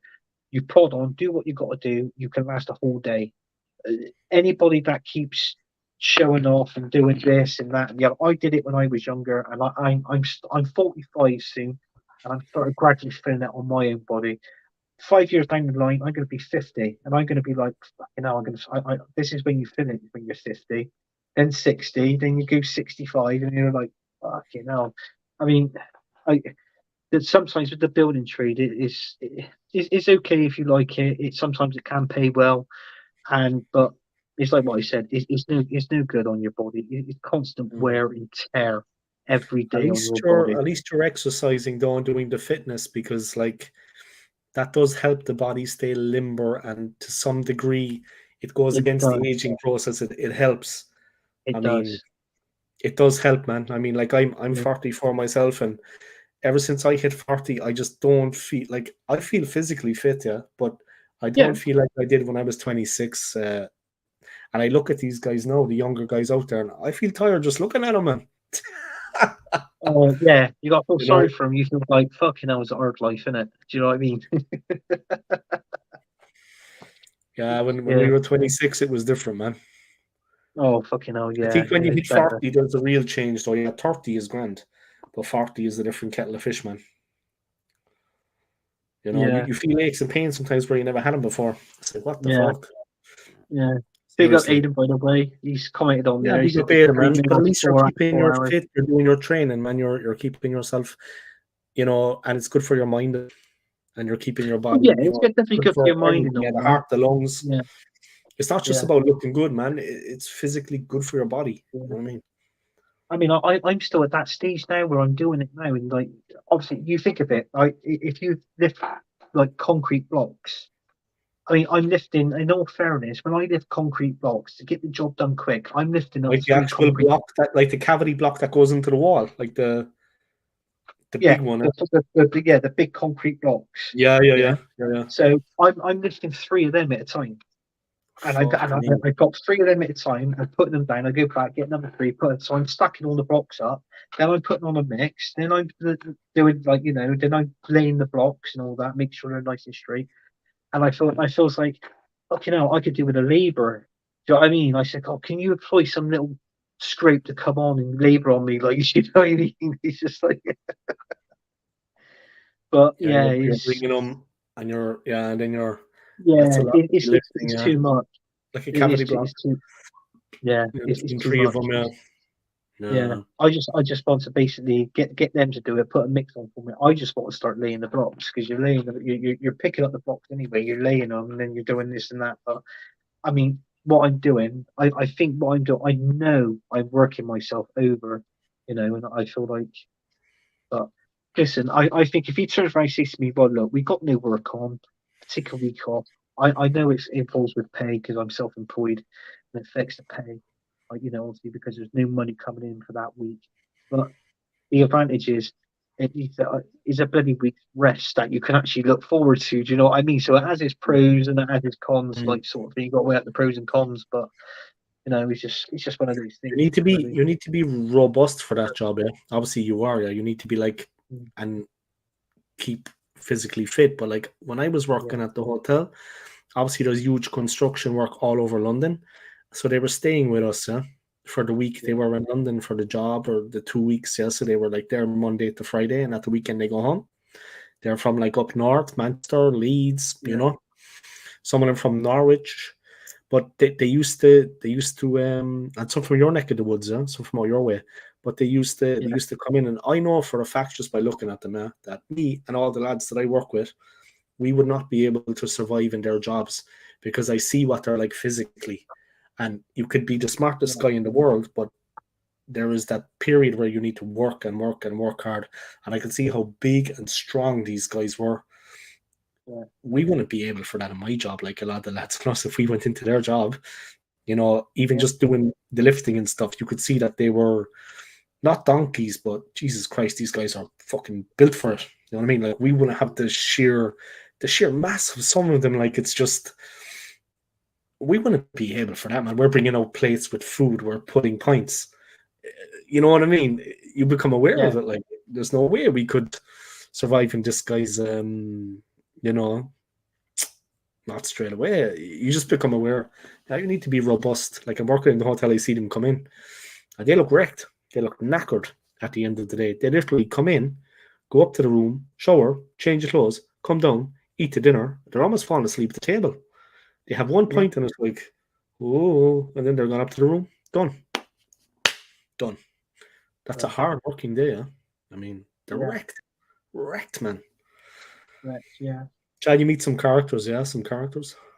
Yeah, you meet some characters and that. I mean, there's guys that I've worked with guys that's bigger than me. And I've gone up ladders and that with blocks on my shoulder and that, and up on a scaffold, and they're saying they're going. They go up like 2 or 3 times and they feel fucked. And there's me, I'm still going up 10, 11, 12 times. And they're like, okay, well, calm down. I said, I said, look, I said, I can understand what cardio, you're man. said, yeah, and your body, in all fairness, is like a rhythm. If you go to the gym, your body just gets used to it. And you're pacing yourself as well, man. Let's face it, like it's not a sprint. No, yeah, exactly. The whole It's not point fastest is up the ladder, but you have to go up 12, 15 times. Yeah, so you don't want to basically you gradually want to go up the ladder, put it in there, push it along, and then somebody stacks and like because obviously when you're building up as well, sort of thing. Because sometimes you have got to do that.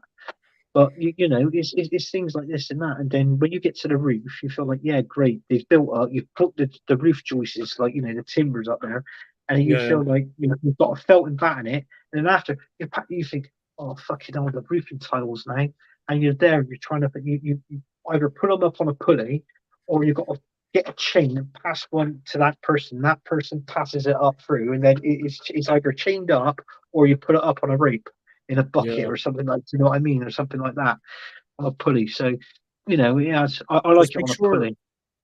Sorry for interrupting you, man, but just be sure when you're up there. Yeah, obviously I don't need to tell you your experience, but work safe. Yeah, be fucking careful, man. Yeah, no, definitely. You know what I mean? Just be careful, because it's hard pat, whatever. Watch your fucking footing, where you're standing. You know what I mean? You're smart. You know it better than me, but the way you're describing it now is like, the joists are up, but there's gaps between. There's gaps between. I've had injuries. You need to be careful. Yeah, I mean, look, we're going into February now, and it was back last year, February. I'll be honest with you, I fell off a scaffold. Roughly, this time last year, fell off a scaffold, and I landed. It was on the middle tier. I fell off the middle tier, and I landed on my feet. But trouble is, though, with the impact of when I landed on my feet, it was like it felt like spasms, jolt going up through my feet and like a jolt like that. Yeah, and I was off work. The doctors from Rain, I went to the doctors and they said, look, you need to take some time off. I said, I can't. He said, I'm telling you now, you need to take at least a week or 2 weeks. X-ray, they looked at your whole skeleton. Like, and you know what? They told me to take 2 weeks off. Those 2 weeks that they told me to take off, I turned those 2 weeks into 2 days. And I went straight back. And then that was it. Like, and they said, fucking hell, we won't expect you back. Like, I said, well, need the money, mate. But then again, I didn't go in. I didn't rush into it. I went back and I plodded, and that was all I can do. I didn't care what anybody said, and I said, "But look, I'm here. I've added to the numbers, and with me plodding and doing this work, it's extra work. It's being done. So that's what it was." Yeah, but Don't let anybody try and grind you down in life, and not just you, Dave, but anybody who's watching it. I don't know how many people watching, but don't let anybody grind you down, especially when it involves management as well. Seriously, take my advice. yeah. Just because they're in a management position, don't let them. Yeah.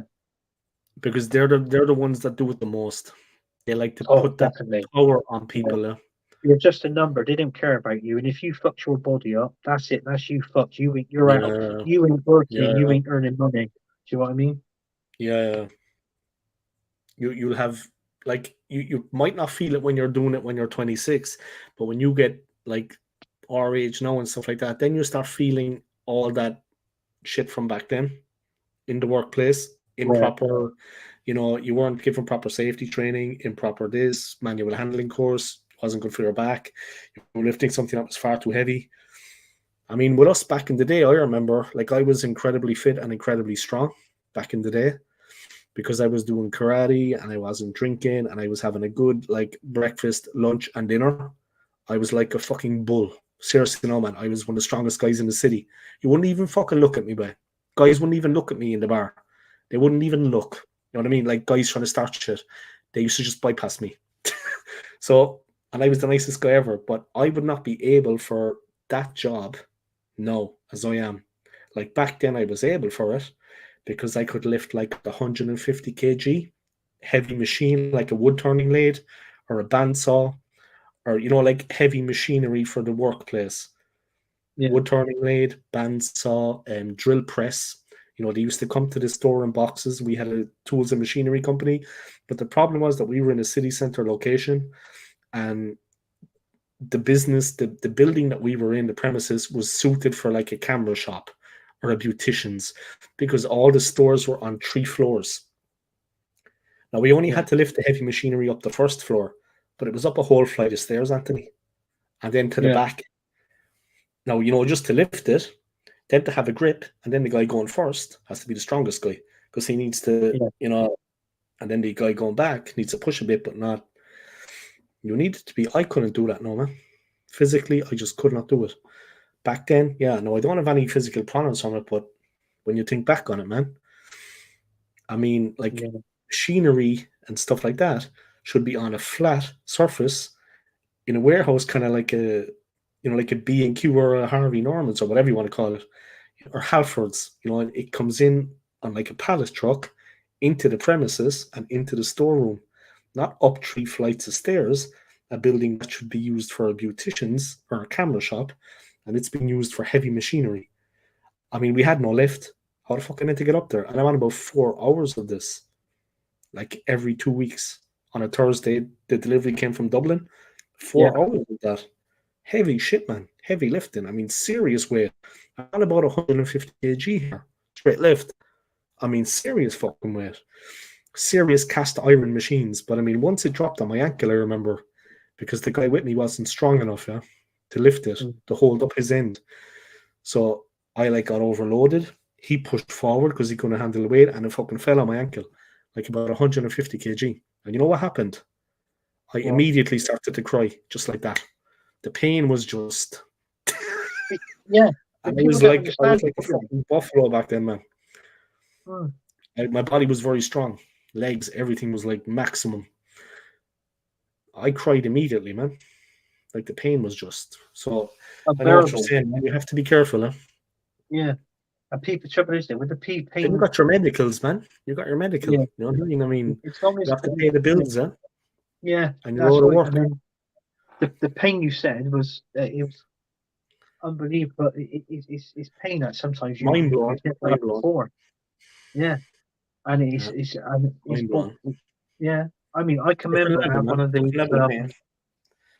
these big Kangles that I was breaking up the concrete. So you got the bars, you got the Kango hammer. Yeah, and you got the you got the hydraulics, the wires and that, and then you got the generator behind you, sort of thing. Fuck yeah. You know what I mean? And then you're like this, and it was, and you know what? For years doing that, and I could remember when we had to break up the concrete and then dig up all the foundations and this and that, and I knew to a certain extent, and sometimes even now, and I thought when I used it, I thought, do you know what? this thing is either getting more heavier or I'm getting fucking older. And I thought to myself, I thought, nah, this thing's definitely getting fucking heavier. Nah, I ain't getting older. Fuck off. And I'm doing it, and then I come home. As soon as I had, like, not being funny, as soon as I came home and I had a bath, because I was relaxing. As soon as I got out that bath, fucking hell, did you know it? And you just literally, you're led up on the sofa pretty much all night until you go to bed. That honestly, that was how it was. Reverberating through the body, yeah. It's like reverberating through your whole. Yeah, and your pains in your back. Yeah, and he even said to me, he said, "Oh, we'd have to use the brake on this job." I said, "Well, yeah." I said, "But I ain't fucking using it. Bollocks of that." Or if I did, I said, "Right, I'll give that work." Man, you're breaking up the concrete, like you're breaking up the road. Yeah. Honestly, I know the thing, the big heavy fucking, and it's like pneumatic. Yeah. So if you take your eye off that for a second, I could bounce up and hit you in the fucking. You have to be in control of it. You know what I mean? Yeah, you got to control it. You got to have a good thing there like that. So I don't want to get a slap off it. You know what I mean? Yeah. So your best bet is to hold it. Your best bet is to tap the handle, because you've got this like a lever on top of the handle like that. So when you press that lever down onto the handle, that's when it goes. Yeah. So what you're doing, you're better off just giving it a couple of taps, and then after you give it a couple of taps, put your hand down. So I go 1, 2, 3. Hold it down. Because when you do those taps, it still goes, but you're getting roughly used to the power of it. It's like starting up a bike slowly. Yeah, and then you're like this. You're like, but I hold it like that. So I straight on the. Yeah.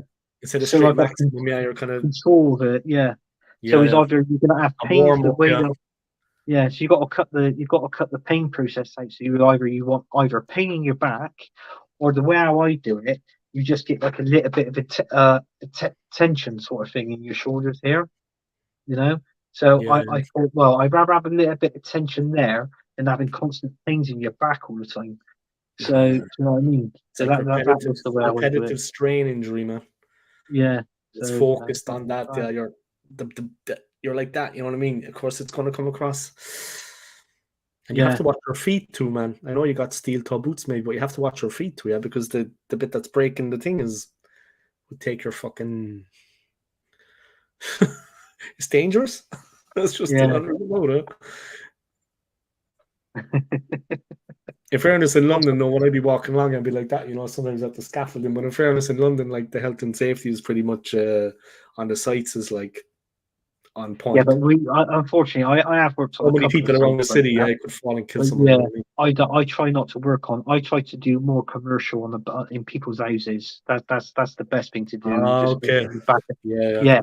I don't go onto big building sites. Let me ask you a question, man. Do you ever see those videos on YouTube where like the guy builds the gazebo, or he does the extension, or he builds like the fucking thing for the family, and the guy don't pay him?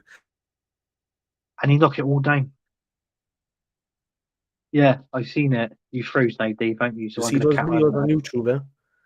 Yeah, I've seen it. The man doesn't pay him, yeah? He says, well, my property, my bricks, my mortar, I didn't get paid. I'm going to rip it down.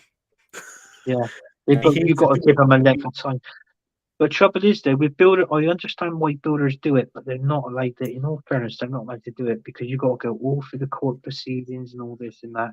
And basically, what you've done, you've paid for that. Well, they sort of paid for it. You both sort of paid for it.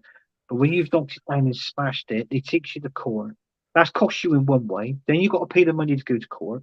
Then hopefully, if you win it, then you've got money. But if you don't win it, it's a hell of a lot of money you fucking lost out, and it's all gone down the drain. It's like a double blow. Yeah, it's like a double blow. My advice: I would most probably end up getting the sledgehammer and smashing the fucking knockdown. But in all fairness, it is not going to help me because it's going to cost me more.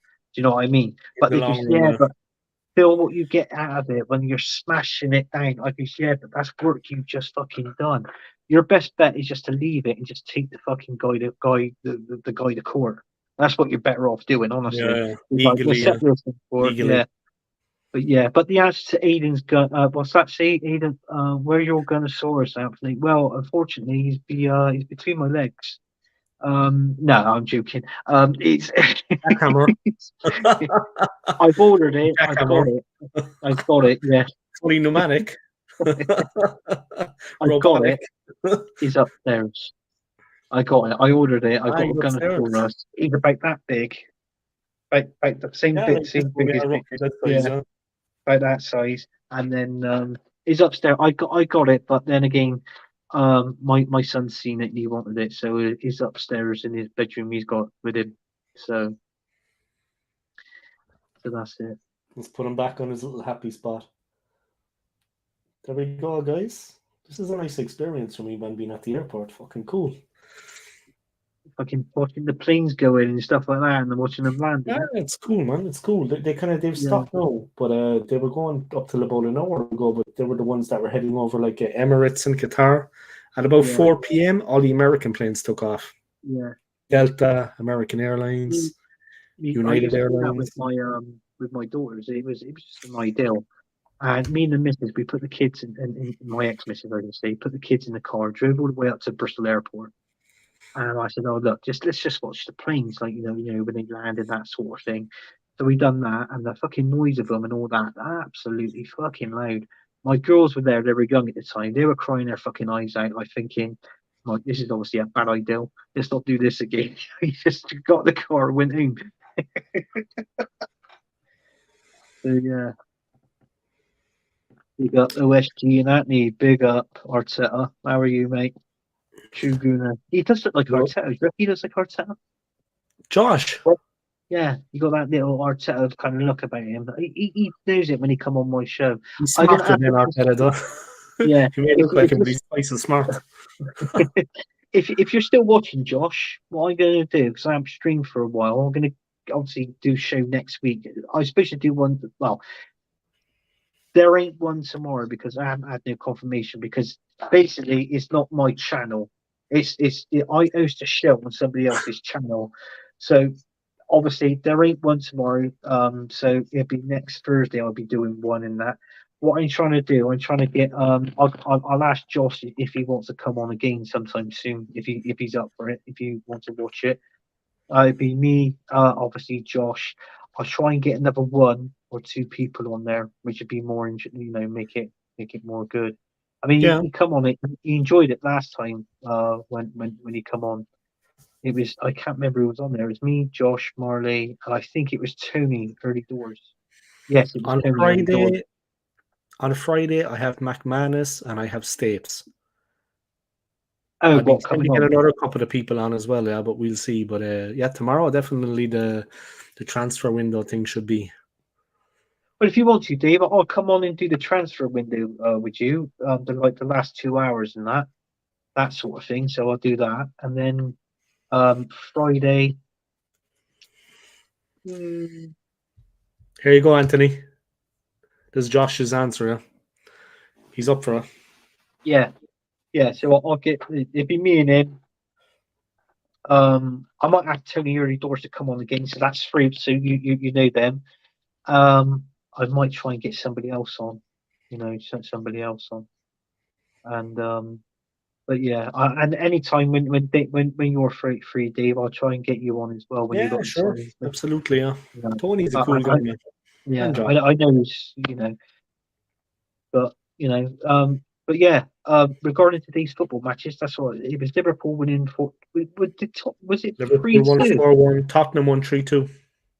Oh, bloody hell. Yeah, Tony scored, but it wasn't enough, yeah. Oh yeah. And of course City 1-3-1. So yeah. Man City 1-3-1, yeah. The table at the moment is like Liverpool are first. They've got 22 games played and 51 points. Yeah. City are second, 21 games played, so a game less than Liverpool and 5 points less. Right, okay. If they win the game in hand City, they'll be within 2 points of Liverpool. Then come Arsenal. We've got 22 games played. Yeah, 1 more than City, same as Liverpool. And we're 5 points behind Liverpool, but we're level on points with City. So it's Liverpool 51, City 46, Arsenal 46. City with a game in hand on both those teams. Then comes Spurs, 3 points behind us, same games played. Then come Villa, tied with Spurs actually. It's the same. It's like 51, 46, 46. And then Tottenham and Villa, they've got 43 points each. Then it's a bit of a jump back to West Ham. They've got 35. They're in 6th place, but they have a game in hand. Newcastle are 7th. They've lost 4 of the last 5, would you believe? Yeah, they're not doing well, Newcastle, in a minute. I mean, there's talks of us when they go Brighton, Brighton the same. They're level with Newcastle. Exact same gains, exact same points. Yeah. 1 win in the last 5. But Then come United, Chelsea. That's the top 10, yeah. Chelsea make up the top 10 then. The trouble is that you think of it, it's like that as well. I mean, it's like a 5-way race, isn't it? Like, you know, for the not just for the Premier League, but for the top 4. Yeah. So that's what's going to make it more interesting. Yeah, definitely. But yeah, big up to you, Josh. I'll try and get that. Man. Josh is a good guy. Yeah, he's a good guy, and I'll try and get when Dave's when he's moved over to Switzerland and gets settled down and that sort of thing, and then when I'm building a snowman. Yeah, building a snowman. Yeah, the little twigs and the little, you know, the acorn nose or whatever, carrot in the nose, like. So whatever. When you move over there, Dave, I take it you're not going to be. Obviously, you're going to be streaming and doing your shows, but I take it when you first get there, you're not going to be streamed sort of like for the first week. You're just going to sort of.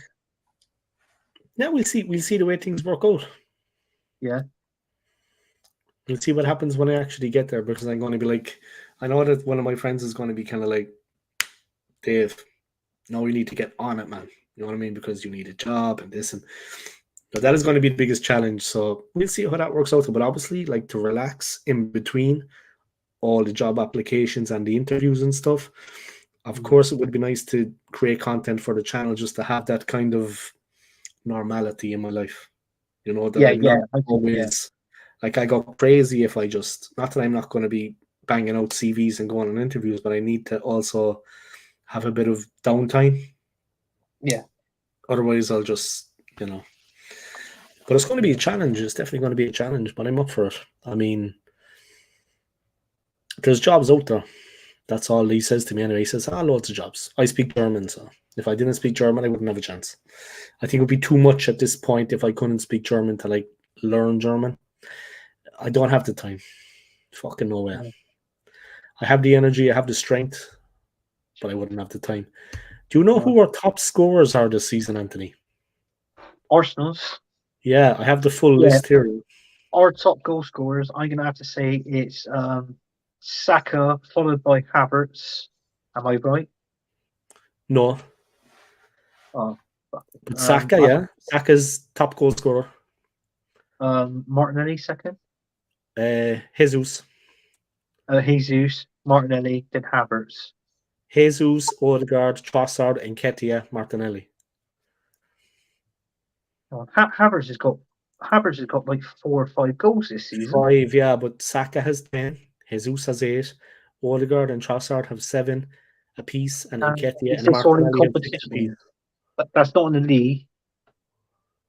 That's not in the league. Saka hasn't scored 10, but that's in all competitions, like that's FA all competitions. Cup, yeah. FA Cup, Premier League, EFL, all competitions, yeah. Champions League also. Yep. But assists, Saka as well has like 10 goals, 12 assists, miles ahead of everybody else. Trossard has a decent goal ratio though, 7. Not bad, man. Nah, he's all right, Trossard. I like Trossard, but unfortunately, I can see some of these players leaving because they're saying with Arsenal as well. I think FFP's knocking as well, aren't they? So that means we might have to get rid of maybe one of our good players, or maybe 2 of them, just to bring that wages down. Because our most prolific player, though, I'm just looking at the stats here, is Trossard. You know, minutes per goal and goals per 90. Trossard is way ahead of everybody else. Like, for being prolific, for taking the chances in a small period of time. Like, the amount of minutes per goal, he's very quick, way ahead of everybody else. Trouble is, though, why didn't you play? It's like what I said. I'll be honest with you, Dave. I don't like this 4-3-3 formation what we're playing. I'd rather go 4-2-3. But now there's talks in this Liverpool game. there's talks that what's his name? Thomas Partey, he might be back for the game. Luca, he put no. I reckon he looks like Fabio Vieira. That's why he put it. Ah, Yeah, he looks like Fabio Vieira. He's Fabio Vieira. So we got Mikel Arteta and Fabio Vieira in the same chat, Dave, on the same stream. What more can you ask for? well, Luca looks So, like Fabio Vieira. Yeah, Luca. Do you reckon he looks like Fabio Vieira? I look like Ian Wright. No, they're Wait, definitely. wait, no. Bear with me, no, guys. Bear with me. Let me just do this. What about now? No. Do you know you What had your about old now? school? You know you had your old school Gunners, the Gunners, the cards, old school Gunners. I When still you have was them on now. there, yeah, you was clean shaven and that. I got to be honest with you. I thought you looked a bit like David Cameron on these. Ah, yeah. The Caminator. Yeah, the Caminator. Caminator, David Cameron. Yeah, Maybe a little bit, maybe a little bit, I think that's Yeah. fair.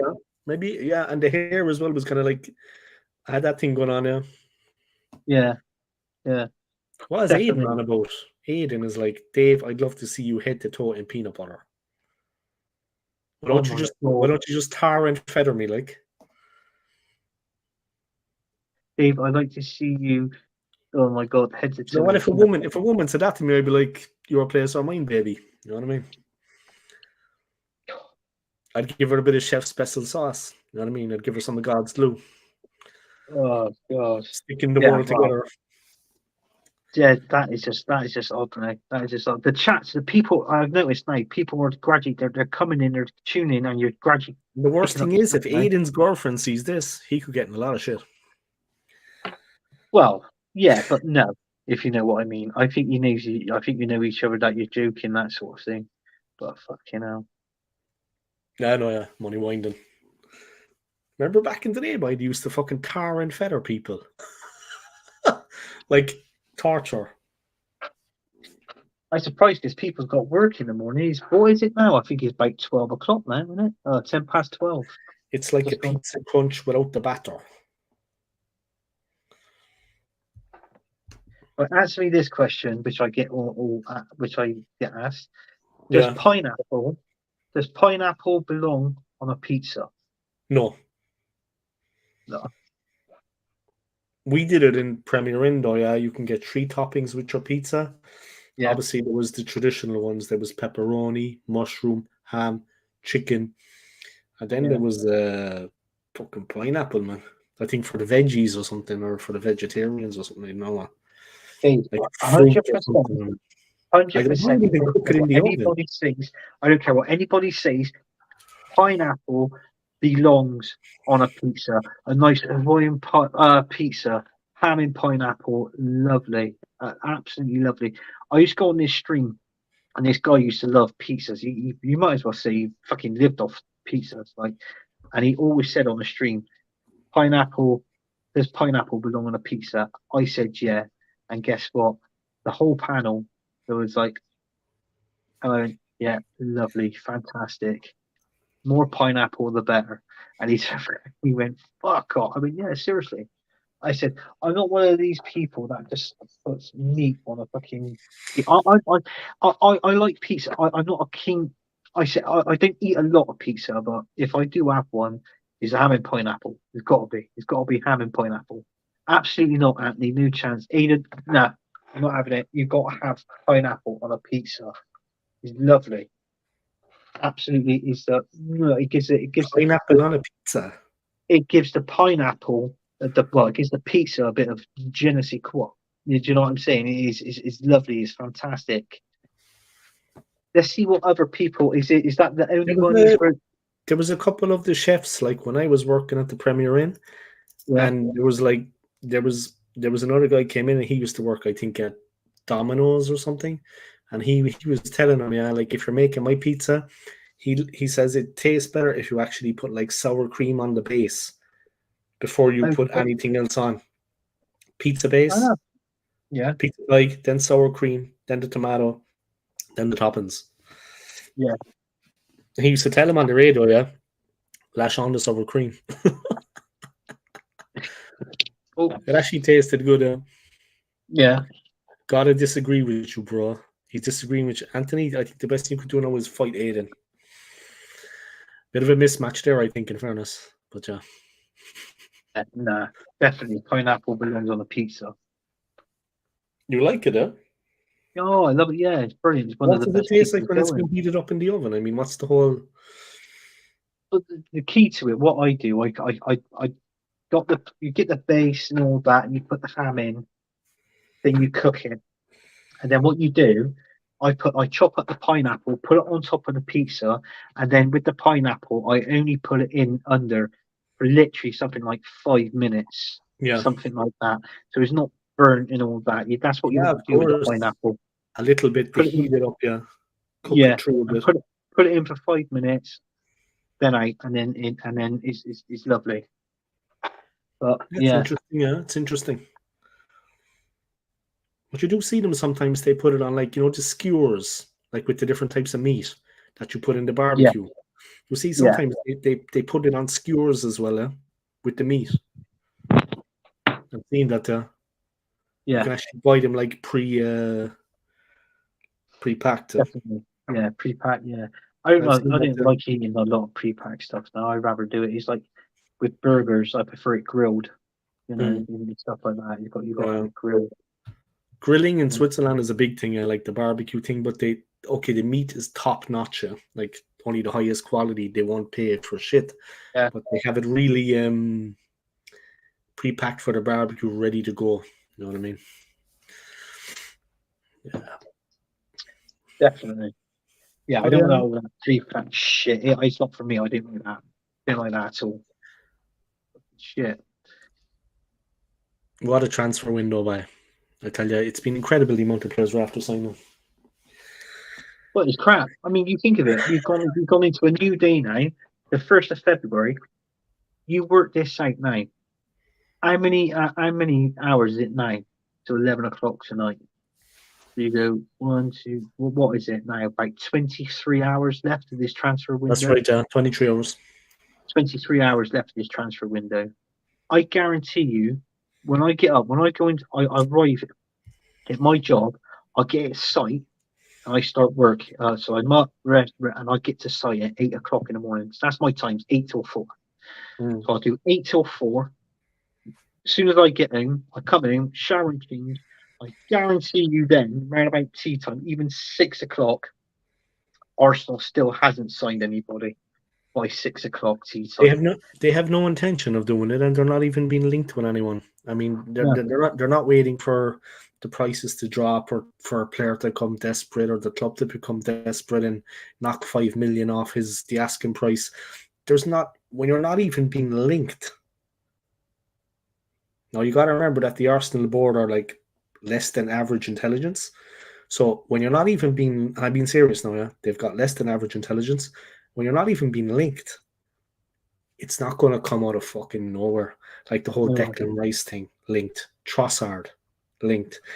These signings do not just, like, no one's going to be desperate and knock 10 million off the asking price. I mean, they just, Arteta, like the game yesterday, well, it's 2 days ago now, yeah, the game against Forest, when we were struggling in the first half, he was fully content to let it ride out like that. We got ahead in the end and we won, but he still would have thought at the end of that game, if it was a 0-0 and we dropped 2 points, he would have seriously thought still, well, there's no problem there. Yeah. Like he's bringing in Smith Rowe now as if like, well, let's bring in Smith Rowe because, that's our new signing, is it? I mean, what the fuck, man? It's almost like, we need 4 players. We have players on the bench. Smith Rowe's back in. We don't need signings. The team needs some fresh blood, like an injection for morale, more than anything, like a mental thing. Yeah. We need 4 players, Dave. 4 players. We need left back. We need a left back. We need a backup from Saka. Right? Or a player that is good enough that we can rotate. So that's 2, right? I feel that we might need another DM in the team, right? Because partly is too injury free, right? So so I feel that we need another DM somewhere there that can work alongside Declan Rice. and also a striker. Mm. That's four players. So in all fairness, that's what we need to do. Zinchenko, I'm sorry, but he can't be left back. I think Mikel Arteta I think he's better off. He's got to do something next season with Kieran Tierney. I think he's got to respect him and say, look, let me offer you a contract. The pass is the pass. I know we may not get on or see eye to eye, but there you go, mate. Here's a contract. I'll give you first team football. I've come to my senses now. You're the number one left back for us, and then hopefully then we got Timber back in that can play in that position. Our centre backs of Kiwar, Gabriel Saliba, and right backs of Ben White and Tomiyasu. We'll have to get we most probably have to buy a centre back. I would bomb Rhea back to Brentford, bring in Ramsdale. We've got another young goalkeeper. He seems pretty decent. Put him as our number 2. So we need to buy a centre back. I think we need to buy a DM, a right midfielder, and a striker. And I got to be honest with you, Arteta has got to turn around. He's got to demolish this formation of 4-3-3, play a 4-2-3-1. I'm not being funny. When we played that, Dave, Martinelli 15 goals, Odegaard was 15 goals, Saka was 15 goals. Jesus, because he was out with that lengthy time of injury. We had Jesus on 12 or 13 goals. He could have scored at least number 2 goals, 15. So I'm not being funny. That's 4 players on 15 goals there, let's say, for a figure of speech, a season, right? That's 60 goals coming from. I don't think Mikel Arteta wants to sign these players that when you get a striker for 20, that can score 20 goals, if he's injured, where's your other goals coming from? I think he wants to create where you've got goal scorers over the attacking options. Yeah. You know what I'm saying? So this is what I think he's trying to. I think that's the only option I can come up with. Sure, hasn't been working though. Oh. No, because he demolished that 4-2-3-1 formation. Now he's playing 4-3-3. Odegaard, you're playing a cam further back down there. You've got with more threat up front, man. You've got more threat up front. There's a one guy up front. There's 3 supporting when they attack. You've got the 2 that can play. We can play wide with the 2, like the left back and the right back can come in and play with the pivot. When one goes up, one stays back. So you've got the pivot then of Thomas Partey and Declan Rice. We can play narrow in, and we need to play narrow in the midfield. And then you've got them 2 in front of the defence that can protect the back 4. And then when I see double pivot, one goes up, one stays back. And the press, the press. You've got 1 up front and you've got 3 supporting. They're pressing, and the one guy is up there to snap on the ball when the ball comes loose. Do you know? It's like the pressure is there, and sometimes they fucking forget about him. Yeah, because the 3 are pressing. He's in the pocket. He's in the hole. The ball breaks. He's already there to snap on it. That's it. Done. Sorted. Pressing, man. Pressing as well. We're better from the front because we have that extra.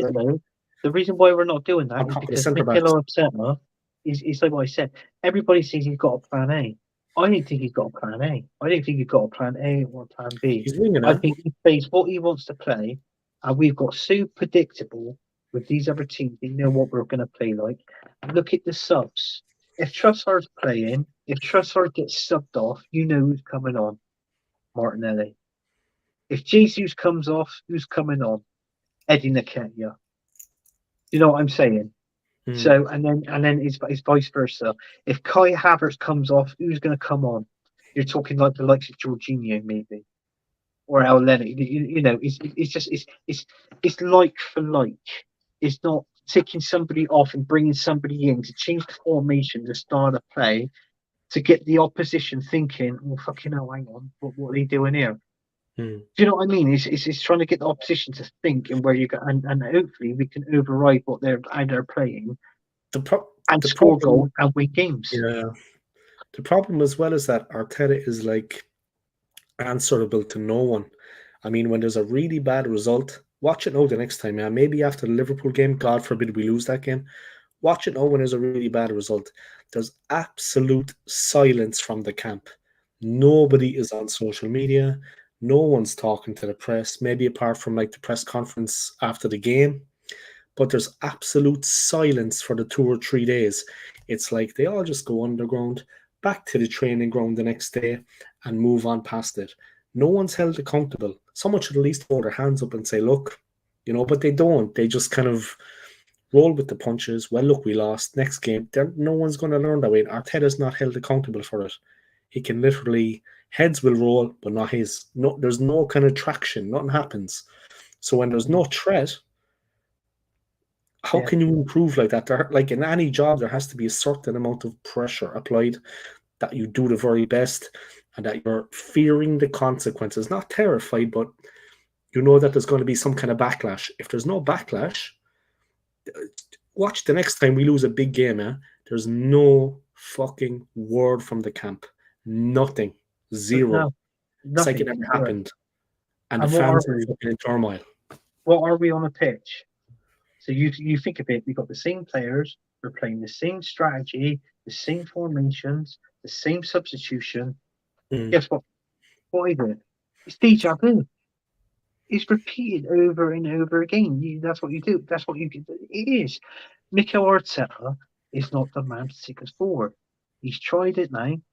I never knew one FA Cup win. He's not a manager. He's not a football manager. He's a former player. He's a former player. And number 2, at Man City. And then he's come over and managed. Everything at the minute is backwards at Arsenal Football Club. It's absolute backwards. The build-up play is very slow on the backsman as well yesterday. And I'm glad. And I found out what I saw the other day on a video. Obviously, we got Win the Dog. I'm glad fucking Tavares is actually at Nottingham Forest. Did you hear about that? What Tavares done with his dog? No. Oh, I did the kissing. He did the kissing. I think he stuck his tongue down the dog's throat or something stupid like that from what I've heard. Apparently, he's not one dog. I was told it was 2 dogs. I thought it was one, right? Obviously, because I haven't seen the video, but this is what I was told. This was on a stream that it was going back a few days ago. I was on there and I said, you what? And he said, yeah. And I was like, oh, fucking hell. So I don't know. Going to Loon on Nottingham. Yeah. So I think going to Loon on Nottingham Forest may have had some kind of effect on it. Maybe I don't know. Who is Sambi Lakonga playing for now? He's on Loon. He's fucking playing brilliant. He went on loan to Crystal Palace. Last time I know, he went on loan to Crystal Palace. Is it still Crystal Palace? Right. Yeah, I think he was playing with. I think he played the ball through for Eze or for the other fella. And I was like, fucking Sambi Lakonga, boy. It was like one pass from Lakonga and your man was in. And then he teed it up for the other fella, and the other fella smashed it home. They're a great double act, though, the 2 boys up front for Palace. Real handful. You know who they reminded me of? I'm going back a long way now, yeah. FN Okoku and Marcus Gale. A real handful. Wimbledon. Gale and Okoku. 2 big guys, rangy. Okay, Gale and Okoku were thugs as well, yeah, let's face it. I thought you were going to say dick off in one chop for Man City then. One chop? Dick. Yeah, but the trouble is, though, we bit the piss out of that because it said dick off with one chop. I was like, fuck me that alert, wasn't it? But, that was like the president of Costa Rica. Yeah, I know, yeah. But Paul then some guy beat the head off him in the football stadium. Did you see that? Some midget. Yeah. We used to some little guy beat him up. Yeah. Can you remember Paul Dickoff for us? When he played for us? Dickoff. Yeah. Fucking hell, he was a shout of shit, wasn't he? But he was a Scottish international, I thought. And but yeah, he was. That must have been the worst Scottish team of all time. No offense. Oh, we had some dire. We had some crap up front years ago. Not exactly at the level of the great Colin Hendry, man. He was some player. Hendry. Oh, Colin Hendry for Blackburn Rovers. He literally. Even though Gaza skinned him at Euro '96, Hendry was a very good player, man. Very good. Won the league, man. Yeah, he did with Blackburn. But if I remember correctly, I think he used to, before Blackburn, I swear he played for Coventry City. I swear he did. Colin Hendry. I think before he played for Blackburn Rovers, he played for Coventry City. For Coventry. Eh? I think you're right there. I think I'm right. You're going to Google it, aren't you? You're going to go. Let me. Otherwise, I'll be asleep tonight thinking about it. Thinking about Tavares kissing his dog, and did Hendry play for Coventry? That's how people on in my head, like. Oh my god. Tavares is a sick man, man. swear he did. Henry's a tough man, but holy He was fuck. a brave heart when he was proper brave heart when His he. team's a tough boy. Yeah, you're right, he did. Ah, Yep. After Blackburn, yeah, he went to Rangers. I take that Rangers. as Glasgow Rangers, huh? Yeah. Coventry City, Bolton, Preston, and Blackpool. All right. He managed as well, huh? Blackpool and Clyde. Yeah. I think he had a sad life as well. I think his wife was ill at one time. If that's the one. Injury. I think his wife. I'm not too sure. I think she. I'm not too sure she ended up passing away or something. She had some. Oh, I'm not too sure, but yeah, he was a good player. Injury, he's centre back. he was a good player, and like he was a bit of Martin Keown character. Yeah, I think Better than Keown. If I'm to be fair, I think he's a better player than Keown. But yeah, that's my opinion. You know, I think he's a better player than him. You know, all round sharper. But yeah, that's my opinion. You know. definitely sharper. Tough as nails. Tough as nails. Yeah, he was tough as nails. Yeah, and the do see trouble is though we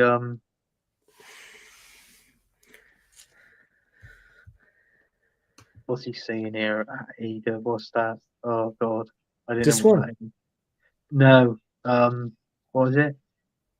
You ever buttered both sides of your toast? You know what? We know what side your bread is buttered on. In. Yeah. You know what I mean? And he said we finally signed a player. I think he's on about Celtic though, yeah. Oh, so yeah. He's a Celtic fan, yeah. Celtic fan. We Kurzawa. are We're linked with Kurzawa, but wages seem to be a problem for us. Yeah, I But think they it's Celtic. might still get it done on the last day, yeah. Yeah, I think they got like He didn't know this most probably more than me, but I thought that wouldn't have a clue. He wouldn't have a clue. they got like a lot of Korean players in there, aren't they? In that Celtic team. Careful now, careful. No. I just saying they I thought have you were got, sorry. I misread it. I'm joking. Huh? I misread the situation. I thought you were going to say something about they've got like people from Japan, South Korea. You know that sort of. They've gone to that sort of things to it. But I mean, I can't remember what I mean. The last time I looked at Celtic, I think they were second. They got their old manager there now, haven't they? Brendan Rodgers. So obviously, Big Brendan. He's a tough boy, him boy. Yeah. Scary guy, boy. Scary face. You know, a little something for you. Do you know when Brendan Rodgers was in charge of Leicester City? Mm. Do you know something? Leicester City he was on the wages at Leicester. I'm not too sure how much he's on at Celtic, but Leicester was paying him £10 million a season. Brendan Rodgers. How much? 10 million. He was on 10 million a year. Brendan Rodgers. It's spelled 10. Oh. £10 million a year. Happy days, boy. Yeah. Oh, I was right, was I? Oh yeah, they're top of the league road, 5 points clear. Yeah, and then you got them. What was the comment before he put up? That's right, mate. We have 3 crew. Yeah. You got 3. Yeah, I think you may have sold a couple more. I'm not too sure, but I think there was. I can remember there being a few sort of thing. He's getting paid $2 million a year. So fucking hell. So he's come down a hell of a lot in wages. Fuck me, I take it. Jesus, what the hell? That is the money he was on football. Seriously, he was at 10 million. I'm not too sure how much he earned at Liverpool, but his wages. He was on £10 million a year, a season at Leicester. That's crazy. Something else for you, just a thought. I'm sure the owners of that club are minted. Yeah, Mikel Arteta. He's the 5th highest paid manager in the Premier League. Mikel Arteta. No, honestly, he's Mikel Arteta. His wages. He's on 8.5 million a year in wages. Now, there was rumours that they were going to offer him another contract and it was going to extend to 2028. Did you hear this? And if you hear this, 2028, guess what? It turns out that he could be on anywhere between up to like 30 million pound a year. And I'm like, sod that, I'd rather get rid of him.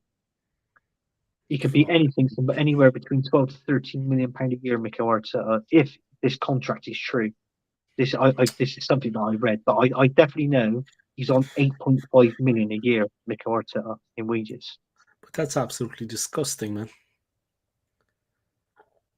I mean, the way the rest of us have to fucking live, man. Christ, in all fairness, like, I mean, seriously, he's not worth that even. No way. Yeah, he's on 8.5 Oh, million. London club is it? A big London club. Arteta's the manager. Let's pay him this amount of money because you know the club's in London. Fuck where the club is, man. Jesus Christ, Leicester City won the league in 2016. When we first signed him, he was first come over. He signed a £6 million a year contract with Arsenal.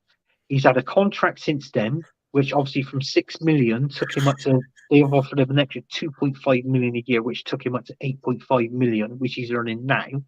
And then they're saying if they're offering him a 3-year contract, it could be anywhere up to around about the region of something like £4 million.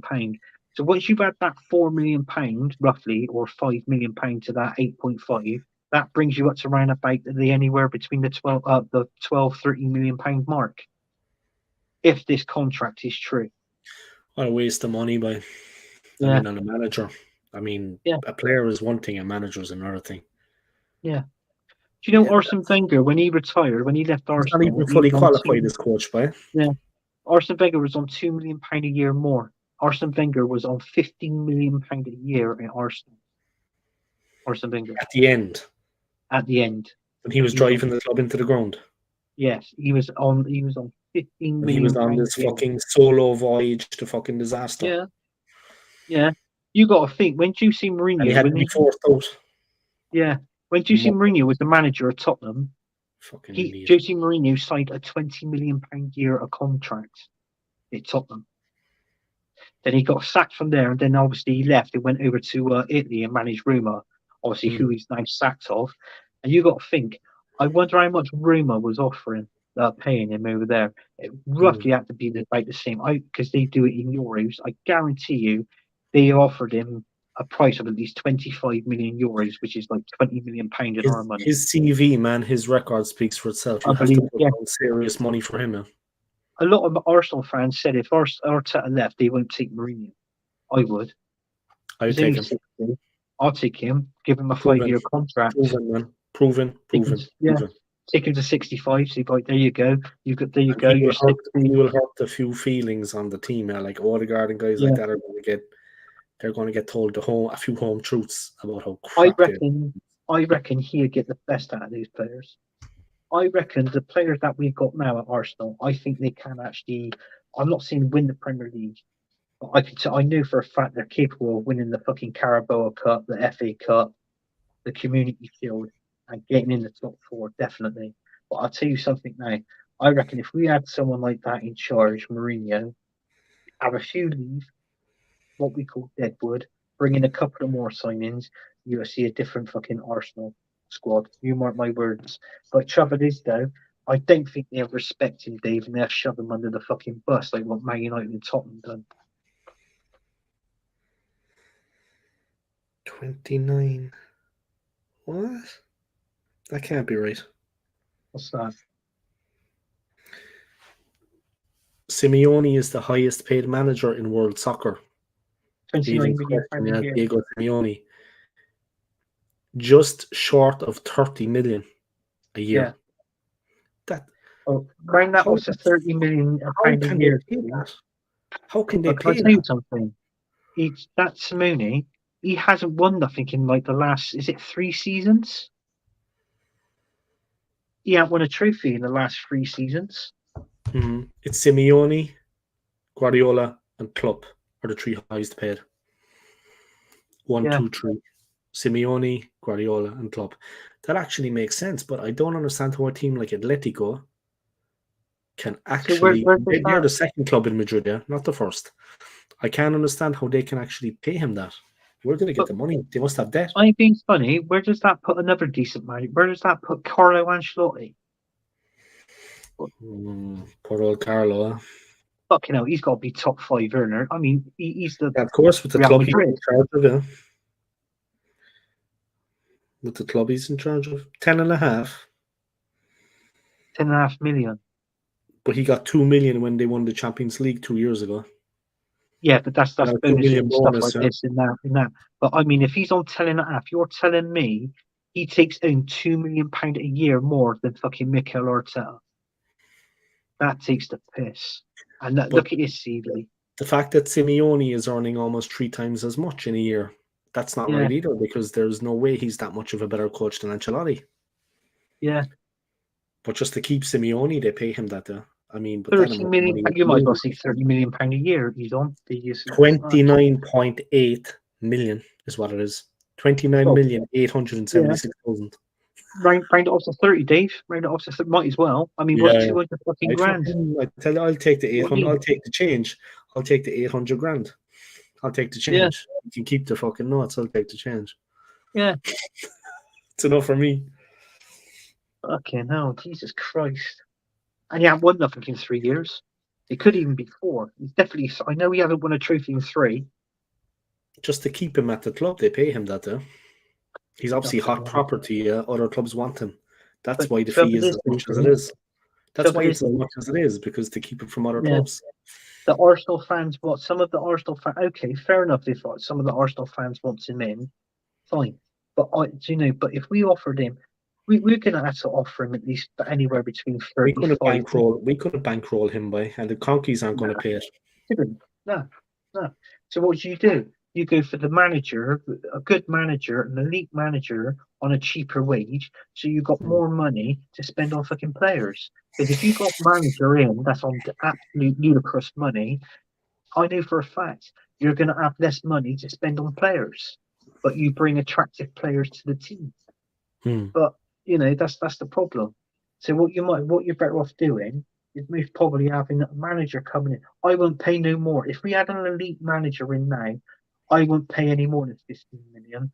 But the only manager that would accept 15 million pound a year, you'd be talking someone like a Jose Mourinho, a Conte, right? So you're talking these sort of managers that can go out there, win games and win us trophies, but on a cheaper payroll. That is those sort of managers that They have their money made as well, so they're not. They have their money made. Yeah. They manage for the thrill of the managing. The money is a token gesture at this point in their careers. Yeah. They manage for the sheer thrill of managing. Yeah. The money That's like me being an owner of Arsenal, and then you saying, "Look, Dave, I want you to manage Arsenal Football Club. Your CV looks attractive to me. Right, Thanks. here's what we're going to do. I'm going to offer you 15. I'm going to offer you a 3-year contract, 15 million pound a year. If you can win us the Premier League, we'll give you anywhere between 2 to 3 million pound in bonuses, right? And then you're going to say, yeah, I'm going to accept that. And do you know what I mean? So within those 3 seasons that you're the manager of, if you do a decent job, you're going to try and win the fucking league, aren't you? Get your bonus, that extra couple of mil towards the end. It's obvious. So these are the sort of managers that elite managers that we can attract, but on a cheaper wage.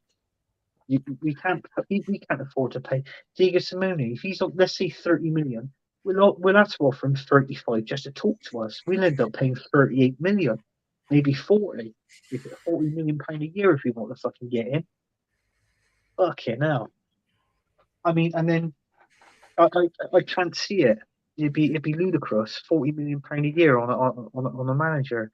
If he wins trophies and wins us like 7 Premier Leagues in 10 years, yeah, I'm all for that. But he ain't won nothing at Atletico Madrid for the last 3-4 fucking years. So that's a manager that I would most probably want. Yeah, they've been second to fiddle for the most part. I think they're just annoyed at, like, obviously the fee for Simeone is to keep him away from other clubs. Other clubs want him, he's hot property. But the thing is with him, like, they have been second fiddle to Real and to Ancelotti. Okay, this season they've won a couple of big games, like in the Copa del Rey. They've embarrassed some of the more established teams, but it's just, I think, the competition in Spain. The Atletico fans demand some kind of success, and they will do anything to get it. And they see Simeone as the man to take them forward. He's a fantastic manager. I mean, a top coach. He coaches them wrong sometimes. Yeah. You know, to injure players. I don't agree with injuring players just off the ball. Just going out to hurt the opposition and to injure them and put them out of action. I don't agree with that shit. No. But, but Arsenal ain't going to pay those that. kind of tactics are wrong, when the game is going against them, that's what they resort to. Yeah. I'm on about violence. I'm on about if you did it out on the road, you'd be locked up. That is disgraceful. I mean, that is not, you cannot do that shit. Like, but look, I understand his background. You know what I mean? Himself and Beckham, they had a bit of a run back in the day. But that's ancient history, no man. Yeah. But it was in the Beckham documentary on Netflix, and it was class because Simeone agreed to be interviewed. It was interesting what he had to say. They need to win a trophy this season, especially when Barca have been rank rotten this season. I need to win something. We need to win something. I mean, I'm not being funny how much that Barcelona manager, what he's on the year, but I got to be honest with you, it makes you think, why is he leaving? Xavi is the manager, isn't it? Xavi. Yeah, Xavi, yeah. So why is he leaving? Is it because Barcelona hasn't got the money? Arteta's on his way in. That's what they were saying about Arteta. Arteta's taking the job. Yeah, that's that. Do you know what? I would fucking love that. If Arteta left that, well, he could be on the. He'd be the dearest manager then. Why did he go? Because they've offered. It was reported that they were going to offer Arteta 30 million pounds to buy. To manage Barcelona. So if that's the case, he'd be the dearest manager. Go on, Arteta. Go on, piss off.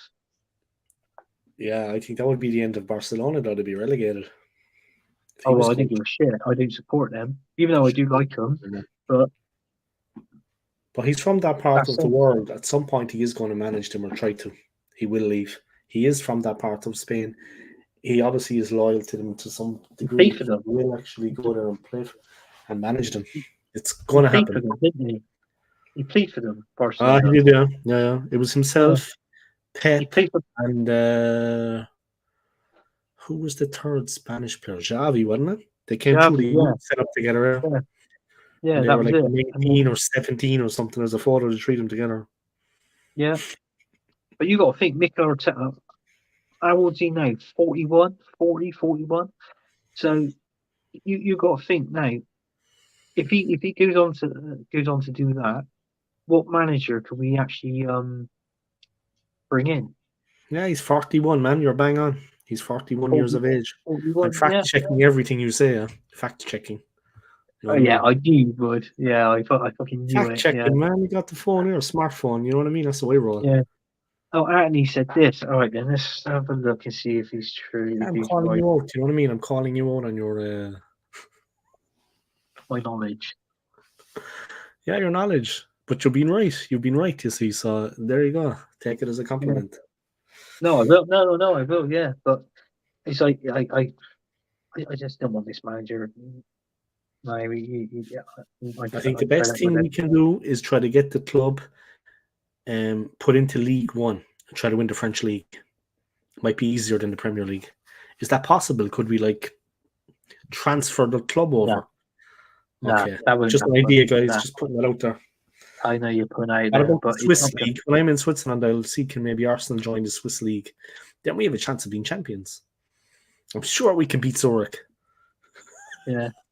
Imagine that if we got beaten 7-1 by Zurich, 8-1 by Basel, and then we were just like, yeah, okay, we'll just go back to the Premier League then. So you're gonna is that one thing you're gonna do? Is probably watch a couple of games when you're over there? Oh, definitely, yeah, definitely. I look forward to it. And now Zurich have their own proper football stadium. Finally, it went through after years and years and years of protests and residents in the city being against it. They were playing their club at the athletics track, the Letzigrund, which is in the rough part of the city, a real shithole. But they were playing in like in an athletic stadium. So between the fans and the pitch was like the race track, the running track. So there was always that kind of lack of atmosphere as such. Even though the ultras always they have crazy ultras, they try to, get it going. But now they have their own football stadium with an actual, like, close to the pitch, Be good to see it. Be good to see it. Yeah, because Basel though have the more professional setup of what I've seen in Switzerland. Like the more professional team in Switzerland is FC Basel. They were successful for so many years, Champions League, and they were league champions. Their stadium is like a proper cauldron, a real football stadium. Yeah. They have hardcore ultras as well, like serious boys. Like maybe 300, 400 of them. They come in and they go into the section just before the game starts. Yeah. And they have their own guys to kind of control them, like the stewards leave the controlling to the like 6 or 7 ultras that go up on like high platforms and control the crowd. Like from that they don't, like at times they were going to just kick off, like against Zurich, for example, because Basel and Zurich don't get on. And then like they were just about to break loose and fucking kill someone. Yeah. And of course the riot police were there outside waiting for them. But like the fans, like the Basel ultras, like the hierarchy, they were controlling the ultras, like 7 of them. Yeah, they were standing on like pillars, like I said. They just managed to fucking calm them down. Like when I was watching they played Real Madrid, and one of the Real Madrid fans, he jumped onto the pitch with his white Real Madrid jersey and with the scarf around his wrist. Yeah, he had the scarf tied onto his wrist, and he ran the length of the pitch into the Basel section. Some of the younger Basel hooligans, they're like 17 or 18, fit as fuck. They jumped up over the security fence, which was like maybe 7 feet, 8 feet, up over the top of it, flipped out onto the pitch, 3 of them. They picked up the corner flag and they started fucking flaking him with it. And the top ultras were like this then to the rest of them, to the rest of the crowd. They were looking back on the pitch to see the guy doing what he was doing, and they were telling the rest of them, stay, because they'll get penalised. The club will actually get repercussions. This was Champions League, but they were flaking the guy with the corner flag, the Real fan that ran down to celebrate in front of the Basel ultras. 3 of the young guys, they were so fit, they jumped over it and started hitting him with the corner flag. It was 3 against 1, you know what I mean? That's what I saw. They have a real hooligan problem in Switzerland, though. Yeah, it's like the country is so kind of like work that the young people, they tend to, the one outlet is football hooliganism. I know you probably think that's laughable, yeah, but they have some serious, dangerous guys. All joking aside, they're not to be messed with. They'll fucking kill you. Like, it's just the one area in Switzerland where it tends to be serious. Mm. Zurich and Basel is like the game where there's the most hatred. You know what I mean? Yeah, definitely. Yeah, seriously, it's hardcore there. They have to keep them under control there. But then again, it's Switzerland, so they can't kind of take away their right to go watch the game. It's like in Switzerland, it's like the people have a right to pursue a job, watch a football game, do whatever they want, basically, because there's a certain freedom in the country that people can live as they want, but they can let them go to the game, but then they need to police it, like hardcore. Yeah. Yeah, you'd be surprised if you went there. There's a real undercurrent at the games. Yeah, like it's, the riot police are everywhere after the game. Yeah, definitely. Yeah, man, serious. So, all right. Yeah, go on. Yeah, what I'm going to do, Dave, I'm going to go. I'll write it off to the nearest hour. I'll go till 1 o'clock, like another 10 minutes or so. Yeah, no bother. And then we'll cut it. Yeah, no bother, because tomorrow, today again, we're gonna. Yeah, because I'm not that. I'll watch Predator there. I'm sure Predator's on the TV there. So then, what you do is, I think what it is on the telly there, you got for the roundup. I think you've got to go on to BBC iPlayer and press the red button, and then I think what it do, it bring up the transfer window for you for the last day. Let me just turn the sound on here, make sure there's no sound.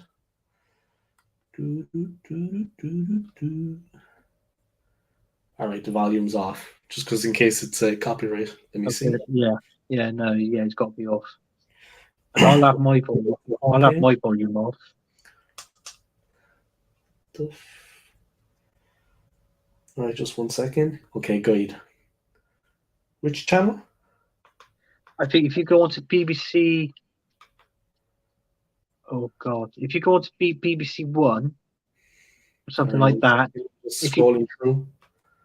it's either BBC One or BBC iPlayer, and you've got to. I think they tell you to press the red button. You can actually watch the NASA transfer window.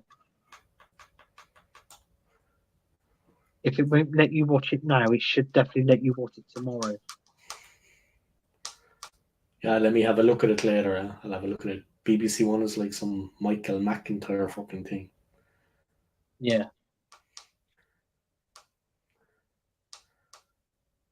Because obviously we're now in through it. I'm just having a look through there. It's a pity though that there's no like cup games on at the moment. You know, I could watch it on the big screen. Ah well. I'll have a look at that later. Yeah, I just feel like, you know, that's what it is. If you try later on today, around about 4 or 5 o'clock-ish or whatever, just see if it's on there. It should be on there because you could press the red button. I think it'd be final score. Yeah, the red button, yeah. Yeah, the red button, it'd come up final score. Go on to that, and all that final score is pretty much roughly watching the same as Sky Sports News, but at least, you know, you can do a sort of stream with it as well, like, you know, and keep looking and see if people's gone anywhere or whatever. Yeah. It's like a live transfer center. Yeah. So that's the only thing you'll get from you'll get from that, and then I can watch it here on Sky Sports News.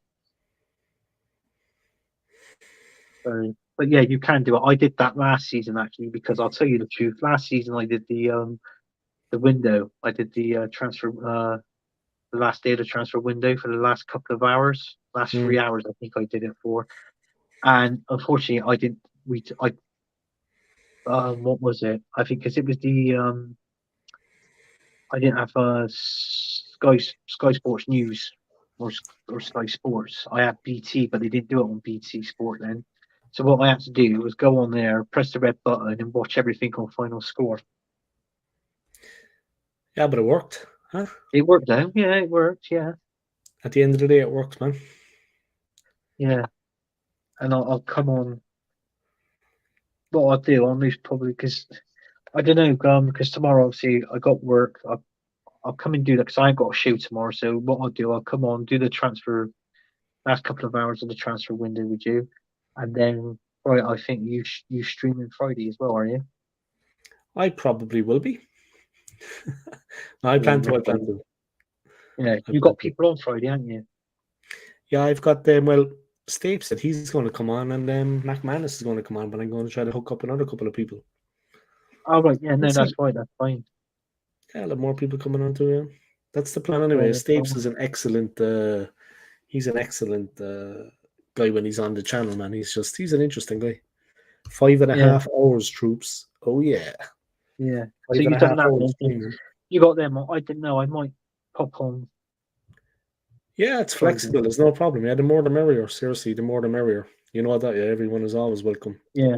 Because on Friday I can do it straight. Because I'm not working. I'm not working Friday. I'm not in Friday.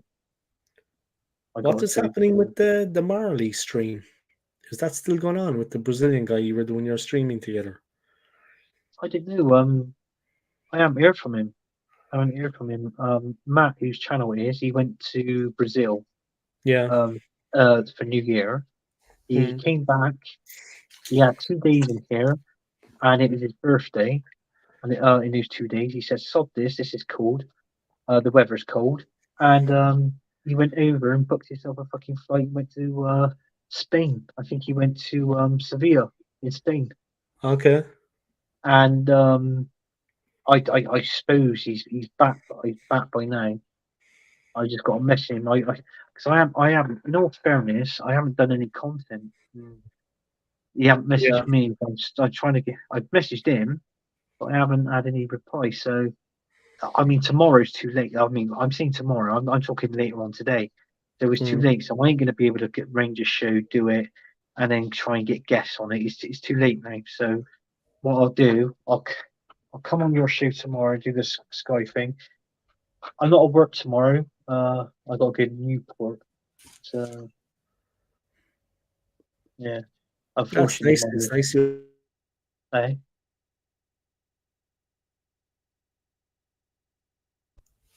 No, he's gone. He's freezed. I'm here. He's here. Am I frozen? Am I? You did freeze, yeah. Yeah, it's fucked. It jumped there like a blip. I think that's the airplane flying over.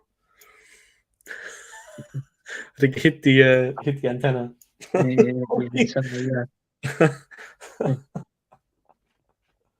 But yeah, I'll do that tomorrow. I'll definitely come on tomorrow and do that. So that's 2 days. And your third one, you've got people on there.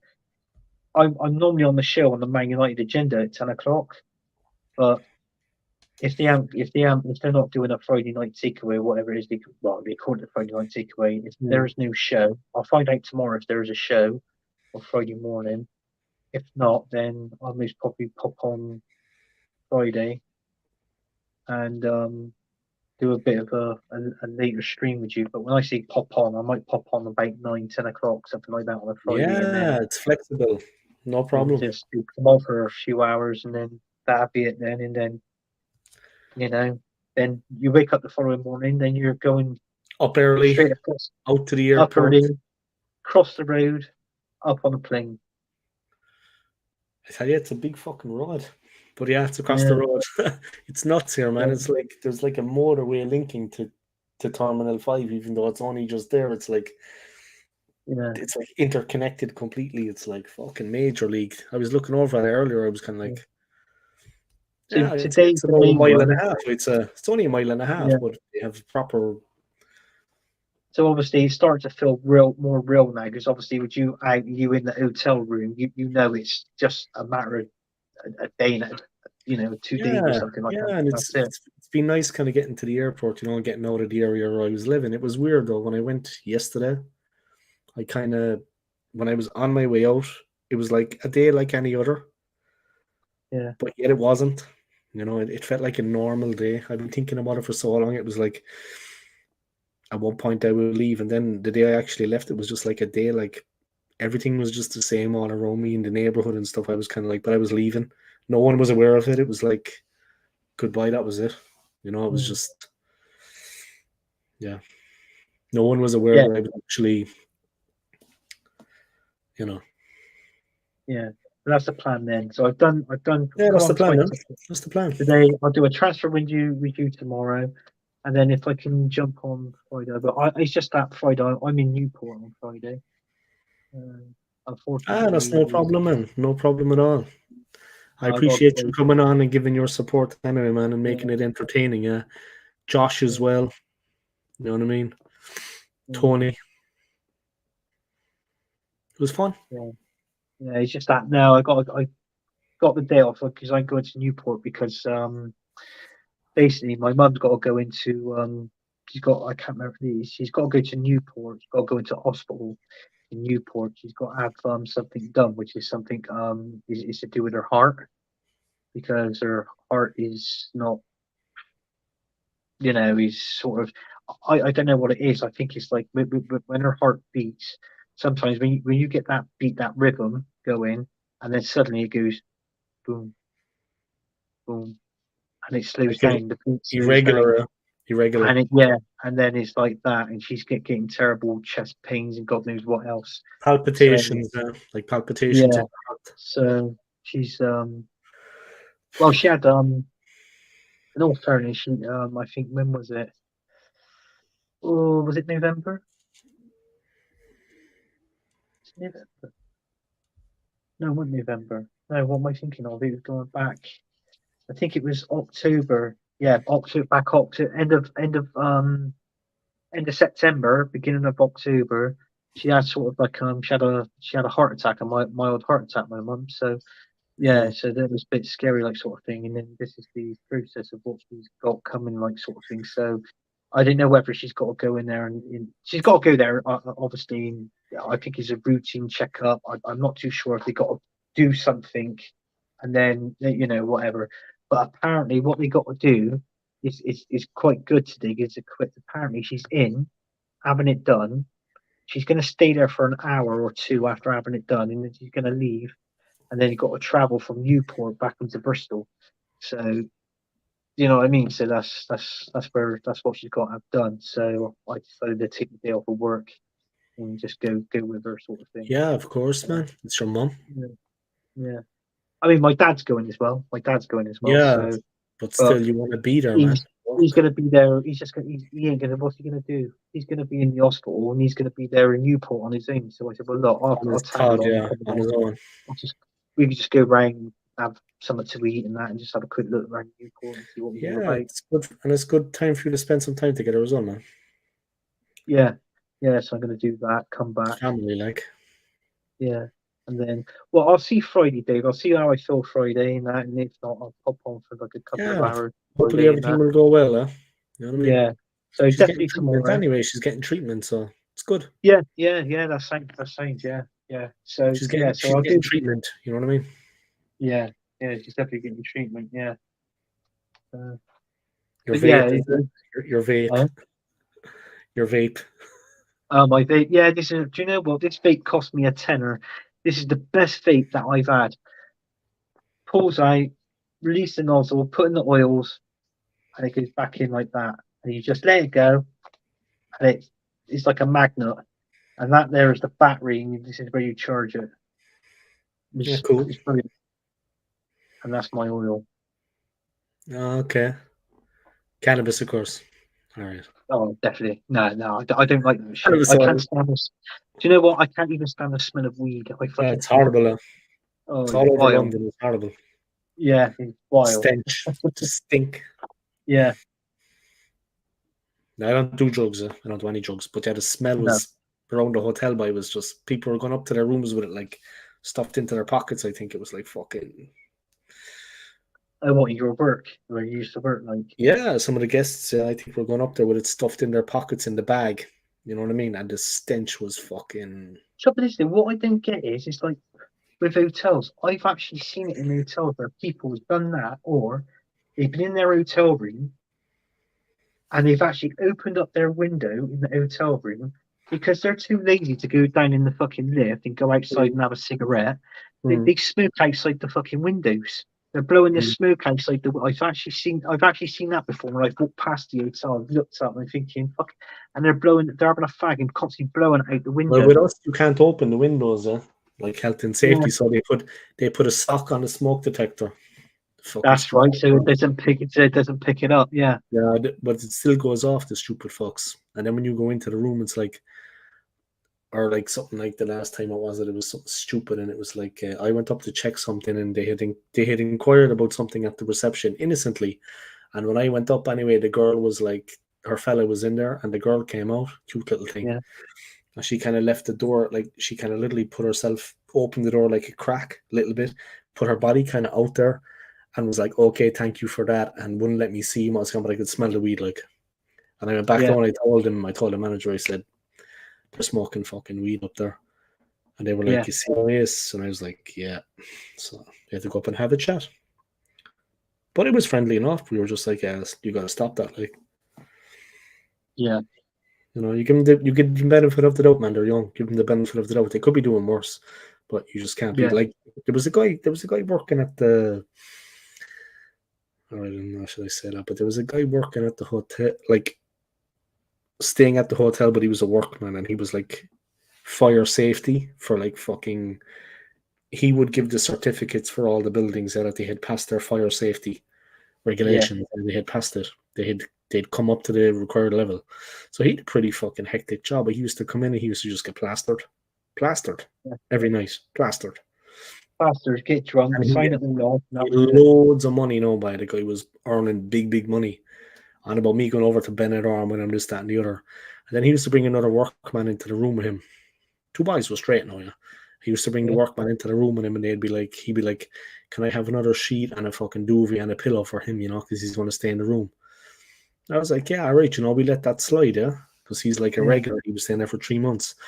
And then when I went in to bring up the fucking duvet and stuff, I knocked on the door. I said, reception. He knew it was me, yeah, because he'd asked me to do it, yeah, like on the side. So I walked in with the stuff, no problem. Yeah. The fucking table was full of coke, man. I mean, there was a fucking pile of it there. It was like fucking flour, like baking a cake. And he goes, "You want some?" I says, "I don't touch that shit, man." I said, "But thanks anyway." I said, I was firm. I said, "I don't touch that, man, but thanks anyway." And I fucked off out of it. I mean, if the cops went in there, by one word, he was stupid because one word from me, he's done. You know what I mean? Yeah. I was like, I didn't see him again ever again. Then after that, I actually sure he passed away. All joking aside, I think he actually just died. My opinion, anyway. I think he just fucking that shit killed him. I think. I don't know. I never saw him again after that. Okay. Yeah, but he had the money, you see, to finance all that shit, and he was making like, I'd say he was clearing maybe 10 grand a month, maybe more. You know, he was the licensing officer for he was the big boy, yeah. So he's obviously getting big money. You know what I mean? He was actually all right, you know, but I never seen him sober. No. Anyway, talk later, bro. Anyway, yeah. I'm gonna watch some TV and wind down. Thanks for coming on, yeah. Yeah, no, that's fine. I knew you was going to do this anyway, and I said I promised you I'd be on there and that. Yeah, sure, but I appreciate it too. And that was it. Yeah, no, that's same beef. I don't mind. So yes, I'll definitely come on tomorrow. We do the last hour or two of the transfer window, and that, and then I'll just get off. Go to Newport on Friday, and then when I'm back, not that I think with a Saturday I could stay up a little bit later, and then we have another little chat or something like that, depending if there's a show or not. If there ain't a show, then I'll pop on. If there is, I'll most probably do that. And if you're still, I'll look to see if you're still live, and then I'll jump on for like an hour or two or something like that after. Yeah, no problem. All right. You're always welcome, man. Okay, mate. Goodbye from me. Goodbye from Gunnosaurus. Goodbye from Heathrow. Goodbye from my fucking homeboy hotel. My palatial palace. That does look like a massage parlor. I'll tell you. My knocking shop. Yeah, all right, adios, amigo. I even got the flowers, Dave, to go with it. The colors of them. I think, we can put them on the windowsill there. That would work. Yeah, they got lights on them as well. The red light bulbs. Okay. Just need the red light bulbs. Yeah, I think.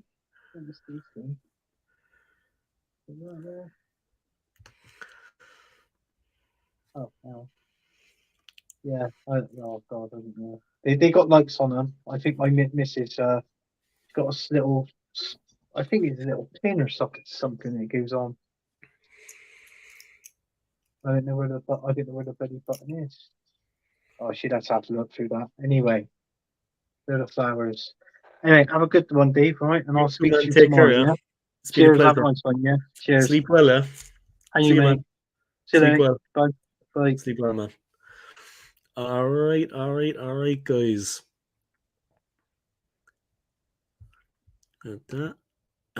All right, guys. I'm gonna wrap up the stream. I just want to thank everybody for coming on. Yeah, your continued support. It's been almost like 6 hours. I can still see you, Anthony. Yeah, it's been almost like 6 hours. I had to remove Anthony there because he's just messy. Didn't know what he's doing. But yeah, I'm going to knock off there, guys. Goodbye from me. Goodbye from Gunnosaurus. Goodbye from Anthony. And take it easy, yeah. And come on, you Gunners. Peace. And see you later, Aidan, man. Sleep well, eh? And thanks for supporting the channel as always. Talk soon, Aidan.